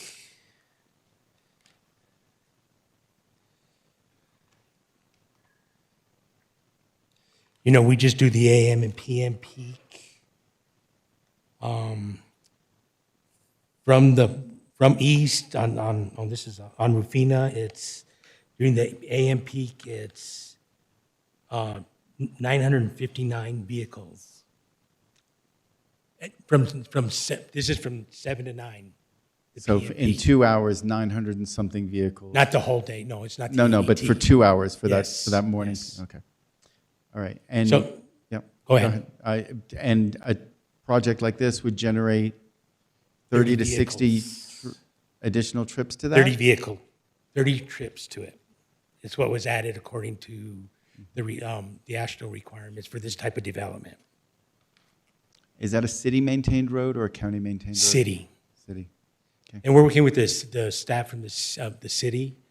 And like Nathan mentioned, you know, when we first met with them, this didn't really meet the threshold for a traffic impact analysis, tier 2, because there's not enough vehicles. However, because the city had some concerns with San Ignacio, I think it was, we studied the roundabout at Rufina in Zaffarano and at San Ignacio in Zaffarano as Okay. part of the study. And what we did find is, as Nathan mentioned, is that you know, to alleviate the problems that may occur coming out of this development, you know, it's going to be a right in, right out. When we did the traffic counts, what we found out, and did the trip distribution, the majority of traffic in the mornings goes from west to east, and then the afternoon from east to west. So what this does is that in the mornings, cars will have to get into the turn right and get into the roundabout, which is a free flow type of facility that we have. When we did the traffic impact analysis, we do, you know, we see what the impact of the vehicles that are coming out of this development would have, AM and PM. And both, in the mornings, it was at level of service A, which is free flowing before, and then built out, it was still level of service A. So we don't see any impacts as far as that coming out. And the thing is, like I say, 75% of the traffic is heading east in the morning and then west in the afternoon. So, but if people want to go east in the morning, they're going to have to turn west and double back. Well, they'll go on the roundabout. Yep. They'll take a right, and then they'll just get into the roundabout. Mm-hmm. And there'll be barriers, physical barriers somehow to keep people from taking left turns, or? Well, yes, that's that pork chop medium that we talk about. So the only way they can come out of the development is turning right. Okay. They will not have access to turn left. Or the majority of places on Rufina, I mean, they're able to make the left turn and the right turn. This one, we're forcing them just to make the right turn. Okay. I guess my next question would be for Mr. Mee and the Agua Fria Village.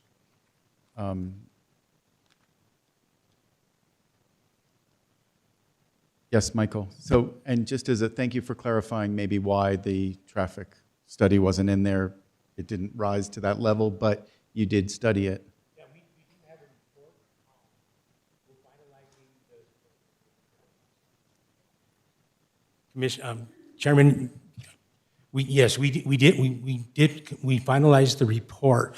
The city has a couple more aesthetic type things of how they want to see the report, but they accepted it as what all the conclusions that were made. Okay, thank you. Chair and commissioners, to that point, we did find the traffic study that was submitted. So if you want to accept that into the record, we can have that uploaded to the case materials. Okay. There may be some questions about that shortly, but I guess, Mr. Mee, as you know, as the mayor of the Agua Fria Village, in some respect, you know, I ask what questions can we have asked, right? I understand the need to have them all answered, and part of this, you know, leadership position is to try to accumulate all of them and have that opportunity, because, you know, this could be tabled, but you may not have, we've closed public comment. So, you know, this is you could have a meeting between there and the next meeting or something, but I ask you now, what are those lingering issues in your mind that could be answered now, both, you know, to dispel rumors or to get commitments? Yeah, I think, you know, it has to come back to the community organization And then we need to discuss all of these things that are presented here today, which were never shared with the community. And then there's the people on both the east and the west side want the walls, and the developer was hedging on whether or not they would do it, or they would have the new homeowner build it, and we've never seen the CCRs, the conditions and restrictions. So I mean, there's so many things that are up in the air. I had just talked to Nathan, and he was saying the homes would be 300 to 350,000, which is much more affordable than the owner is saying. So I think there's enough, confusion in this proposal that it should be tabled and brought back to the community. Delays don't make things any cheaper, right? So this Yeah, is, but we're talking, I offered him June 24th, the 25th, because he's out on a vacation, so we couldn't do it like next week or anything like that. So all the way up to like June or July 1st, 2nd. I mean, it's not like a deadly delay or something that's going to kill the project. It's just a few days. So, and we'll do a public notice of the community organization meeting, and we'll have the meeting, and hopefully they can bring all this extra information that they have on providing here tonight, and we could have some formal studies, or at least some, semblance of where they're going with this. Because, if the four things are approved tonight, like the conceptual plan goes 5 years, and you can't, the county can't take it back. So we want to make sure that this project's done right. I mean, I don't think that they should have asked for all four things tonight. I mean, it should be more phased in. But that's just an opinion. thank you. I've always valued your opinion, so thank you. Commissioner Cacari, Commissioner Hughes. Well, I was going to say, I think this is generally a good project, but I want to defer to Commissioner Cacari Stone as to whether or not we table it for consideration of a few things. Thank you, Chair Greene, and thank you, Commissioner Hughes. I think we all sit here in support of affordable housing, and we're definitely appreciative that you've chosen District 2. That area, does have some open spaces. It's a tight space. I drive by it, I'm thinking, how are you going to fit all that? I'm just curious, how many people who testified in favor of it have you been out to the lot itself? Okay, so that's good. We have the codes, and you've met the codes, and our county team is excellent. They go through applications, but there's the code of community and relationship. And that's a code as a county, as part of our vision, a part of our strategic plan, a part of our core principles, is to have a code of building community and quality of life for all our residents. And part of the code of building relationship is not just checking a box and having a meeting on Zoom. Yes, you met the box, but as a commissioner, I've pushed before, and we've delayed a project maybe by a week or two to say, let's go back, let's make it proper, let's give people the dignity of the respect, even the people in support of this. Everyone's in support of it. I want to see a community meeting. I want to ask Attorney Boyd, we have a meeting on June 30th. Is it possible to get it on the record as soon as June 30th? And come back and vote on this? Chair, Commissioner Cacari Stone, I would defer to land use staff and the applicant. I don't control the ability to present something like this at that meeting.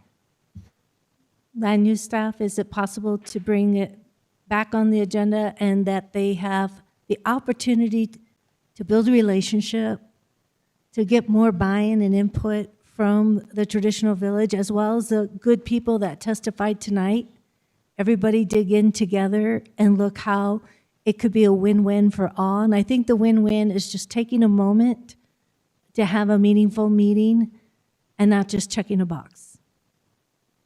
Chair and Commissioner Cacari Stone, commissioners, making the materials available for the 30th is not a problem from staff's perspective. I mean, Okay. if that's enough time for the applicant and the neighborhood to meet in the next couple weeks, we can certainly pull the materials together for another agenda item. Thank you so much. And Mr. Voss, can we get the traffic impact report in there for the 30th And we as will well? ensure that the traffic Okay. impact report is We in those We materials. know it's not your fault, so thank you. Michael Soto. Mr. Chair, Commissioner Stone, in the spirit of collaboration and community, we will table till June 30th and meet with the Agua Fria Association. A lot of the material all the material that was presented tonight will be presented before the community. I will work with Mr. Mee to get something scheduled as soon as possible. We tried to coordinate something last night. There was a meeting last night, but unfortunately we just ran out of time. That would have been an ideal situation, but it just didn't pan out. So we will voluntarily table for June 30th, meet with Mr. Mee and the Agua Fria Village, and come back on the 30th. Thank you, Mr. Chair. Yeah, thank you. I really appreciate that. And I think what I heard is everybody wants the same thing. And our community and the community that grew up here and people intergenerationally, let's all come together and let's make it right for each other. And I'm really happy that you're building there, but I'm also really happy to hear the testimony, and I'm happy for the support of the Agua Fria Village. Our Nancy Rodriguez Center's free, and hopefully we can get it sometime for you all to meet, and I look forward to seeing you on the 30th. This is not an easy decision. I'm making a motion to table it until a meeting with a larger communities done, more extensive outreach soon, and that we come back for a vote on June 30th and look at that traffic impact report. And then I see my commissioner on the left here wanting to say something. No, I will second that if you're the chair. I'll second that. The only thing I want to follow up with, Nathan, and you're representing a lot of folks, my concern sitting here, and I know it's something for the Sustainable Development Code, but or in ordinance, is that we really still respect the traditional historic communities. They're not just the neighborhood association. I get that you're going to have a neighborhood association, but I also have seen entities try to bypass it, and then they don't go to the community organization. And that's just sort of like file time out. You know better. And I hope that this delay is something that we'll try to avoid whenever we have something in a traditional historic community, because it matters, and it clearly matters to the community that showed up. So thank you. And I think an element of that with the neighborhood association that'll work to meet the rules for that association will recognize the traditional historic community that they're in. So any questions, changes, concerns should be addressed to the traditional historic community. Mr. Chair, Commissioner Bustamante, I have deep roots here, and I have family here, so I do respect Santa Fe. I appreciate that. So yeah, and I think that since you're looking at code changes, you may want to retweak your neighborhood meeting requirements. Thank you. Thank you, Nathan. Yep, that's good advice. That was something we were talking about earlier today. Yes. Yes, we have a motion. We have a second motion from Commissioner Cacari Stone to table to the June 30th meeting. Thank you for working together, both of you. And we have a second by Commissioner Bustamante. Any further discussion? Hearing none. All in favor say aye. Aye. Any opposed? Hearing none. We'll see you on the 30th. Thank you, guys. Thank you to the Thank you. public that came. Let's tweak it. Let's tweak it. I think they're right, because it's just, it's the second. Good job, guys.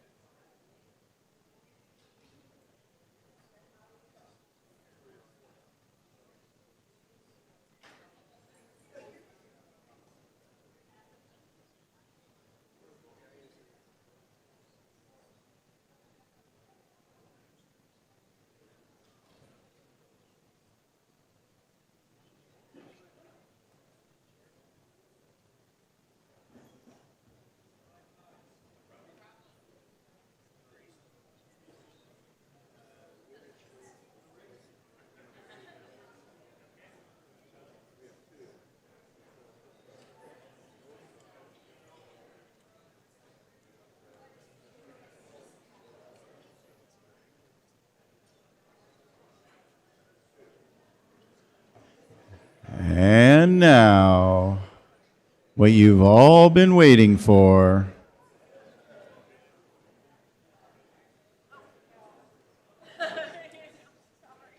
All right, you're going to make me bang my gavel harder than I have this year. So, all right, everybody, thank you for your patience. We are moving on to the case that I think you've all been waiting for. If not, you're here the wrong day. Item D, case number 265090, La Vida, case number C, 265050, Camino Verde Conceptual Plan, Samara Real Property applicant Jenkins Gavin, agent, requests approval of a conceptual plan for a proposed 158-lot subdivision to be completed in 4 phases. The property consists of 304-plus acres on 2 vacant parcels within the Residential Estates Zoning District located at 25 Blue Canyon Trail and 36 Camino La Tierra, North Highway 599. The site is within Township 17 North, Range 9 East, Sections 16 and 17, SDA 2 parcels listed there. Kenneth and Michael. Michael, you're up again. Thank you. Should I be sworn again for this case? You are already sworn in, I'm is my already sworn. understanding. I swear I'm under oath. You can acknowledge that I'm under oath. Thank you, Chair and Commissioners. The case before you, 265050, is Samara Real Property applicant with Jenkins Gavin acting as agent requesting approval of a conceptual plan for a proposed 158-lot subdivision that will be completed in 4 phases. The subject site consists of 2 vacant lots totaling just over 304 acres. It is zoned a residential estate located on either side of Camino La Tierra, north of Highway 599, as shown on this map on the screen right now.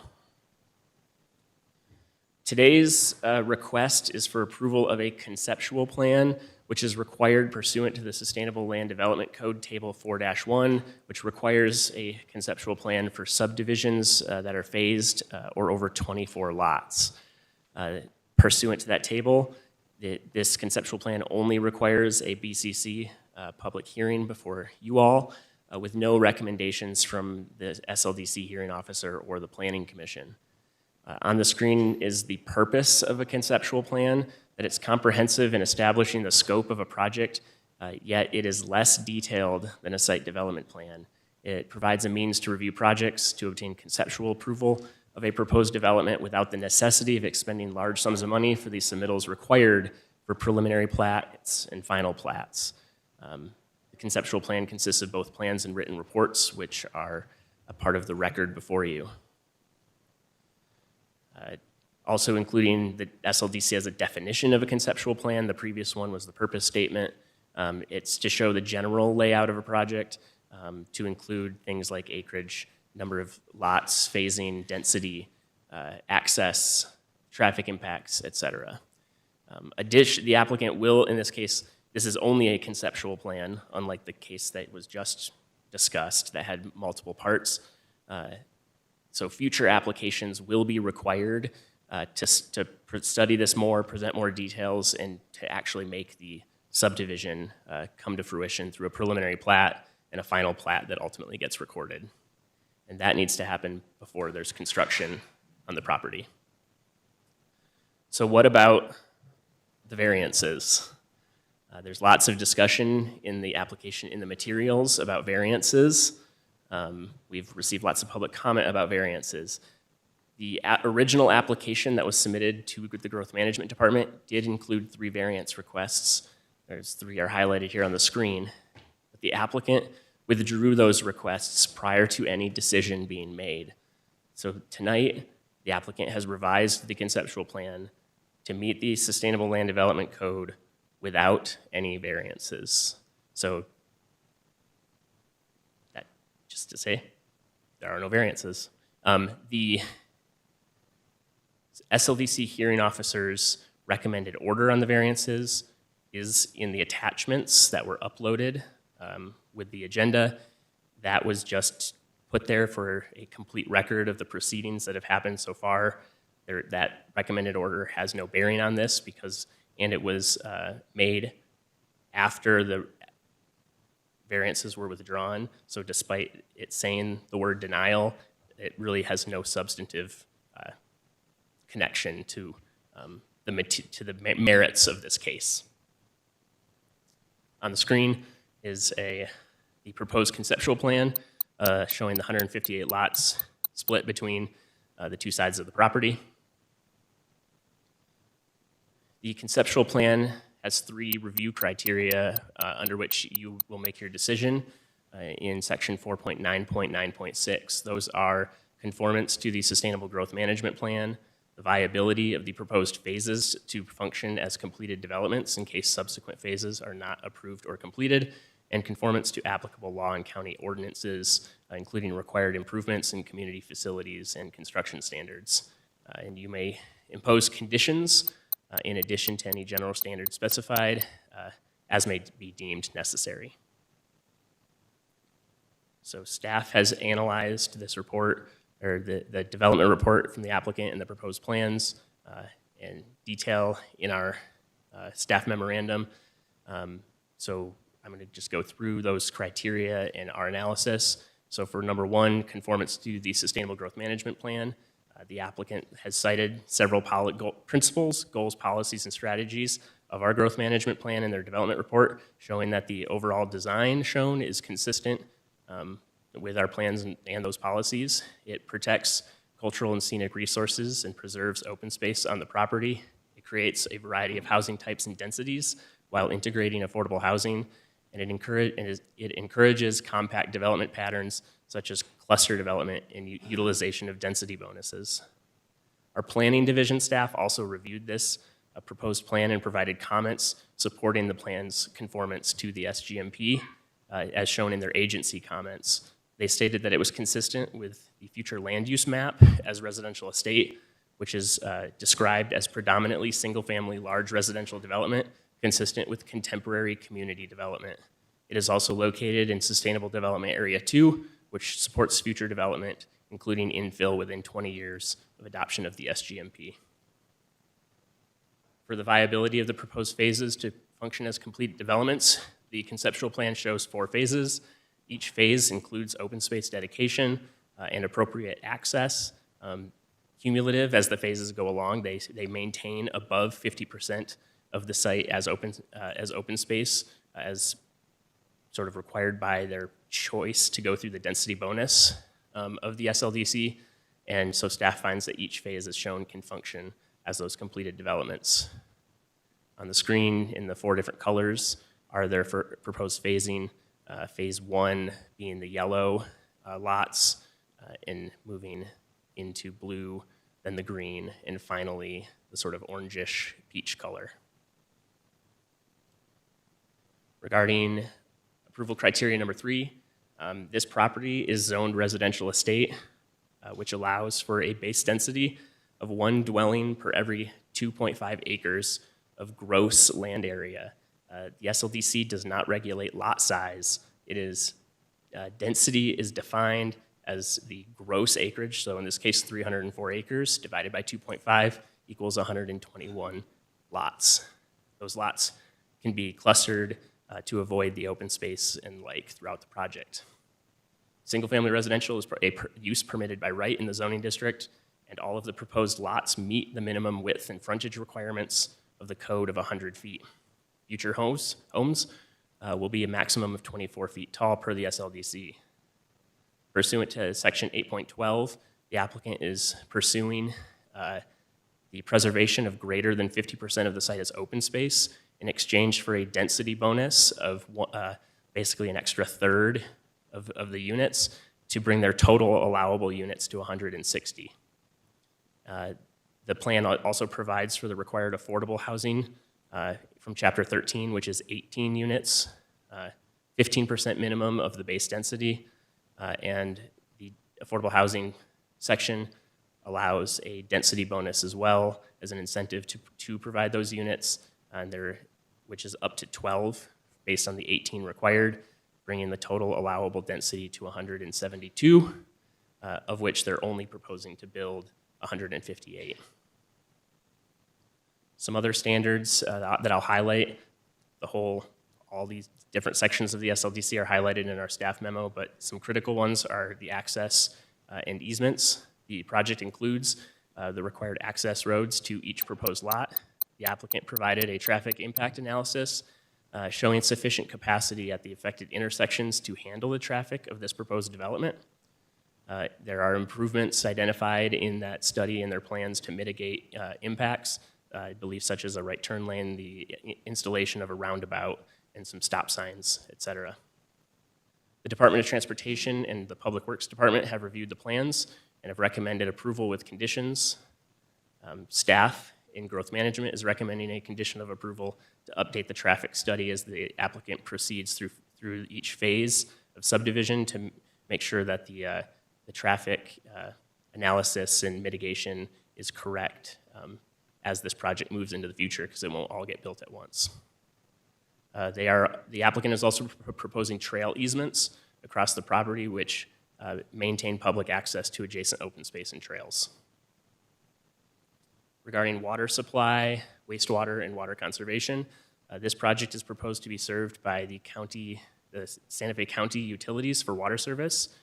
The county, in the application materials, they state that they're not ready or able to provide wastewater services because there is no infrastructure for the county for wastewater located nearby.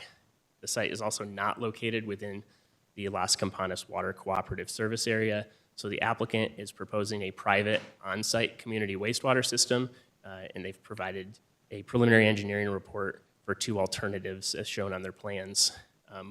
Staff is recommending a condition of approval that this further study and the required permitting from the New Mexico Environment Department happen prior to approval of a preliminary plat. Regarding open space, the code requires a minimum of 30%. This project is proposing to set aside 51.7% of the property as open space. Our open space trails and park staff reviewed the application and also recommended approval with conditions. The applicant has actually already made some of the recommended changes in their revised plan, such as reducing the vehicular crossings of the Chili Line rail bed from 2 to 1. And regarding protection of historic and archaeological resources, the applicant commissioned a cultural resources survey, which found several isolated occurrences on the site, but recommended no further investigation. While the Chili Line rail bed is a cultural resource that should be preserved, it's eligible for the historic register, and the plan incorporates a preservation easement along that alignment. So staff, after reviewing all of the application materials, submitted materials from the public and interested parties, is recommending approval of this conceptual plan, subject to the conditions in the report and highlighted up here on the screen. Again, number 1, update that traffic study as the project progresses through the development phases, that they shall install the roundabout during phase 1. The affordable housing plan will be updated as they go along to reflect final lot counts in the distribution. The plan that was studied or submitted originally, it was a draft. It, through this process, went to the Affordable Housing Administrator who reviewed the plan, has, with some tweaks, recommended approval of the proposed affordable housing plan, and then condition number 4, the Affordable Housing Agreement, which locks it in, will be submitted and approved prior to the first final plat approval of phase 1. Those affordable units will be integrated throughout the development, not clustered into a single area. The applicant will comply with all of the agency conditions of approval, which include those of the fire marshal, the open space and trails that I mentioned, and other agencies. A utility line extension agreement must be approved by the board, you all, and the chosen wastewater solution must be permitted by the Environment Department prior to final plat approval for phase 1. I highlight that one because there were lots of public comments about the wastewater preliminary engineering report and proposed 2 options. So we're being very clear that we will require them to show us that it's feasible before we will approve the subdivision plat. The applicant will address all other red line comments from staff. They will submit their finalized grading and drainage plan with the preliminary plat. The roads in the subdivision shall not be gated. They'll submit a geotechnical report for each phase, their water use restriction for a 1/4 acre per the code, and inspections for drainage structures. And with that, I'll stand for any questions. Thank you, Michael. First questions from commissioners? Not yet, Commissioner Hughes. Yeah, could you show us on a map where the Chile line goes?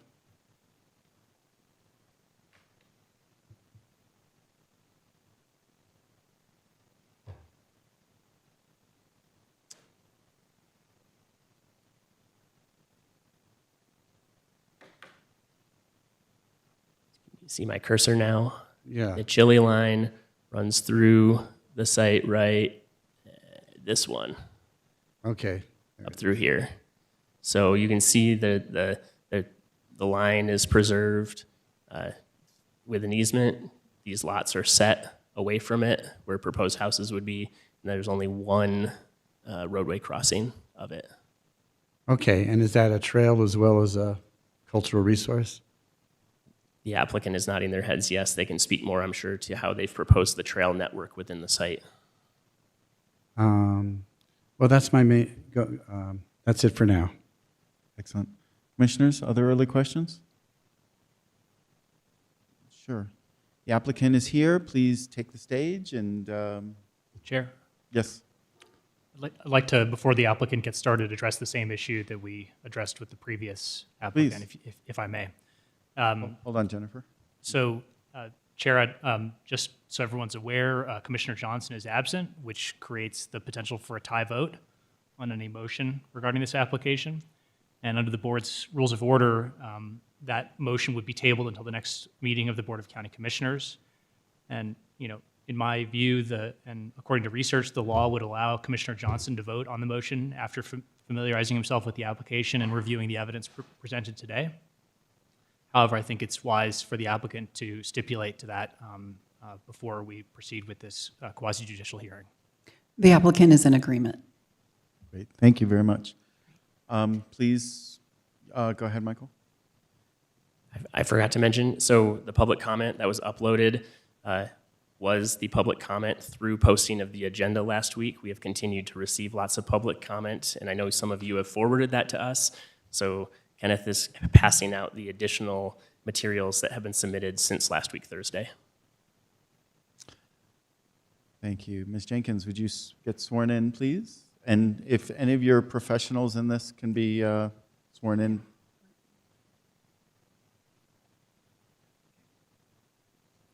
Please raise your right hand. Do you swear to tell the truth, the whole truth, and nothing but the truth? I do. For the record, before you testify, please state your name, address, and that you're under oath for your testimony to be considered valid. Thank you. Good evening, Chair Greene, Commissioners. I'm Jennifer Jenkins. I'm at 130 Grant Avenue, Santa Fe, and I can confirm that I am under oath. So I'm so happy to be here this evening. It has been a long road of a lot of concerted effort, and so I am actually delighted to be able to present the Camino Verde conceptual plan to you this evening. Just going to make a few quick introductions. I'm here on behalf of Samara Real Property, who's the applicant in the case. We have an amazing group of professionals that have worked on putting this together. We have planning and landscape through locally through surroundings, civil engineering provided by Orlin Guerrero-Ortiz with Design Ingenuity, who is here this evening, traffic engineering provided by Bert Thomas with Bohannon Houston, who's also with us, and wastewater engineering provided by Biohabitats, and we are joined this evening by Shayla Woodhouse, who can also address any questions that may arise. So this, I have to remember, I have to use the very giant cursor. So these are, the subject property comprises 2 parcels. It is a little over 304 acres. It is located north of 599 at the intersection of Camino La Tierra. We are To our east is the Camino La Tierra Trails, the City of Santa Fe La Tierra Trails Open Space and Trail Network. To our north directly is the Tierra de Oro community, and as you head further in on Camino La Tierra, you're into other La Tierra subdivisions as well as the Las Campanas community. And there's an existing roadway, Blue Canyon Trail, that bisects Tract A that serves an existing residential neighborhood to our west. And then we have the Tierra community, and you can see the Aldea community here. And then on the other side of 599, we're getting into City of Santa Fe kind of territory here. So zooming in on the subject property here, you can see there's the 599 Camino La Tierra interchange. We have Camino La Tierra, and this is the Arroyo de los Frijoles, which is a designated 100-year floodplain. So a little bit of background on this property. It has a little bit of a history. So back in 1986, there was actually a very significant development plan approved for this property that included, it was a mixed-use project. It was called the Santa Fe Center. It included a resort hotel, a corporate campus, residential development, a park. I mean, it covered a lot of things. That project was approved but did not move forward. And then over the years, the property was on the market at various times for sale. And it was listed kind of more recently again in 2019. The current property owner acquired it in 2022. And then the current property owner decided to also divest themselves of the property, and it went back on the market in 24. And then Samara Real Property is now under contract to acquire the property. So the Camino Verde application was submitted back in February, and as Mr. Voss pointed out, that original application did include some variance requests, but we subsequently withdrew those requests prior to the hearing officer making any recommendations. And then we did hold a series of 3 community meetings regarding the project, the first back in December, and then in February we did an in-person meeting with the Northwest Santa Fe Association, which is a community, I'm not sure if they're a community organization or a registered organization, but I think they're a community organization. And then we had another community meeting in March of this year. So the property is zoned residential estate, and so that's everything you see here in gold. And then what you see in pink is planned development district. So that would be the Las Campanas. You see the kind of the edge of Las Campanas here, and then Tierra as well, as you can kind of see the edge of Aldea right here is also planned development district. So let's talk about the zonings. I think this is really critical to this conversation and dialogue we're having this evening. So what is the purpose of Res E? What is Res E here to accomplish? The purpose of it is to designate areas suitable for a combination of large lot and suburban type residential development, ranchettes, and other compatible uses. Pardon me. The Res E district supports single-family homes on medium-sized lots consistent with contemporary community development. Generally, the district applies to low to medium density residential development in established neighborhoods. This category may include limited agricultural use. Density transfers and clustered development shall be allowed in order to support continued farming and ranching activities, conserve open space, and protect scenic features in environmentally sensitive areas. So the density that is permissible in residential estate is 1 dwelling per 2.5 acres of land area. Now, it's a very important point. The SLDC does not establish a minimum required lot size. Under the former land development code prior to 2016, the code absolutely governed that. If you were in an area with 2.5 acre lots, that meant every lot had to be 2.5 acres. And guess what that did? You didn't get any open space. And so with the SGMP and the SLDC, there was a recognition of the law of unintended consequences. So we're going to, now Santa Fe County says, we're going to require open space, but we're not going to regulate lot size anymore. So there's a requirement for 30% open space already on the books for any subdivision over 24 lots. So you can do the math. If you have 30% open space, you have only 70% of your land area to divide up into your permissible number of lots and your roads and all the other elements that you may need in a subdivision. So these are the dimensional standards. As you can see, lot size is not one of them. This is the density factor and then the lot dimensions and the structure height. So this is our conceptual plan. So I'm going to spend a few minutes just walking through the various elements. So coming from the interchange coming north on Camino La Tierra, this is our main access, which we are proposing a roundabout to provide the requisite access control. The proposed roundabout has been reviewed by Santa Fe County Public Works as well as the Department of Transportation, and conceptually it has been approved as an appropriate means of intersection control. This aligns with the existing Blue Canyon Trail roadway.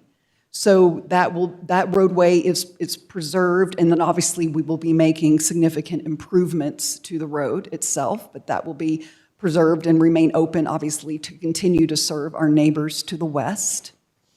And so we are proposing 103 lots here, and then over here we are proposing, do the math, is 55, thank you, 55 lots. And as stated, we are preserving over 157 acres of permanent open space. Not only are we preserving open space, but we also are dedicating over 4 miles of public trails. 4 miles. Currently today, as we all know, there are a lot of existing trails which we have overlaid with these easements, but currently today, there are no easements on this property. There are trails, but there are no easements. We want to fix that. We want to preserve public access through this property forever. And everything you see in orange is a proposed trail easement that we are connecting. I mean, obviously, the Arroyo de los Frijoles is a very well-used corridor for pedestrians and cyclists as well. And we also, and then we also have, this is the a gas line easement here that also is well-used. And it's already a gas line easement, but it's not a pedestrian easement. We're going to be overlaying that with a pedestrian easement. And then we're showing the 2 connection points here over to the La Tierra trails. And this is the Chile line. So Commissioner Hughes, this is a rail-to-trail program here. And so we have an easement through this area that is 75 to 100 feet wide, because there are some berms through there that we want to preserve, that where the rail bed had to be built up to accommodate the terrain. And so we wanted to preserve those berms as well. So that is all being preserved in easement and also public access provided there. Pardon me. And then we also have one access point off of the 599 frontage road for this collection of lots in our southwest corner. And then we have an access point up here, and then we have our north access here. And I also want to point out that we also, and I'm going to touch on this in detail, we are also creating safe pedestrian crossings across Camino La Tierra, which currently don't exist today. So our north access aligns with the driveway into the mailboxes, which also that area doubles as a trailhead. And then obviously the roundabout provides for safe pedestrian crossings at that location as well.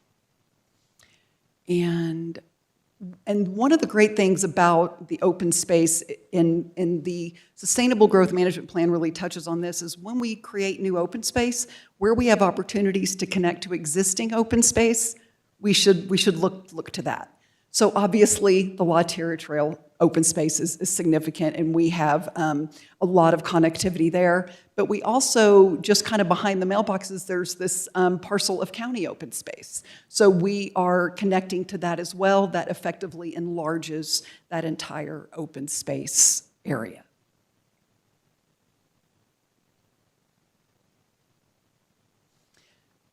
So, as I mentioned, the property's a little over 304 acres. So our base density, as I described previously, is you take your 304 acres, you divide it by 2.5, and that tells you how many dwellings or lots you are permitted, which we arrive at 121, which is what we call the base density figure. We are proposing 158 homes, inclusive of density bonus, which I'm going to touch on. Our lot sizes range from about 1/3 of an acre to 3.13 acres. So we have a nice variety of lot sizes, which also will support a variety of home sizes and home types. And so that is a really big part of our of the applicant's mission with respect to this community. So as I mentioned, 30% open space is required. We are providing 51.7%, or over 157 acres. And an important point, as Mr. Voss mentioned, we are proposing community wastewater treatment as required by the SLDC.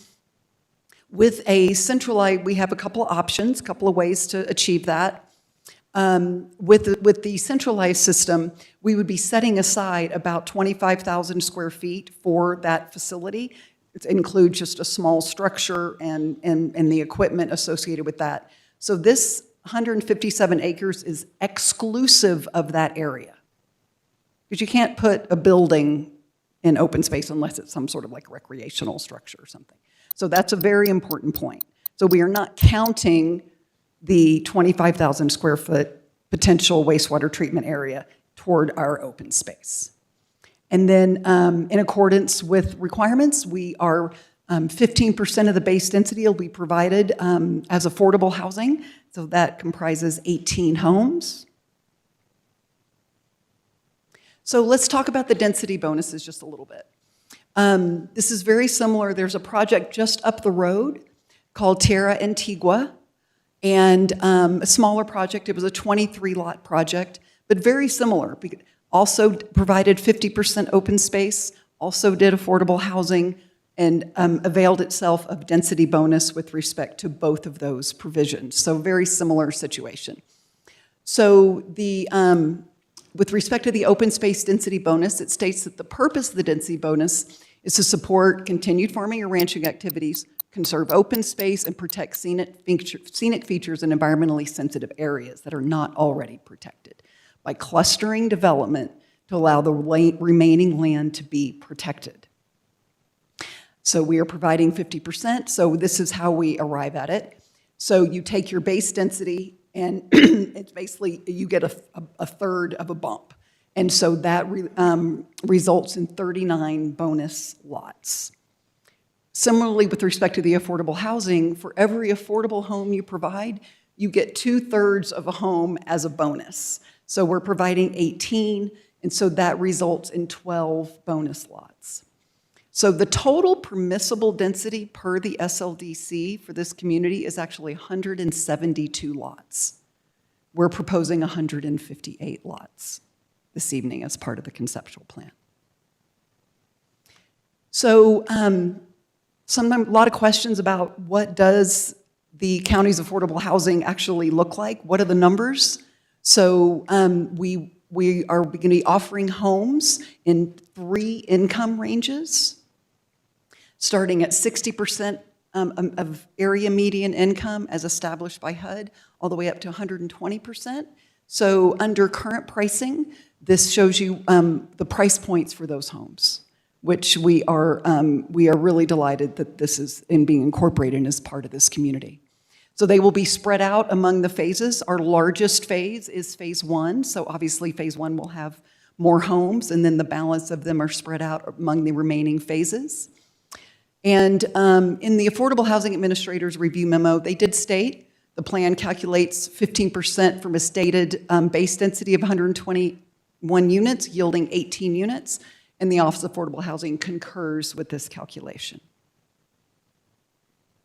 So during our interactions with the community, there were questions and concerns expressed about, well, what are we going to see when we drive down Camino La Tierra?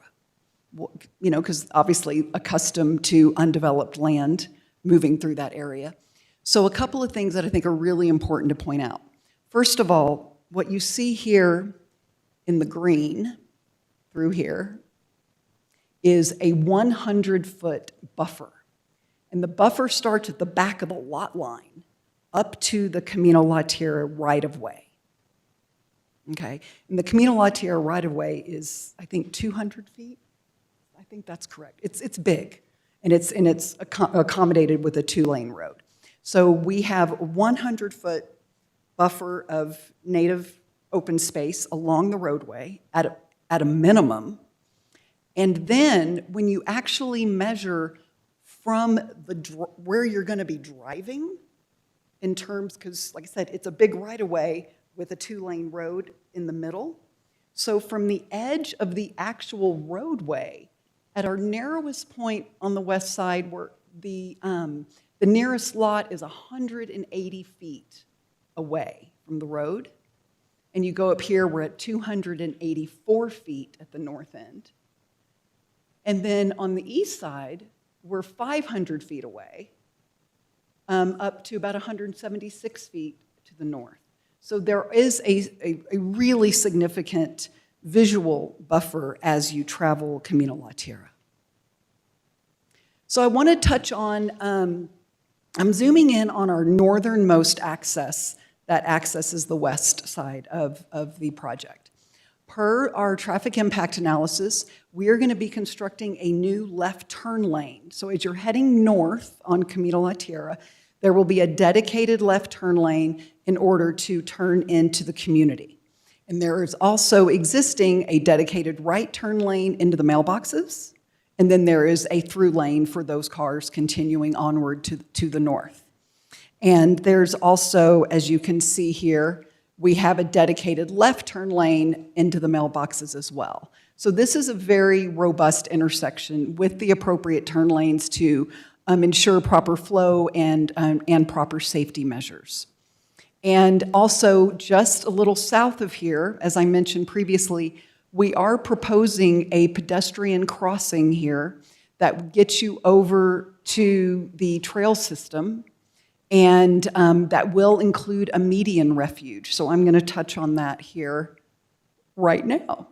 So over here on the right, so this is zooming in on the pedestrian crossing, and we have reviewed this with County Public Works. And this conforms with all standard engineering practices. So we will have a crossing, and then the key here is the median refuge. So no cars are coming northbound, so you cross, you have a safe place to wait, and then look to the left for any southbound vehicles before you continue on your way. And similarly, further south at our roundabout, you can see the trail coming up here, and then there is also a median refuge to cross here and then work your way back into. So part of the connectivity and the trail system that we are creating here is to create those opportunities to safely cross Camino La Tierra. So as Mr. Voss mentioned, we are proposing to develop the project in 4 phases. So everything you see in yellow is our first phase. So that will occur on both the west and east sides of Camino La Tierra and includes significant open space and trail improvements.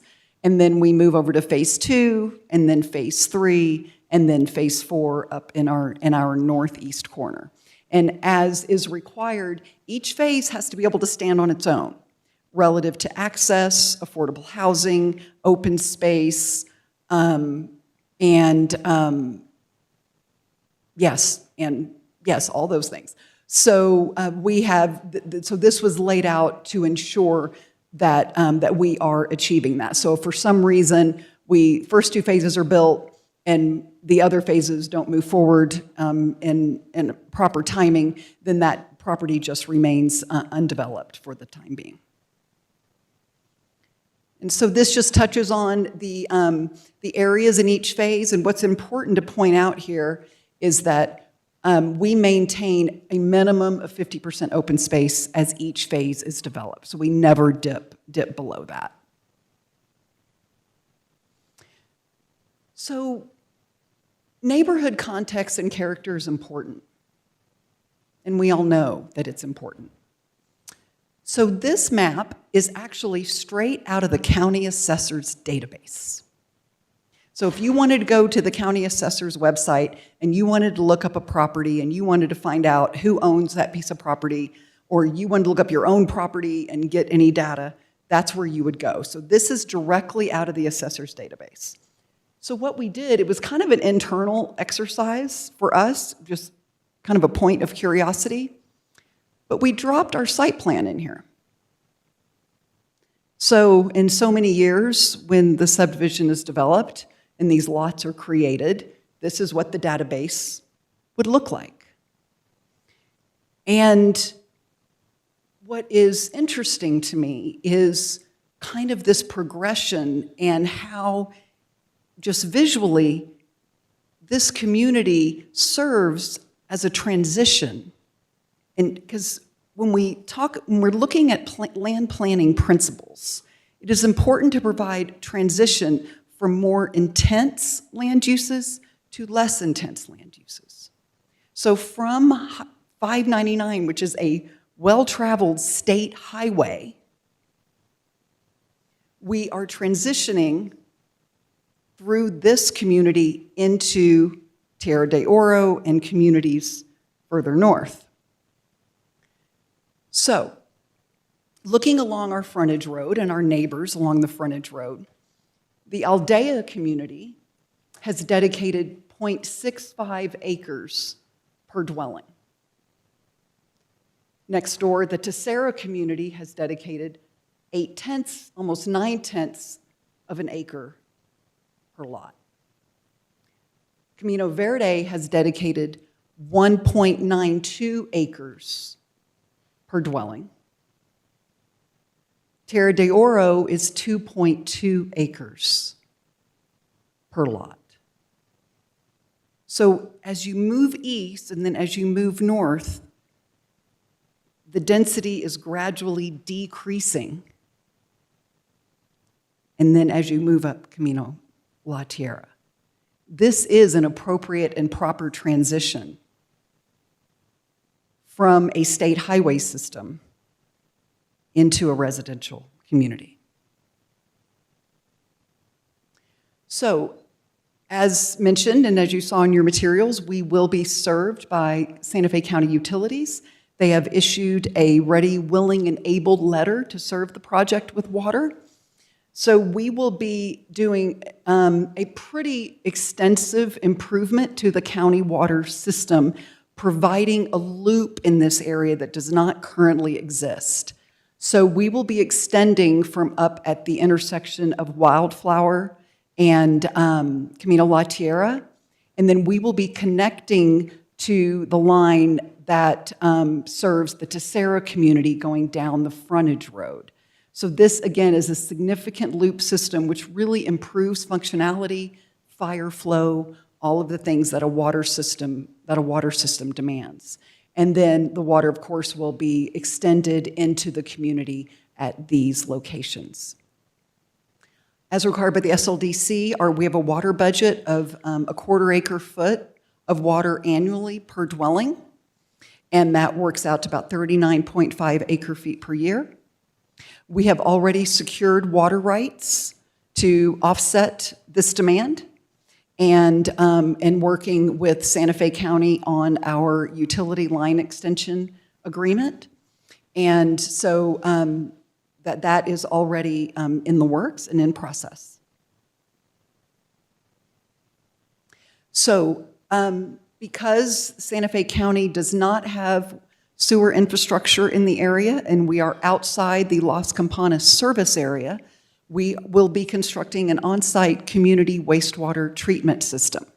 We submitted a preliminary engineering report prepared by our wastewater engineers that we did review with the New Mexico Environment Department, with both the Liquid Waste Division as well as the Groundwater Bureau.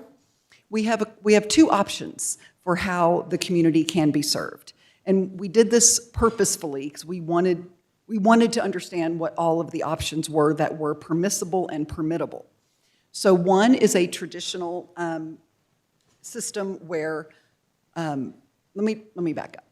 So each home, regardless of which system we select, each home will have a septic tank, but only a tank, not a leach field. It'll be a contained tank where their wastewater will be collected. Solids will settle. The water, the wastewater from those tanks will be sent through a pressurized wastewater system through the community to whichever system we are going to construct to manage the wastewater. And this is an important point, because let's say in 15 years or 20 years, there is municipal or public sewer infrastructure that becomes available to this community. The pressurized system we are building with this community could absolutely connect to a municipal system.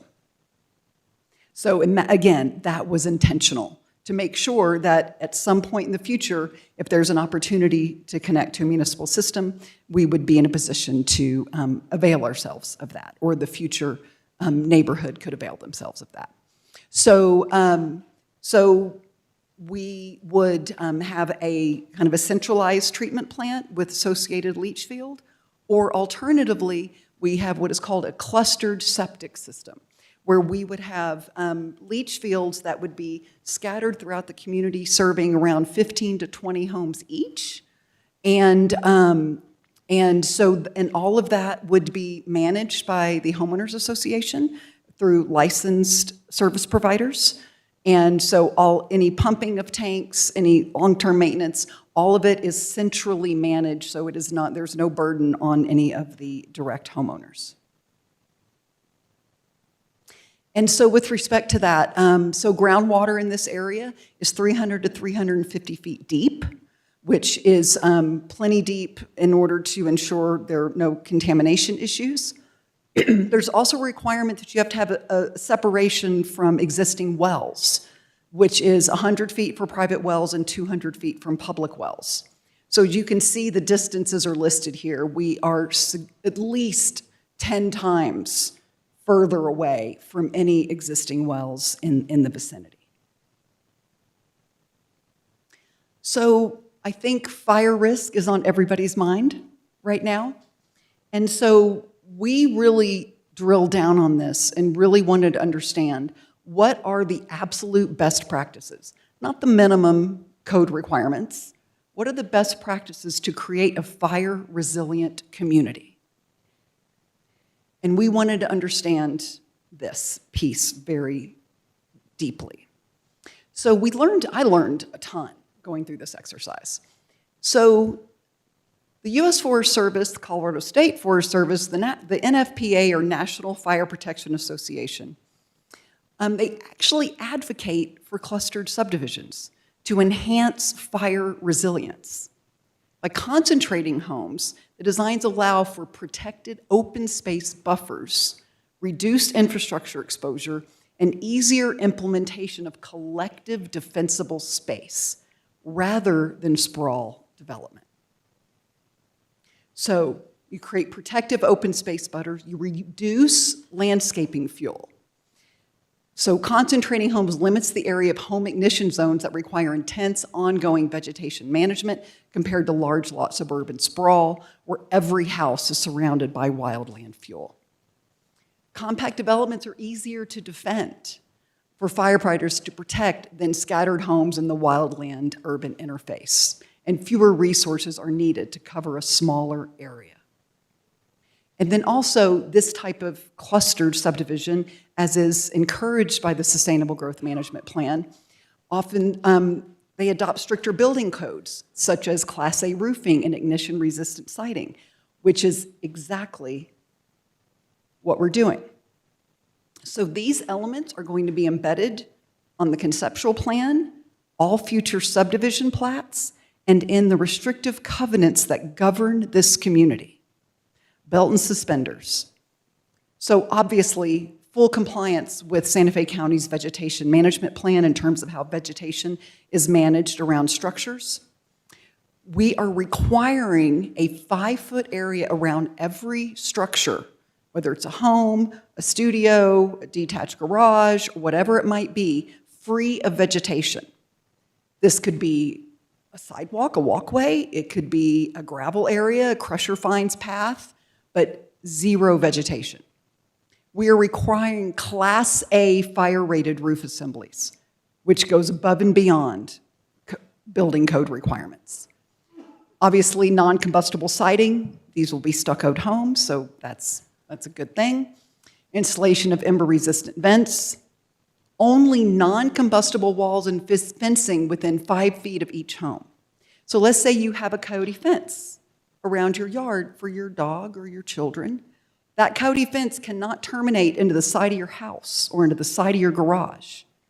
What terminates has to either be wrought iron or a stuccoed wall, some sort of non-combustible material, and then of course spark arresters installed at chimneys. We really see this as a model. Again, we've been talking about potential upcoming updates to the SLDC. I think this has to be part of the conversation, is the fire resiliency. So we are in the Agua Fria Fire District. We're served by Station 2, which is a little over 1.25 miles away from the project, so very close. The station is staffed 24/7. And I looked up what would the ISO rating be for this community once it's constructed. And the ISO rating for Camino Verde is a rating of 5. And that is largely due to the fact that this community is served by a series of 18 fire hydrants. So every home has great accessibility to a fire hydrant. So we've heard a lot about concerns of what if there's an emergency? How do, the addition of these new homes and the additional vehicles that come with these homes, how are we going to get out of the neighborhood in the event of an emergency? So we studied this too. Wanted to understand it. It felt very important to understand this. So this is Camino Verde right here. So that's Blue Canyon Trail, the existing roadway that does extend down and connect down to the frontage road there. So what you see in blue is 599 as well as 285 over here.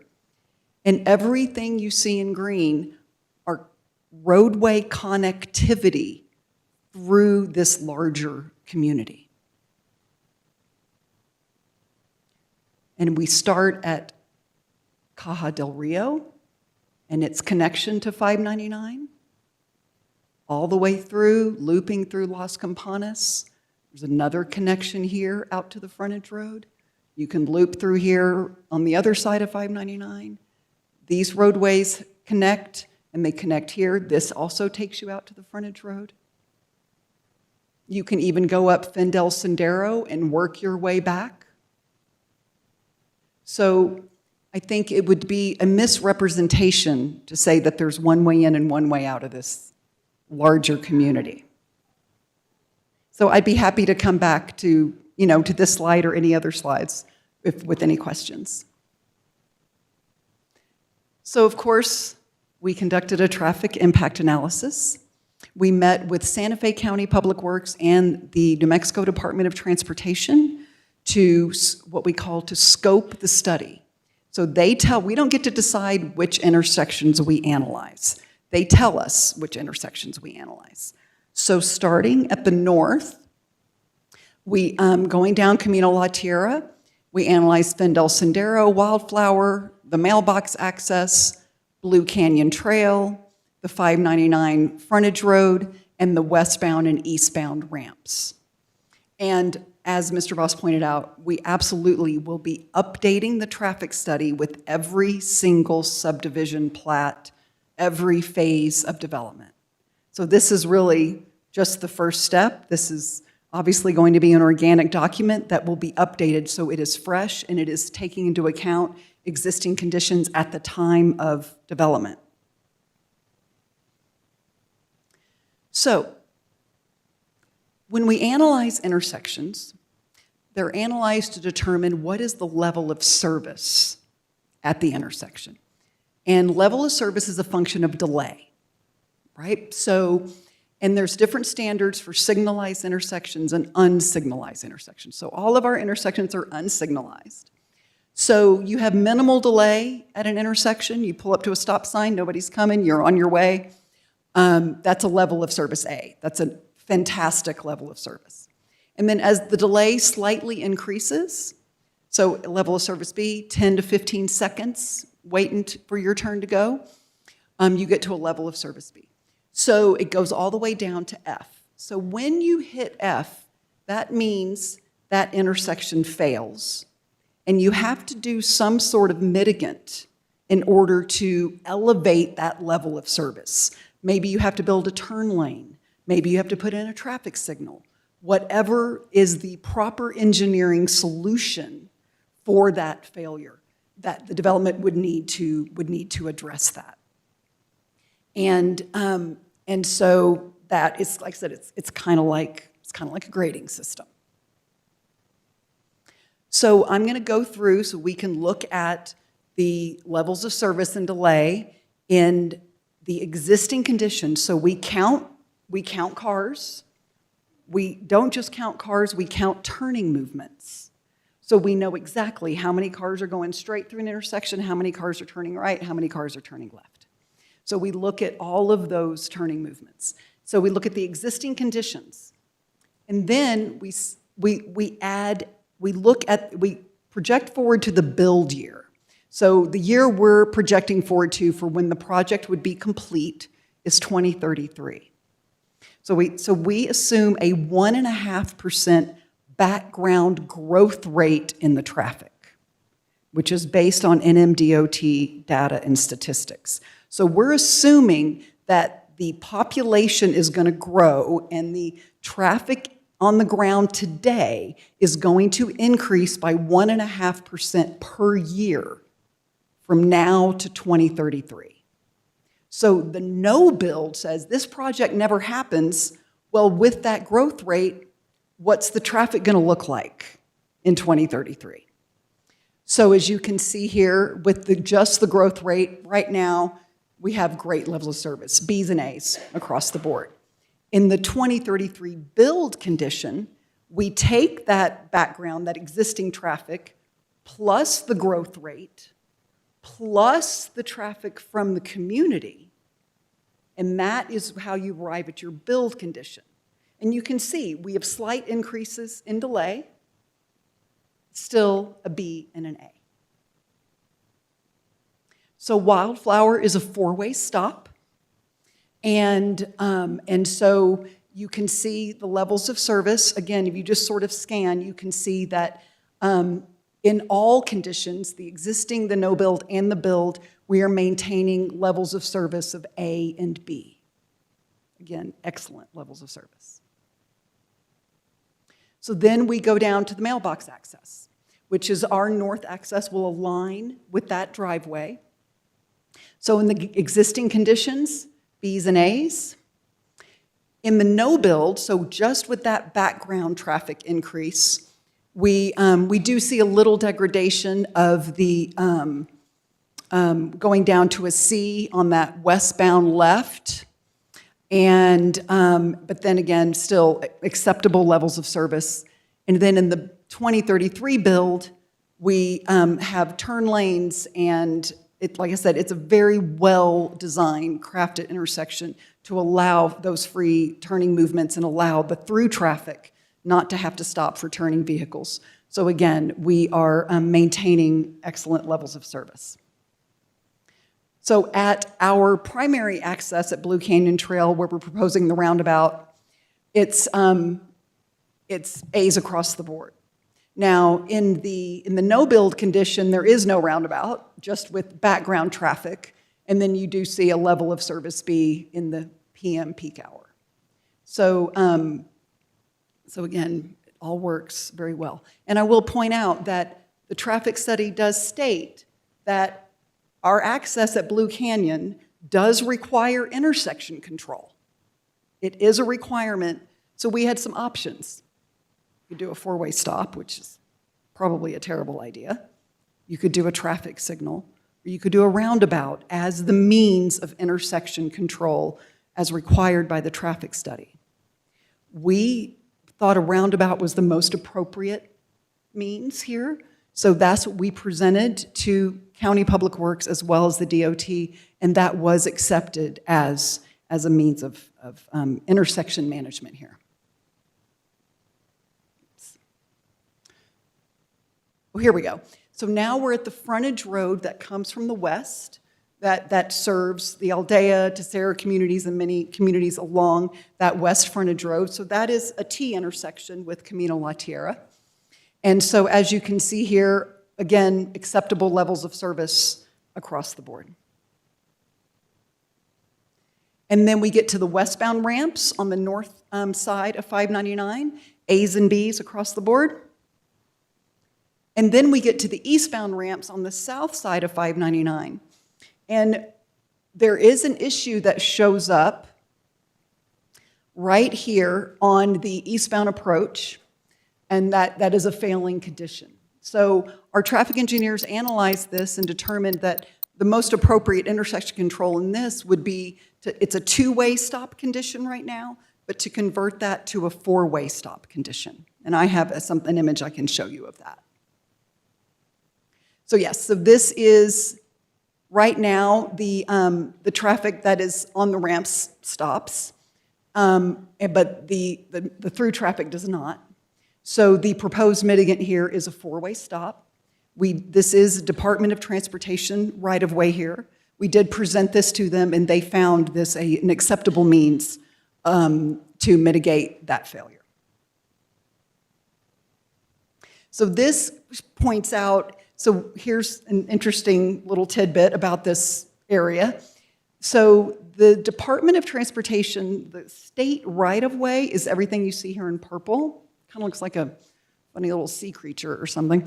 So the Camino La Tierra, all the way up till you just get kind of to the south side of the mailboxes, is also DOT right-of-way, which I learned that when I got involved in this project.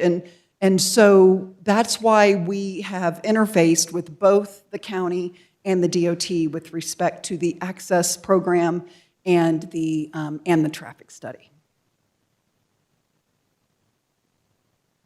So this is just a rendering of as you approach the roundabout and some of the landscaping improvements that we're proposing. And then this just touches on the agency reviews, Public Works, DOT, planning, fire prevention, public utilities, the New Mexico Environment Department, and affordable housing.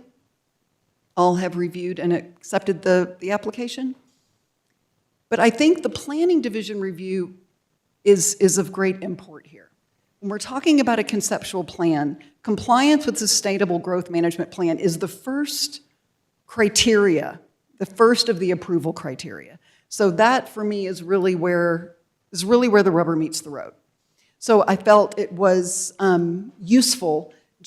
These are just direct excerpts out of the memo from the County Planning Division, stating that the application is consistent with the overall goals, policies, and strategies of the SGMP. The intent of SDA 2 is to accommodate future development that is likely and reasonable to occur in the next 20 years, and in some cases as infill within existing communities in the next 10 years. The SGMP was last updated in 2015. The proposed development design is a suburban scale contemporary subdivision which is compatible with the scale and functioning of the existing surrounding community. Policy 7.2, support clustering provisions for development or conservation subdivisions. As stated above, the development is a clustered subdivision. Policy 38.4, permit cluster and higher densities only where there are community or public water systems, and monitoring to limit use to 1/4 acre foot a year per dwelling, which we are doing. And then the development is clustered with some lots designed at higher density. The development will connect to community water and sewer systems. So thank you for your patience and your attention. That concludes my presentation, and I'd be happy to stand for any questions. Thank you very much.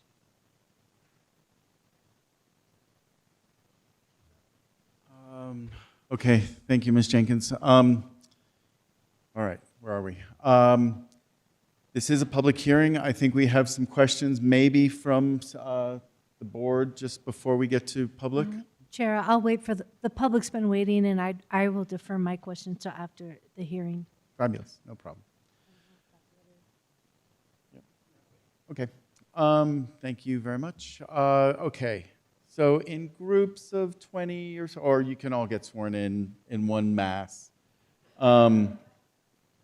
If you would please rise, raise your right hand. The clerk will swear you in if you wish to testify here. Fabulous. Please raise your right hand. Do you swear to tell the truth, the whole truth, and nothing but the truth? When presenting for the record before you testify, please state your name, address, and that you're under oath for your testimony to be considered valid. Okay, we're going to give everybody 2 minutes. You don't have to take all 2 minutes. You can agree with people. You can reiterate other people's things, but if you have an opportunity to be repetitive, yes, sir. Mr. Chair, point of order. Okay. This run. Use the mic, please. I've been sworn. Oh, okay.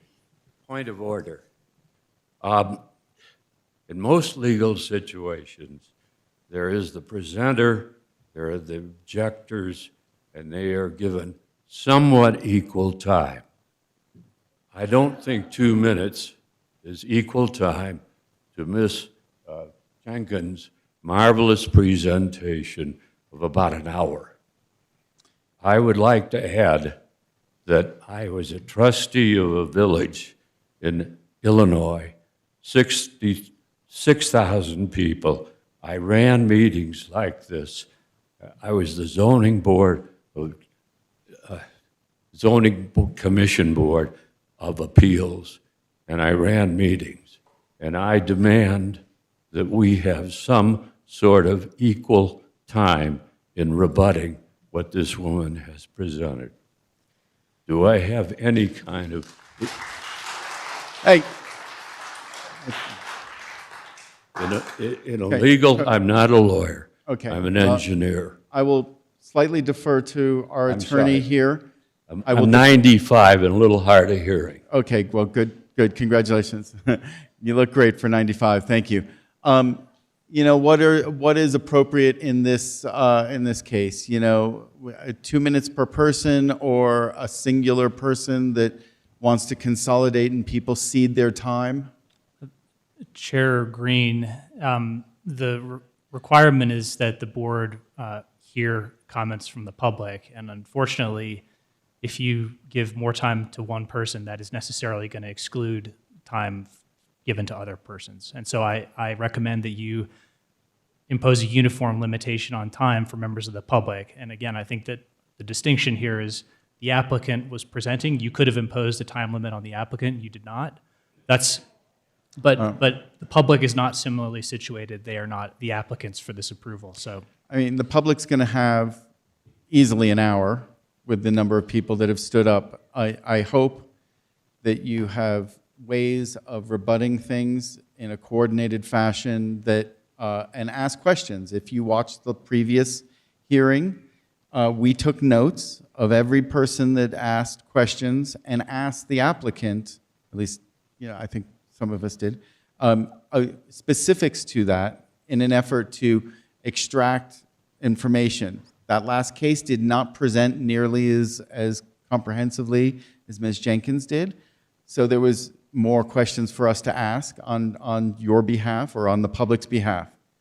Mr. Chairman, may I get permission from the other people here to speak at least 10 minutes or less. I don't think that that's appropriate. I think, so I'm going to, What is appropriate? so Pardon me? we were going to do 2 minutes per person. We have 50 sets of your notes here. We have, I hope you all are coordinated. I mean, you all seem to be mostly on the same I side here. have some specific questions to ask Ms. Jenkins Did you about pres- her presentation. And I believe the legal right to ask those questions. I think that you should be able to give them to us very quickly. Give them to us, like state them. If you don't get it through them in 2 minutes, go to one of your fellow opponents and just say, can you ask these 5 more questions? And whatever you get through, between 40, 50 of you, I hope we can get to all the questions, and we will ask the questions. We will ask them to rebut them and to address them as appropriately as they can and as completely as they can. Do I have your permission to begin now? Yes, please. Thank you. Ms. Jenkins, you Timer. gave a marvelous Hold on. presentation. But sir, please Sir, state, sir, you need state to your introduce name. yourself. I'm sorry, what? Introduce yourself, Oh, your name, okay. your address, and acknowledge that you're under oath. My name is Frank Hirsch. I live in Las Campanas. I've been there 8 years. I intend to die there because I'm 95. I would hope that I could last longer. I was a trustee of a village in Illinois. Speak into the mic, sir. Okay, anyway, I was a trustee of Northfield, Illinois for 13 years. I've run meetings like this. I have a few simple questions I would like to ask, and I'll swear. Yeah, you're sworn in. Please take your time. Go do your thing, please. May I have permission to address us, and we will. Okay. It's the equivalent. Traffic study. When was the traffic study taken? It was taken in September and October of last year, which is the least traffic time of least people are here. So the traffic TIA is really invalid, I would say. Is Ms. Jenkins aware that insurance policies are being canceled in Las Campanas? You cannot get insurance because of the fire potential. She talks of open land. In reality, the open space she's willing to give is unbuildable space. So what is she giving? I don't know. I'd like to ask her. Under HUD, she indicated that there was an affordable housing rule. The Habitat for Humanity has 79,000 as affordable income, not 350,000. I think those figures are spurious. I'm a member of the steering committee of the Santa Fe County, Northern County. I never heard of a meeting. There are 2 other men here too who are on this steering committee. We never met. Our leader was Mona Shoup, and I have no knowledge of her meeting with Ms. Jenkins. So that, as far as I'm concerned, I don't know what to say. You can determine that yourself. Thank you, sir. Okay. Please If work with your. somebody will relinquish a few more minutes to me. No. Do I hear? Okay, you all have something to say. All right. Please, sir, if you would like to submit your questions, please feel free to submit them to us. Please approach And My name is William Schindler, 40 East Wildflower Drive. and I please bring the mic up to your face. Thank you. William Schindler, 40 East Wildflower Drive, and I know that I'm under oath. I would like to address the erroneous open space density bonus calculation that applicant has used to try to justify the building of 158 houses on land that is zoned for only 121, and to cluster 103 of those houses on the smaller of the two parcels. The bonuses are critical to the validity of the plan. The proposed development, I'm sorry, the proposed development is not a single parcel, but two separate legal parcels. And this is an important consideration because Section 8.12.12 of the SLDC expressly states that a density bonus shall be utilized within the same parcel of land, meaning that it cannot be allocated to another parcel or aggregated with another parcel. The only way that this proposal works is if the applicant is able to combine two legal lots into a single one for purposes of computing the open space. She claims that there's 51.7 open space over the 304 acres.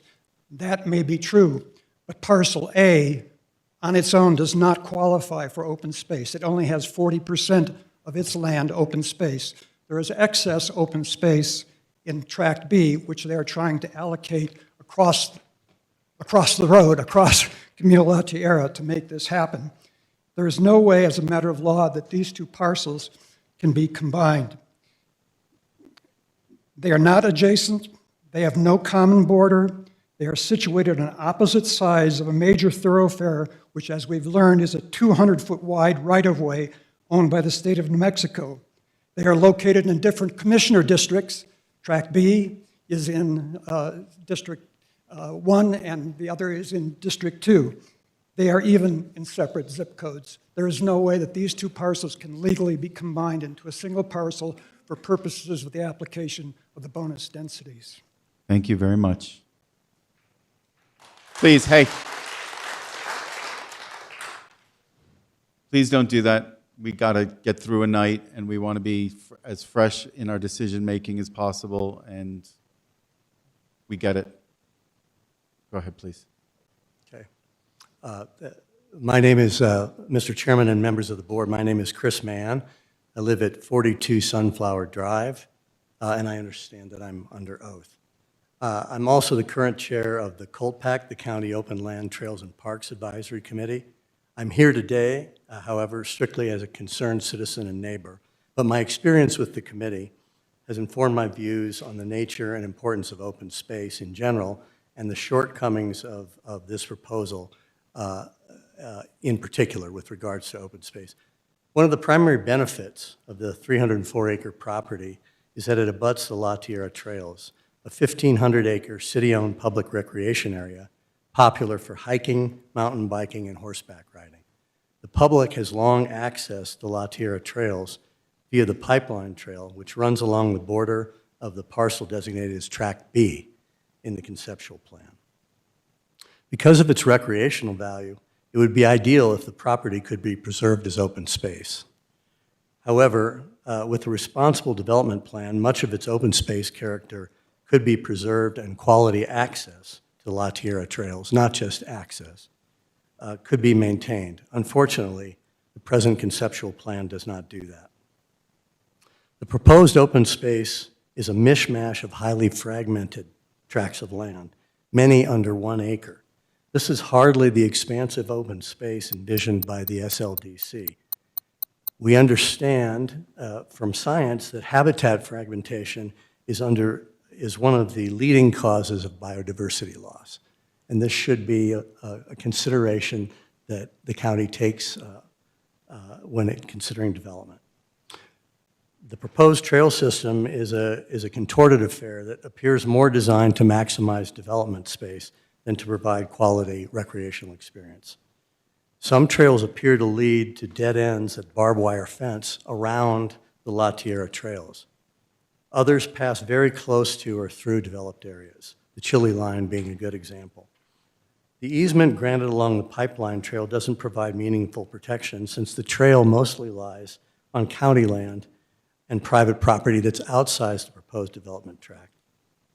So for these and other reasons that you'll hear later this evening, I urge you to reject the plan and send it back to the applicant to produce a plan more in keeping with the character of our community and the letter and spirit of the SLDC. Thank you very much. Thank you very much. Please, everybody, try to keep it to your 2 minutes.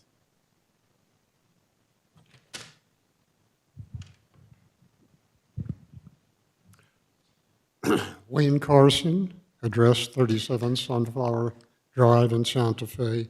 I understand that I am under oath.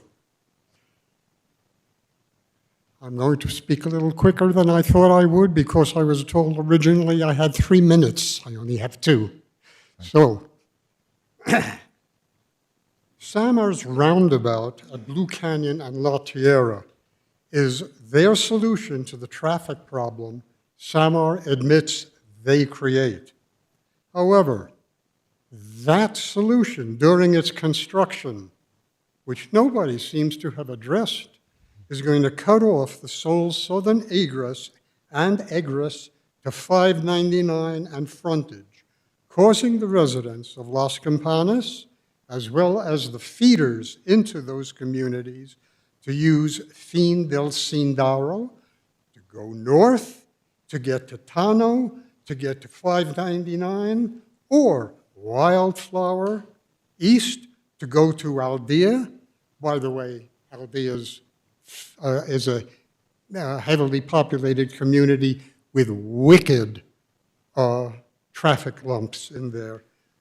And or go northwest on Camino to Caja del Rio to 599. An inconvenience we did not create, and it is a safety danger, may be deadly in the event of a wildfire, and I don't understand how the emergency people could say during this construction that it is not going to take longer to provide emergency services to the community. Samar claimed the topography will hide most of the density eyesore and showed you a wonderful graphic presentation. However, there's going to be another presenter who will present graphically the falsity of that situation, and I urge you to take note. Oh, sorry, my time's up. Oh, one word. It's a transition, according to the developer. Yeah. From open and wild to ugly. Thank you. You're welcome. Thank you very much. Hi, my name is Sarah Noss. I live at 1012 Osage Circle, 87505. I'm the executive director at the Santa Fe Conservation Trust. We've worked very closely with Jennifer Jenkins, who represents the developers of Camino Verde. Our concern was to ensure that the trail connectivity for the neighbors to the west of La Tierra trail system was maintained.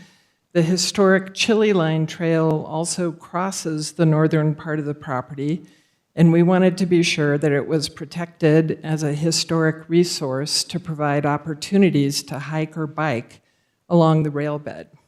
We had other concerns about preserving access to the Arroyo Frijoles trails and being sure that the subdivision itself kept in mind hiking and biking access and crossings along Camino La Tierra and through the subdivision. We found both Jennifer Jenkins and the developers to be very responsive and open to our concerns and suggestions. They reduced the crossings of the historic Chile Line rail bed from 2 to 1. They recognized the importance of providing connectivity for the neighbors to the west and their own residents to the La Tierra trail system, and they preserved a northern user-made trail. They created hiking and biking corridors through the subdivision to allow their residents and the neighbors access to the Frijoles Trail and the ability to pass through the subdivision to other connections to the north and south. So given that this is a private property that the owners have the right to develop, we feel that they nonetheless worked hard to protect the recreational and historic trail amenities in the area for the public to enjoy. Thank you. Thank you, Sarah. Mr. Rogers. Hello, Mr. Chair, members of the commission. Tim Rogers, 411 Cortez Place. I understand I'm under oath. I'm the Trails Program Manager for the Santa Fe Conservation Trust. I helped Sarah write that statement of support. I've had my eye as Trails Program Manager and previously working on trails in this area on this lot or this land for a couple of decades, since before the La Tierra Trails Master Plan, because of the significance of the trail connections and especially the Chili Line, which is a very little-known historic resource. A previous conceptual plan that was begun by previous owners of this land did not even acknowledge that the Chili Line existed. When I contacted the people making the proposal, they were not aware that it was there. This would be the first subdivision that not only preserves the Chili Line, but makes it available to the public. It will continue to be available. I've worked all over the state. This informal trail on the Chili Line railbed is the best rail to trail in northern New Mexico, and it is unique. Other subdivisions have ignored it or turned it into driveways or roads. This is an opportunity to celebrate the history we have and make it available to the public. And so that and the rest of the trail plans, they are planning trails along the Arroyo Frijoles that will add up to a mile-long trail with prospects going up and down the arroyo to connect up towards the city, down towards the rest of the county. So they are preserving and improving the trail connections that we need, and they're even preserving a lot of minor trail connections that really enhance La Tierra trails. So I support the concept that's being brought forward. Thank you. Thank you very much. My name is William Fireeisen. Now I live at 3217 Kai Celestial here in Santa Fe. Excuse me. And I recognize that I am under oath.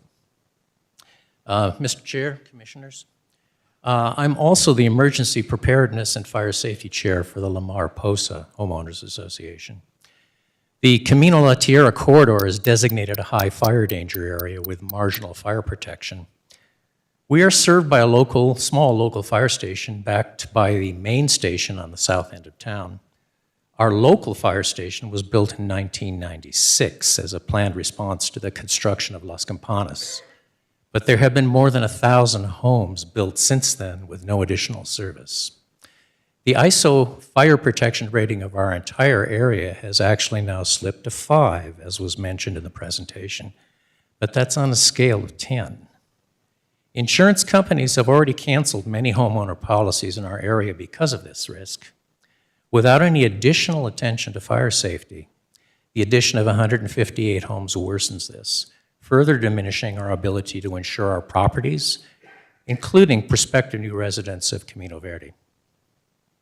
However, Camino Verde creates a more vexing problem, a new traffic choke point astride the only viable emergency evacuation route for the more than 2,000 homes to the west. In the event of a wildfire, Camino La Tierra is already marginal as a narrow evacuation route. All traffic is funneled through the Camino Verde development and will be choked by the proposed roundabout. This is a public safety hazard and would be a liability for the county should it be approved. I urge you to table the proposal until a plan is in place to improve our fire protection and the emergency evacuation capacity of Camino La Tierra. And under no circumstance should you allow the installation of a roundabout choke point. This endangers all of us. Thank you. Thank you very much. Now, please. Hello, My name is Tom Linton. I live at 20 Chocolate Flower Circle, which is in the Las Campanas neighborhood adjacent to the proposed Camino Verde development. My property adjoins their property. I bought my lot on the eastern edge of Las Campanas Estates 2 in 1993, built my home in 94 and moved in 95. For over 30 years, neighbors have hiked, biked, and ridden horses through my property, which includes the huge Frijoles Arroyo. They think it's public land, but it's actually my property. This development will end all of that. Part of the attraction of the area was the welcome tranquility provided by the acres of open land one encountered driving from town on Camino La Tierra before 599 was built. The proposed development, by clustering 158 homes on lots as small as a quarter acre, would irreparably scar the landscape, allowing such a dramatic distortion of the long-standing residential estate zoning would be a breach of faith to all of us who have relied on that zoning to maintain the character of our neighborhoods and the reason why we chose to live here. I am not against the development of this private 300 acres. We would request that the county only approve what the existing zoning calls for, 1 home per 2.5 acres. As homeowners, we are concerned about flooding from the large arroyos, fire danger, like what happened in Pacific Palisades, where the houses are close, traffic accidents, and substantial noise and light pollution.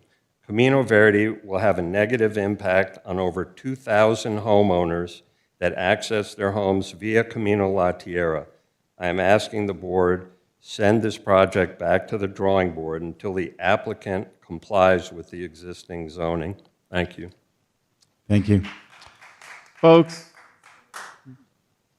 Hi, my name is Bill Roth. I live at 1713A Montano Street. I acknowledge I'm being sworn in. I'm one of the few here that I support this development. I'm a private individual. I use the trails they're preserving. They're actually preserving a good number of what we call cowboy trails in this property. I'm a little confused by the comment that they're disconnected. They all go up into La Tierra.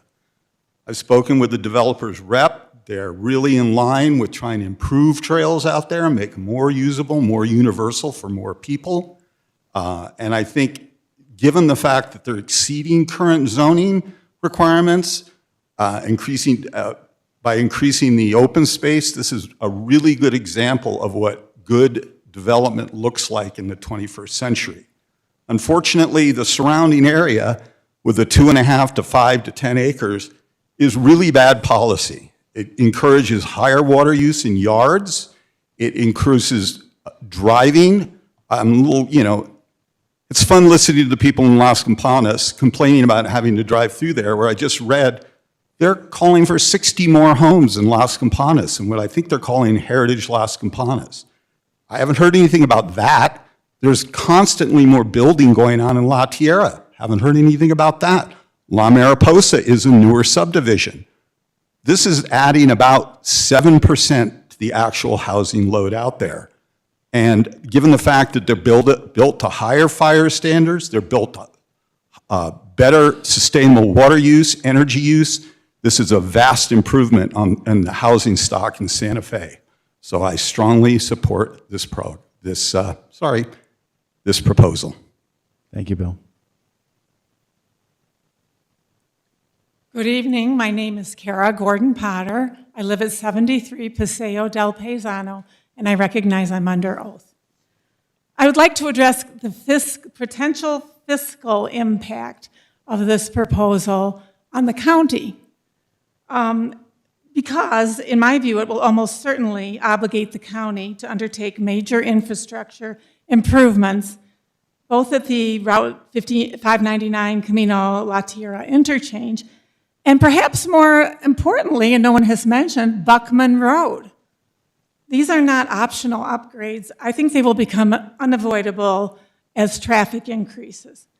While the traffic study has been completed, its conclusions really do not align with what residents experience every day. Northbound traffic exiting 599 already backs up on the ramps because of continuous through traffic on Camino La Tierra, coming from Buckman Road. The addition of more than 150 homes, which is probably 300 vehicles, will exacerbate this congestion significantly. Driver frustration will rise, delays will increase, and the likelihood of crashes will grow. At that point, substantial intersection redesign will be unavoidable, and the cost of these improvements will fall squarely on the county and its taxpayers. A simple traffic signal or roundabout is not going to be enough to address the problem. Buckman Road is really a concern. In its current state, it's not capable of supporting increased traffic volumes. Portions of the road wash out regularly, potholes are persistent, and there are no shoulders to provide even minimal safety margins. Meaningful improvements would require widening and full reconstruction. This is obviously not a small project. It's a major capital expense that the county would be forced to absorb if the development proceeds. We've mentioned fire evacuation concerns, so I won't bring that up again. But for these reasons, I request that the county consider the long-term financial and safety impacts of approving this project. The burden will ultimately fall on the taxpayers, and the risks will be borne by the community. Thank you. Thank you very much. We got you.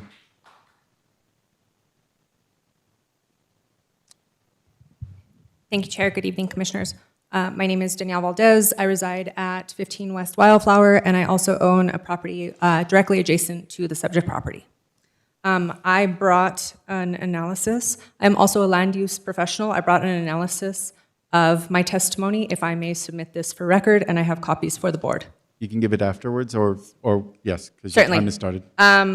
Criterion 1 is not satisfied. There's no demonstrated conformance with the SGMP. The applicant and staff cite only SGMP policies that favor housing, open space, and clustering while ignoring equal policies with compatibility, community character, scenic resources, and open space fragmentation. The SGMP must be read as an integrated document, and selective conformance is not conformance. There's an erroneous comparison to Aldea, Tessera, and Tierra Antigua by comparing them to the residential estate zoning district. These are planned developments. They are not the same as residential estate. Criterion 3, there's non-conformance with Criterion 3. There's no legal basis or findings under the SLDC for the density bonus that identifies 157.45 acres of aggregated open space on 21 non-contiguous tracts. There's no findings on conservation objectives.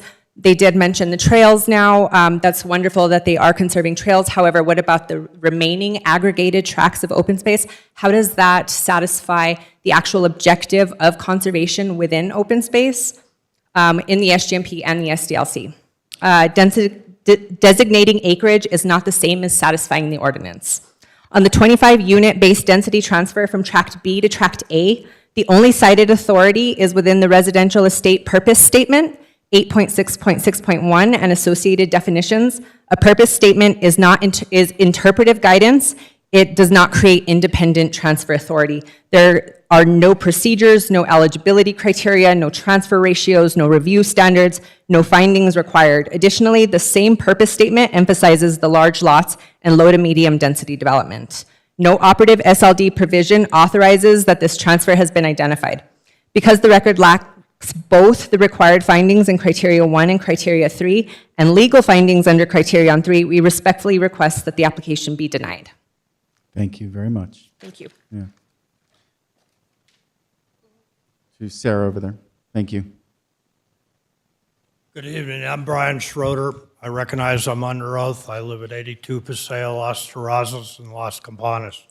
You've heard from residents. You've heard from me.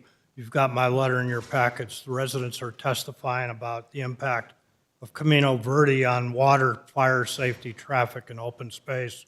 I want to speak to how public policy is defined by vision and values. I want to ask how influencers and decision makers are held accountable for their impact on the quality of life of residents. I want to speak specifically to three stakeholders and their vision for Camino La Tierra: Samara Real Property, Jenkins, Gavin, and the county commissioners. First, Samara Real Property. It's a Chicago corporation. Nothing against Chicago. It's the Pope's hometown. But I will say they want to transform 300 acres of open space into development that residents do not want. Camino Verde is marketed under the slogan, Airport to Opera.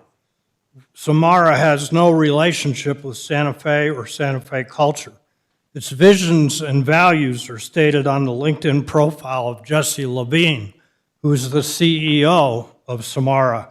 He says a primary focus is to purchase well-located real estate, earn a significant total return, and eventual redevelopment with greater density and higher value uses. How do neighboring communities like Aldea, Tesoro, Las Campanas, El Prado, and Tano benefit from Samara's plan to market properties to investors and transient opera lovers? How does Santa Fe preserve its open culture? It's a culture when open space is destroyed. Jenkins Gavin has promoted improvements for Santa Fe Community College, Christus St. Vincent Presbyterian Medical Group, Bishop's Lodge, and others. Those projects enhanced our community. The same can't be said for Camino Verde. Their advocacy has created no enthusiasm, no excitement, and no goodwill. How will Jenkins Gavin be remembered? Finally, I get to the commissioners. Some of you want to move up, perhaps to become mayor, serve in the State House, or go to Congress. Your websites state your priorities are belonging, health and economic opportunity, environmental sustainability, wildfire risk mitigation, artistic heritage, historical legacy, to advocate for conservation and water preservation. If you want to reflect the views of constituents with this vote and serve them in ways that will remember you, this vote will define how you'll be remembered. It's a tough vote, but it speaks directly to your vision for open space, traffic, fire control, and water conservation. It speaks to your values and the future you want for this community. I ask your no vote. Thank you very much for your time. Thank you very much.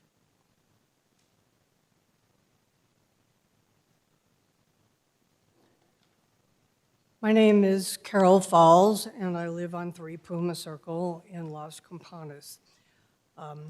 Bring the microphone down to your, right in front of your mouth, please. For the record, I would like to weigh in on a couple, I'm sorry? Oh, sorry about that.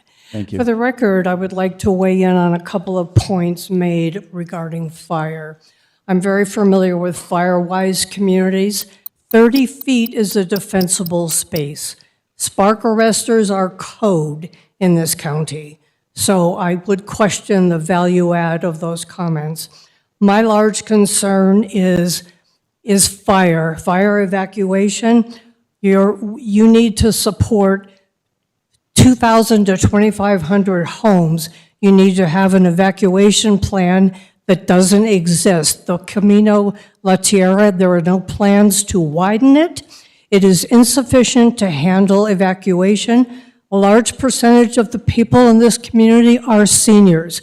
Do you really want blood on your hands because those people cannot be accessed or be evacuated because of constraints on the roadways? Ask yourself that. Fire insurance is getting canceled right and left. People cannot afford fire insurance, therefore they're compelled to sell their homes, which will directly affect your property tax budget.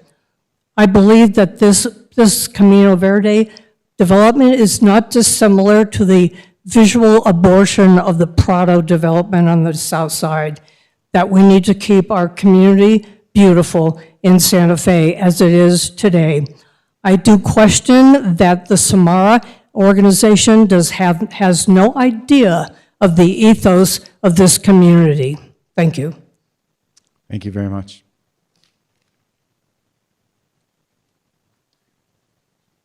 My name is Dewey Lederer, and I am the president of the Tierra de Oro HOA, which is a recognized organization in Santa Fe County. And I understand that I am under oath. I'd like to speak to the mission statement. So a mission statement defines why an organization exists, what it aims to achieve, and how it serves its community. The SLDC mission statement, the first line says to preserve the character of our existing communities and unique rural landscapes.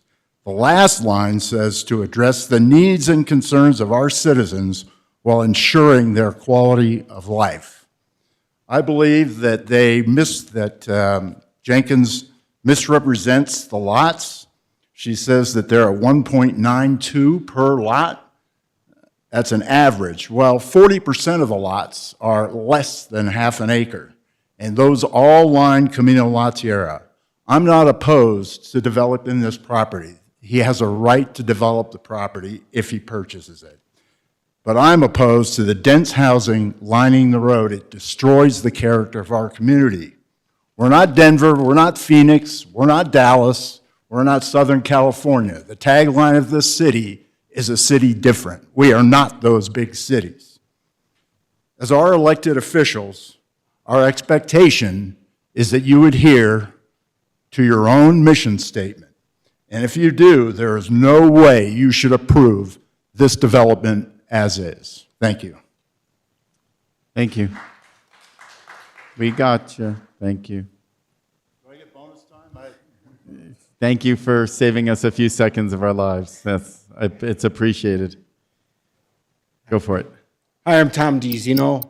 I'm the director of the Colinas Verdes Homeowners Association. We're all full-time residents.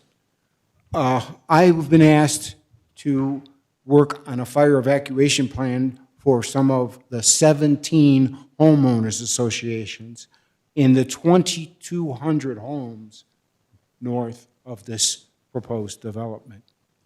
The reason I was asked is because I'm a veteran of the Crest Fire and of the Witch Fire. 2,500 homes built, 15 people killed, 200,000 acres burnt. I was driving a police car on I-5, which is an 18-lane highway.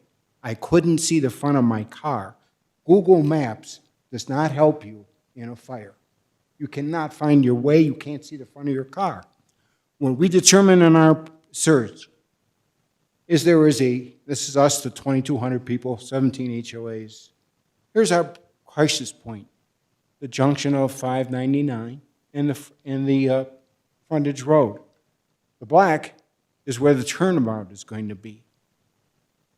I don't see how anybody who's in an emergency is going to vector off of their normal route, which is La Tierra, to try to find a route that they don't know. 30 years some of the people have lived here, and they had no idea how to get out of here except for La Tierra. You have to have the county emergency services people weigh in. It's wonderful that this development has done a fire resiliency for their own. There's 2,200 people behind you that have to get out by going by you that are not at the same place. We're the ones that are fighting to keep fire insurance. Thank you. Thank you very much.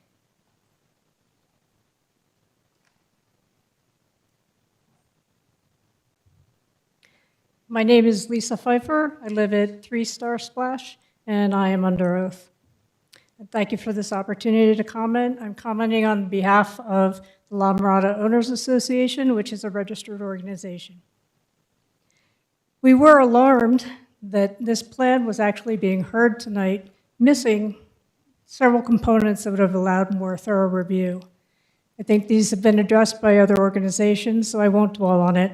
I will dwell on the issues of highest priority to my registered organization, and that would be the choke point on the main traffic artery, as well as associated public safety risks.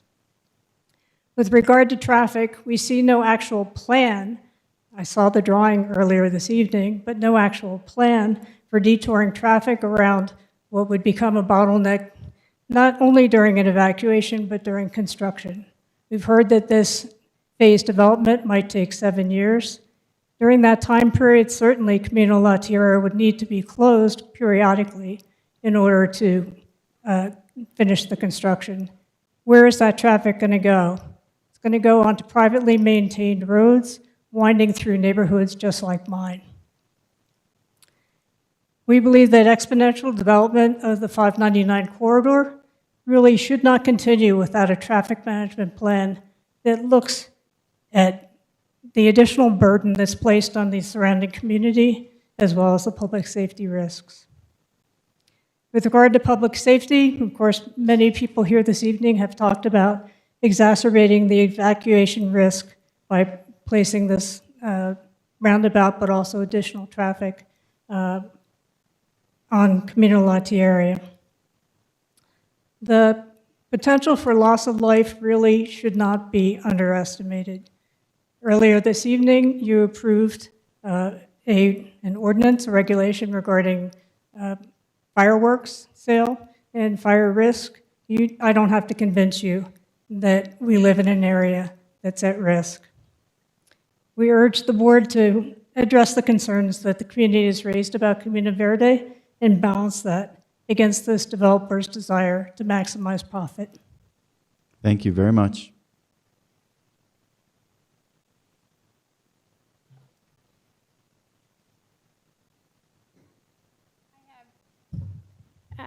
Some images, is it possible to? Sarah, can you collect these and distribute them to us before she starts so we can look at them while she's testifying? You're going to have to trust that we're going to look at the right picture at the right time. My name is Kim Kelly, and I live at 32 Estrada Calabasa, and I am under oath. Good evening, commissioners. I have lived and raised my family in La Tierra for over 25 years. I own an art gallery, and I served on the Santa Fe Sustainable Commission, the Business Quality of Life Committee, and I also volunteered for the county for their Single Waste Plastic Initiative. My primary concern is the Tract B, this parcel that is so incredibly beautiful that all of us have enjoyed. It is not just a flat parcel of tumbleweeds, but it is a treasured open space filled with old-growth juniper pinions and has been enjoyed by residents not just in La Tierra, but the whole county. Whenever you drive by, there's at least 20 people there riding horses and hiking. The proposed high-density development could potentially be 2 stories, and I created an AI version of this. You can see that I added in the 100-foot buffer. So you can see when I Googled this building, this is 70 feet right here. So just 30 feet more, you can see this is 2 stories. How is anybody going to see the mountain? It is going to be a wall of houses. And I didn't add in the extra ones. This was from the original proposal. So 2 walls there for all of us to see while we're driving in. It is in my understanding that the SGDP it says that it's supposed to protect our scenic views, but this is going to block all of our views and all of our enjoyment of this beautiful land. I would also like to say that I feel that Sarah Noss and her testimony was slightly compromised because it is my understanding that both the person that is selling the land and Jenkins donated money for their film festival. So I'm sorry, but I have to say that. Thank you very much, and I hope you approve of this. Thank you very much.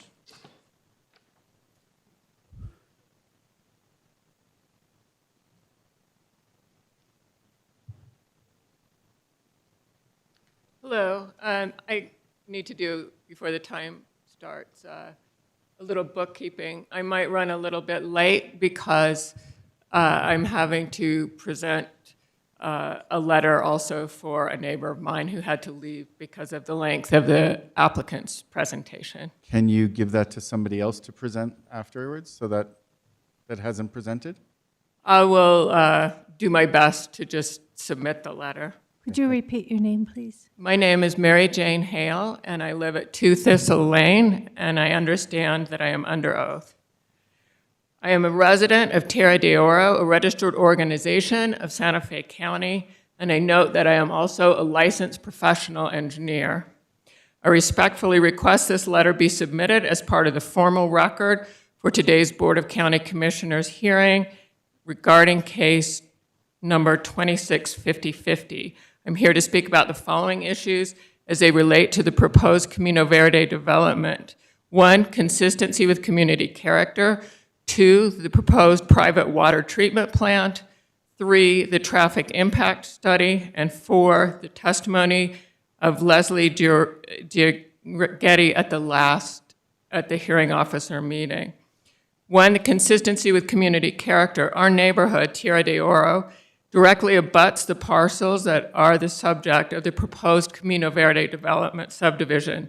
We have serious concerns about the appropriateness of the development with respect to current zoning and the intent of Santa Fe County Growth Management Plan. The 2 parcels are zoned Res E with a density of 1 residence per 2.5 acres. Per Santa Fe County's SLDC, the intent of the zoning was to maintain a rural atmosphere in this part of the county consistent with other developments north of 599. We recognize the parcels are private property and the owner has the right to develop the properties. However, an owner does not have the right to develop their properties in a way that would destroy the long-standing character of the surrounding communities as embodied by Resi zoning intent. My community, Tierra de Oro, consists of 101 lots on 202 acres with a variety of lot sizes, approximately 1.5 to 3.6 acres on a variety of terrains, including steep slopes. The average lot size is 1.9 acres and none is less than 1.5 acres. This shows that responsible development is possible and can be consistent with good economic return. Section 1.4.2 of the SLDC requires the following of development in Santa Fe County, and I quote, 1, enhance the physical, cultural, social, traditional, and environmental values treasured by county residents. 2, enhance the quality of life in Santa Fe County. And 3, respect historical patterns and boundaries in the development approval process for new development and redevelopment. Appreciate your... Okay. For the wastewater treatment plant, we have concerns regarding the fact that density bonus requires, the clustering with density bonus requires sewer, not a private wastewater treatment plant. The private wastewater treatment facilities according to the preliminary engineering report, show duplication of the facilities and leach fields on open space, which is not a specified use in the SLDC for open space. And also shortcomings in the traffic impact study does not consider impact on critically affected county roads, including Buckman Road, Paseo Nopal, Calle Nopal, which are all county roads and were not included for whatever reason in the traffic impact study. Ma'am. Okay, and also it does not reflect peak traffic volume flow. And I also have data with this letter that shows from a survey done of residents, it shows that there is heavy pattern in their use of Buckman Road. Also, I would like to address the testimony of Leslie Giorgetti. Just let me just finish this, please. When we request that Ms. Giorgetti chooses to testify again in support of the project, that her testimony disclosed that she is the listing agent for the property and has a direct financial interest in the project's approval. Her prior testimony did not disclose that she resides more than 5 miles from the project area, does not live in the affected area, and stands to benefit financially from the approval of the project. Thank you very much. Thank you. I appreciate your patience. Yeah, thanks.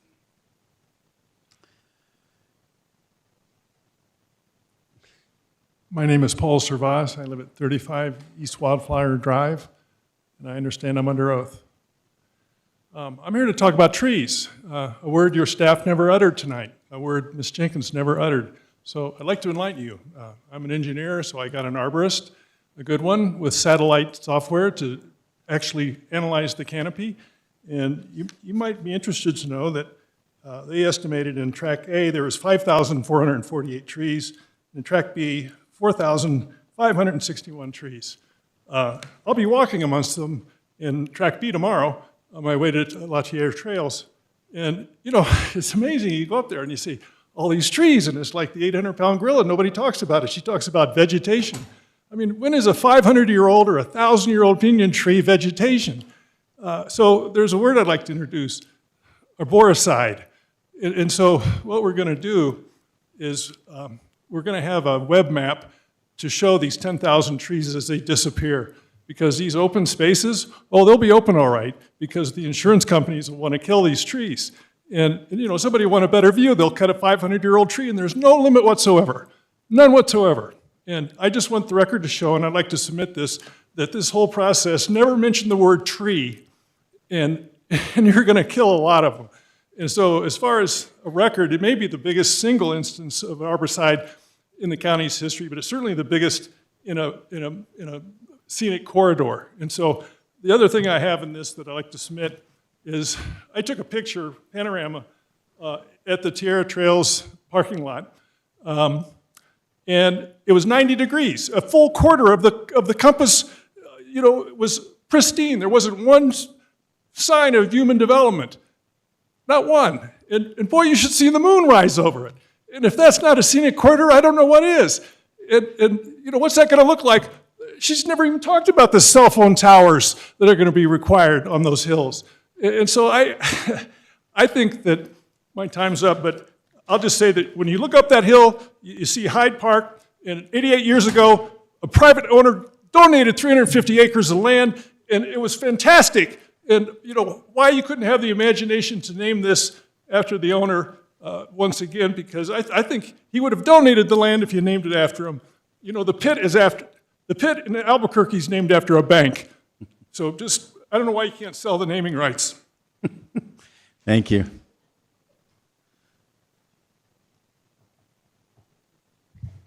My name is Vicki Allery. Down. My name is Vicki Allery. I live at 12 Via Palomita, 87506, and I am under oath. When you're at this point in the queue,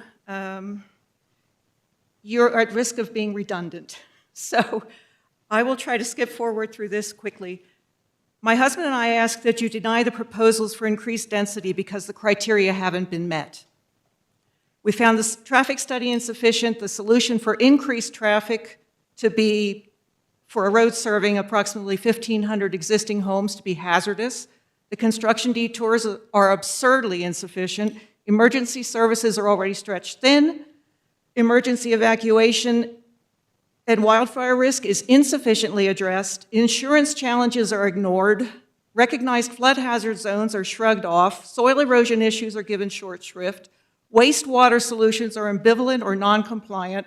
Water needs for the projected 395 residents will strain rapidly dwindling resources. And note, Albuquerque is now pumping 100% groundwater reserves. The request is made by Samara, a Chicago developer with zero connection to the environment or residents of Santa Fe. They are not respecting the spirit of the SLDC, whose mission statement includes to preserve the character of our existing communities and unique rural landscapes. The parcels are zoned Res E. People in the surrounding communities bought their properties without understanding, and interestingly, Samara makes no commitment to completing all 4 phases of the development. It's phase 1, which they're interested in, the most lucrative one. Samara is not the current owner. It's a contingent commitment that they have right now, and we know how they're marketing the development, airport to opera. While it is willing to add the incorrectly calculated affordable housing, what buyers are Samara really seeking to attract? The CEO describes his company as, we invest in mixed-use and multifamily workforce housing projects primarily focused on opportunistically purchasing well-located real estate, providing a current yield and the potential to earn a significant total return, and redevelopment with greater density and higher value. Major projects, he adds, are in Austin and Houston. Those cities are a far cry from the Santa Fe that captured and enraptures most of us.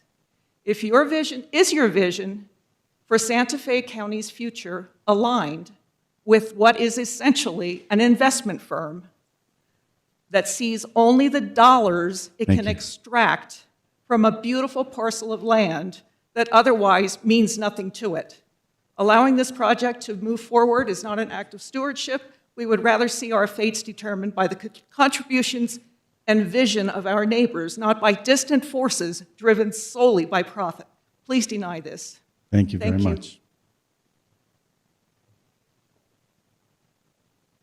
Please try to limit it to 2 minutes. I'll do my best. Thank you. I had 8 points to talk about, but I'll try to talk about 3. I'm Alan Fisk-Williams. I live at 18 Blue Canyon Vista. My property directly abuts the development. I guess I want to start off by talking about fairness and equity. I understand how Samara's going to make a bunch of money. I understand how Jenkins Gavin is going to make a lot of money. But because of the diminished viewshed, the loss of natural quiet, the loss of wildlife, and congestion, I estimate that I'll probably suffer a loss of 10 to 20% on my property. I'm a retired public school teacher. Like most middle-class people, the majority of my wealth is in my house. So I'm going to ask you to please protect your constituents, me, okay, and not some company in Chicago. I went to Santa Fe City to try to find out if they knew what was going on with this development, and I couldn't find anybody who could. I'm specifically worried about Buckman Road and Calle Nepal. They're known hazards to cyclists and pedestrians, and I would hold this whole thing in abeyance until those two really dangerous roads can be improved. And finally, on the traffic study, it said that eastbound from Blue Canyon Vista had a 0 wait time, and I drive that road every day, and I know that number is incorrect. You have to wait at least 50% of the time. So if one number is suspect, I think you have to suspect the whole traffic study. I got 9 seconds to thank the county staff, the commissioners, and the rest of the staff. It's been a long day. Thank you so much. Thank you very much. Great job. 2 minutes on the dot. Thank you. Please.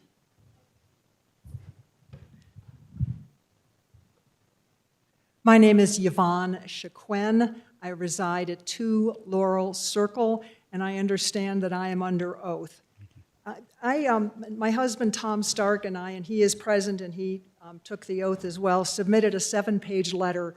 It's part of Exhibit O in your packets. It's at page 151 to 157, should you wish to refer to it, because it doesn't contain some really important pictures, and I think there's a real value in pictures.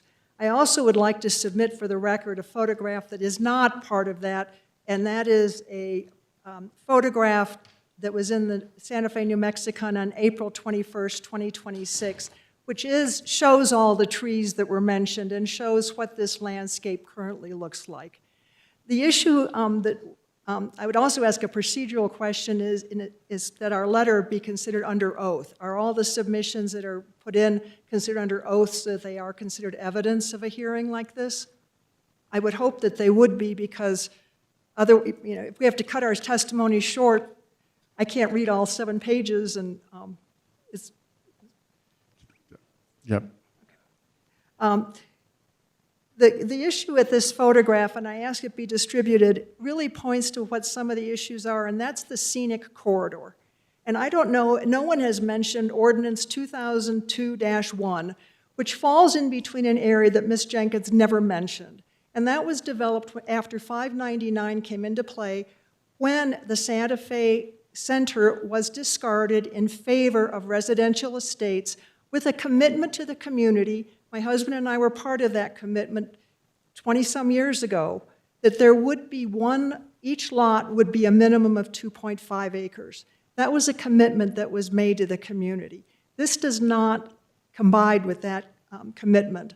There's not enough time to talk about the lack of appropriateness for cluster development, because one of the main criteria of cluster development is that the infrastructure is in place. Not that it's part of the development, but the cluster developments come into play when the infrastructure is there. It is not. Thank you very much. Thank you very much as well. Cheers. Hello, my name's Buck Smith. I live at 51 Violet Circle in Las Campanas. I understand that I'm under oath. I've submitted 2 very detailed letters, and I hope you had a chance to read them. I'm going to let those letters speak for themselves in the interest of time. First of all, I wanted to again reiterate, thank you for your service to the citizens of Santa Fe County and staff who are dutifully doing their job. We really appreciate that. I'm not here to oppose development either, so please don't hear me to be saying that. I'm going to just address 2 points that are in my letter that have not been addressed yet. The one is the housing count for affordable housing. 2 is the floodplain analysis. Now, let me just suggest to you that the applicant seems to have miscalculated the number of affordable houses that it's supposed to supply. We would read the code to say that the applicant must provide 24 affordable homes for 158 lots, not 18 for 121 lots. All right, now I want to refer you to a code section, 13.2.1.1. It says that for subdivisions consisting, I'm quoting this, consisting of 25 or more parcels, that's us, the number of affordable dwellings shall be no less than 15% of the total number of parcels. Now, please ask staff to clarify that. I can't understand it, okay? It's not consistent with their presentation, and we just note it for the record. The second point I want to make is the floodplain data. This floodplain map was last updated in 2008. It's way out of date. I think all we're asking for is that an independent, updated floodplain study be funded by Samara before any vote is taken on this board. I witnessed the flooding in these arroyos in 2017, 2018. I hope you did too. It was harrowing. No Zuni Bowl is going to stop that flooding. Thank you. Thank you very much. Hi, where's Commissioner Hughes? He needs to hear this. He's probably got an earpiece, so he probably is hearing it. Oh, here he is. And here he is. I didn't know about those. Hi. Okay, I didn't know about those, and I'm glad you have those. Hi, my name is Mona Schaup. I live at 7 Tecolote Circle, Santa Fe. I represent Northwest Residents United RO, and I'm under oath. Okay, I would like to first address the conceptual plan application. It lacks needed information for the board to make proper decisions on the increased density. First of all, it does not meet the requirements and the criteria in accordance of Section 8.12 and Table 844 for the density bonus. It does not give anything, well, let me back up. The 2 options it submits for its sewage treatment facilities, they are not community treatment facilities. This is a requirement under these codes. This is very important. Without a community sewage treatment facility, they cannot have the density bonus. You need to look at this. Jennifer mentioned the Tierra Antigua project that she worked on. I brought a copy of it. It followed the code. It has a community sewage treatment facility. I put that in my comments letter, and I hope that you please look at it. Also, I sent you a late email, which I'm sure that you will have. The The project also failed to submit the the archaeological report. This project contains, or this property contains, significant cultural resources. It needs a report to go along with this project before they touch the shovel to the ground. This project needs a report from the state. It needs to be incorporated into the development permit. I'm surprised that the Land Trust wasn't aware of this. I caught up with them and I told them that. Excuse me, my allergies are bad. Also, the environmental impact report was not submitted in the application. I believe this application is incomplete. I think for these reasons and all the other reasons that this application was missing several important pieces, it should be deemed incomplete. This needs to be tabled until you get all the information that you need. I wanted to back up a little bit on the Uno Moss project. The affordable housing plan was wrong. That's it. Thank you for your time. Thank you very much. I guess I have the honor of being last, finally. There are 423 people online after you, so don't get so excited. Okay. My name is Deborah Phillips. I live at 28 Thistle Lane in Santa Fe. It abuts the proposed development. And by the way, that utility line behind my house, the private property that I own extends to the far side of that path. So that is private property, and that's true of my neighbors as well. Just a quick correction to the record. I offered to read the letter that Mary Jane didn't have time to read. So that's what I'm here for. It is written by a homeowner who lives off of Camino La Tierra and is a certified wildlife biologist. And she states, the land proposed for development is not vacant or unused. It is a large expanse of intact pinon juniper woodland that provides shelter, food, breeding habitat, and movement areas for a wide variety of native wildlife. These habitats have developed over centuries and support a diversity of species uniquely adapted to northern New Mexico's landscape. If this project proceeds as proposed, hundreds of acres of functioning wildlife habitat will be permanently lost. Native vegetation will be cleared, soils disturbed, roads constructed, and human activity introduced into an area that currently provides important ecological value. Once homes, streets, utilities, and associated infrastructure are built, the habitat that exists today cannot simply be recreated elsewhere. While wildlife may persist temporarily around development, research consistently shows that many species decline as natural landscapes are converted to residential use. Increased traffic, noise, lighting, domestic pets, and human presence all reduce the suitability of habitat for native wildlife. That loss extends beyond individual animals. We're talking about the gradual erosion of an entire ecosystem. Mature pinon juniper woodlands take generations to develop. The trees, mentioned before, removed today will not be replaced within our lifetimes. The ecological functions they provide, cover, nesting sites, food resources, soil stability, and watershed protection cannot be quickly restored.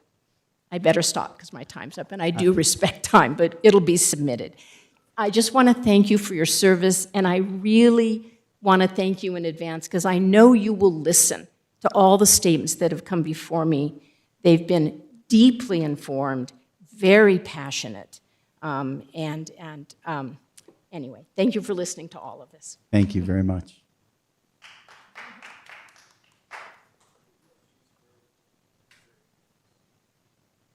My name is William Barr, and I live at 12 West Wildflower Drive in Tierra de Oro. And excuse me, I'm getting a little old. But I was the individual that discovered the paperwork that created the zoning that currently exists for this property. I did it when they did the zoning for the whole county, and I believe you remember that. Mr. Manager. And what happened was, I went to the land use department, and they claimed that they knew exactly what the zoning should be, and it was going to be high density. Well, we in our community knew that was incorrect. They insisted they were correct and refused to do any research to find out what the proper zoning was. So we hired an attorney and helped me do the research, and we finally found the paperwork in storage in a box. And we were able to find the zoning map that was passed by this august body that established it at 2.5 acres. That hasn't changed.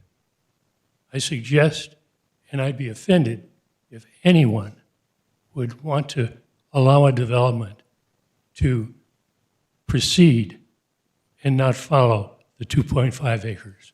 I know it exists. I've seen the zoning maps, and I'd like you to respect that. Thank you. Thank you. You're teasing us. Everybody My name thinks- is Danielle Laurent. My address is 16 Thistle Lane. I'm under oath. Today, I wish to speak to the concept of detrimental reliance. Hope you know what that is. Say that again. Detrimental reliance. As it relates to the proposed Camino Verde development. Detrimental reliance is a legal doctrine that applies when a person reasonably relies on a promise, a representation, or established condition. And because of that reliance, changes their position or makes investments that would not otherwise have been made. The doctrine exists as a mechanism to prevent injustice when people have reasonably relied on expectations created by others. I am exercising this legal doctrine. I live at 16 Thistle Lane, which directly overlooks the proposed Camino Verde development. As a matter of fact, it abuts the development. I purchased my home in 2005.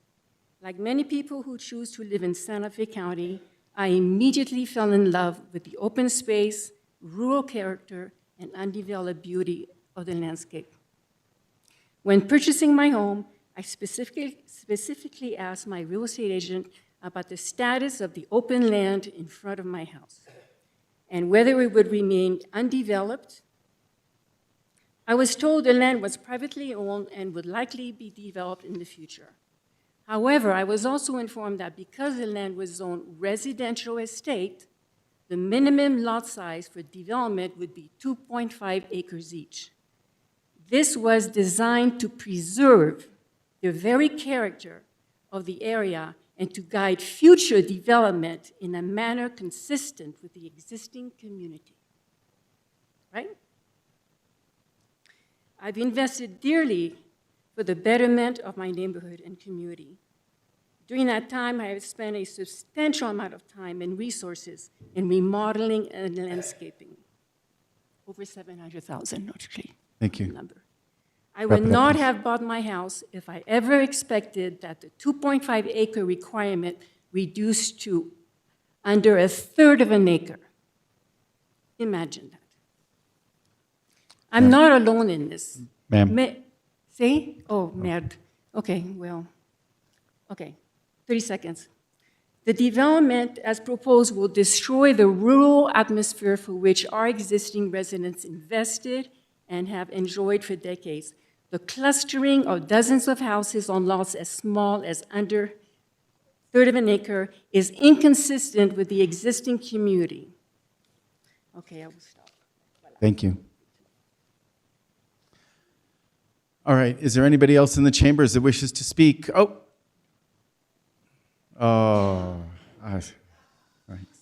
Excellent. Daniel, do we have 233 or is it down to 200? Mr. Chair, we currently have one person online raising their hand.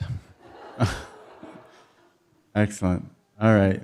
Well, sorry you missed the show here. Glad you could join us online. Thank you. Mr. Chair, that speaker is Tricia Ansell. Actually, her husband, Jeffrey Block.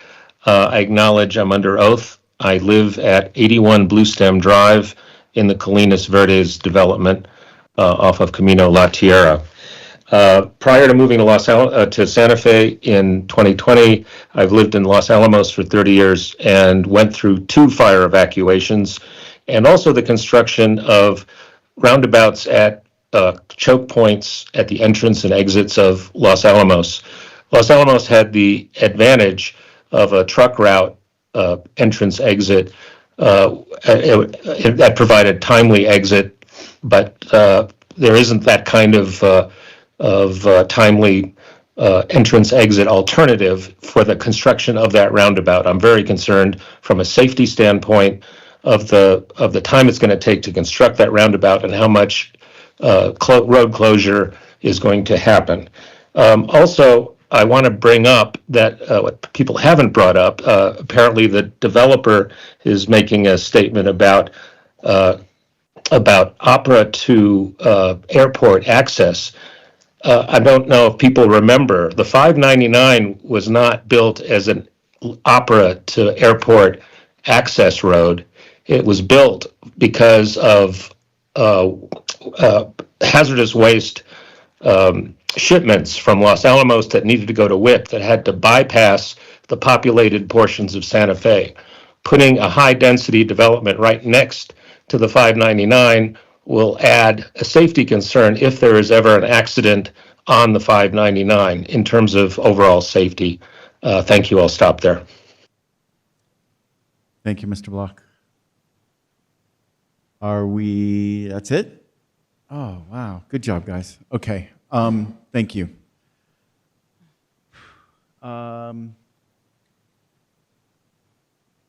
Commissioners, what are we thinking? I would love discussion. I would also like 5 minutes, but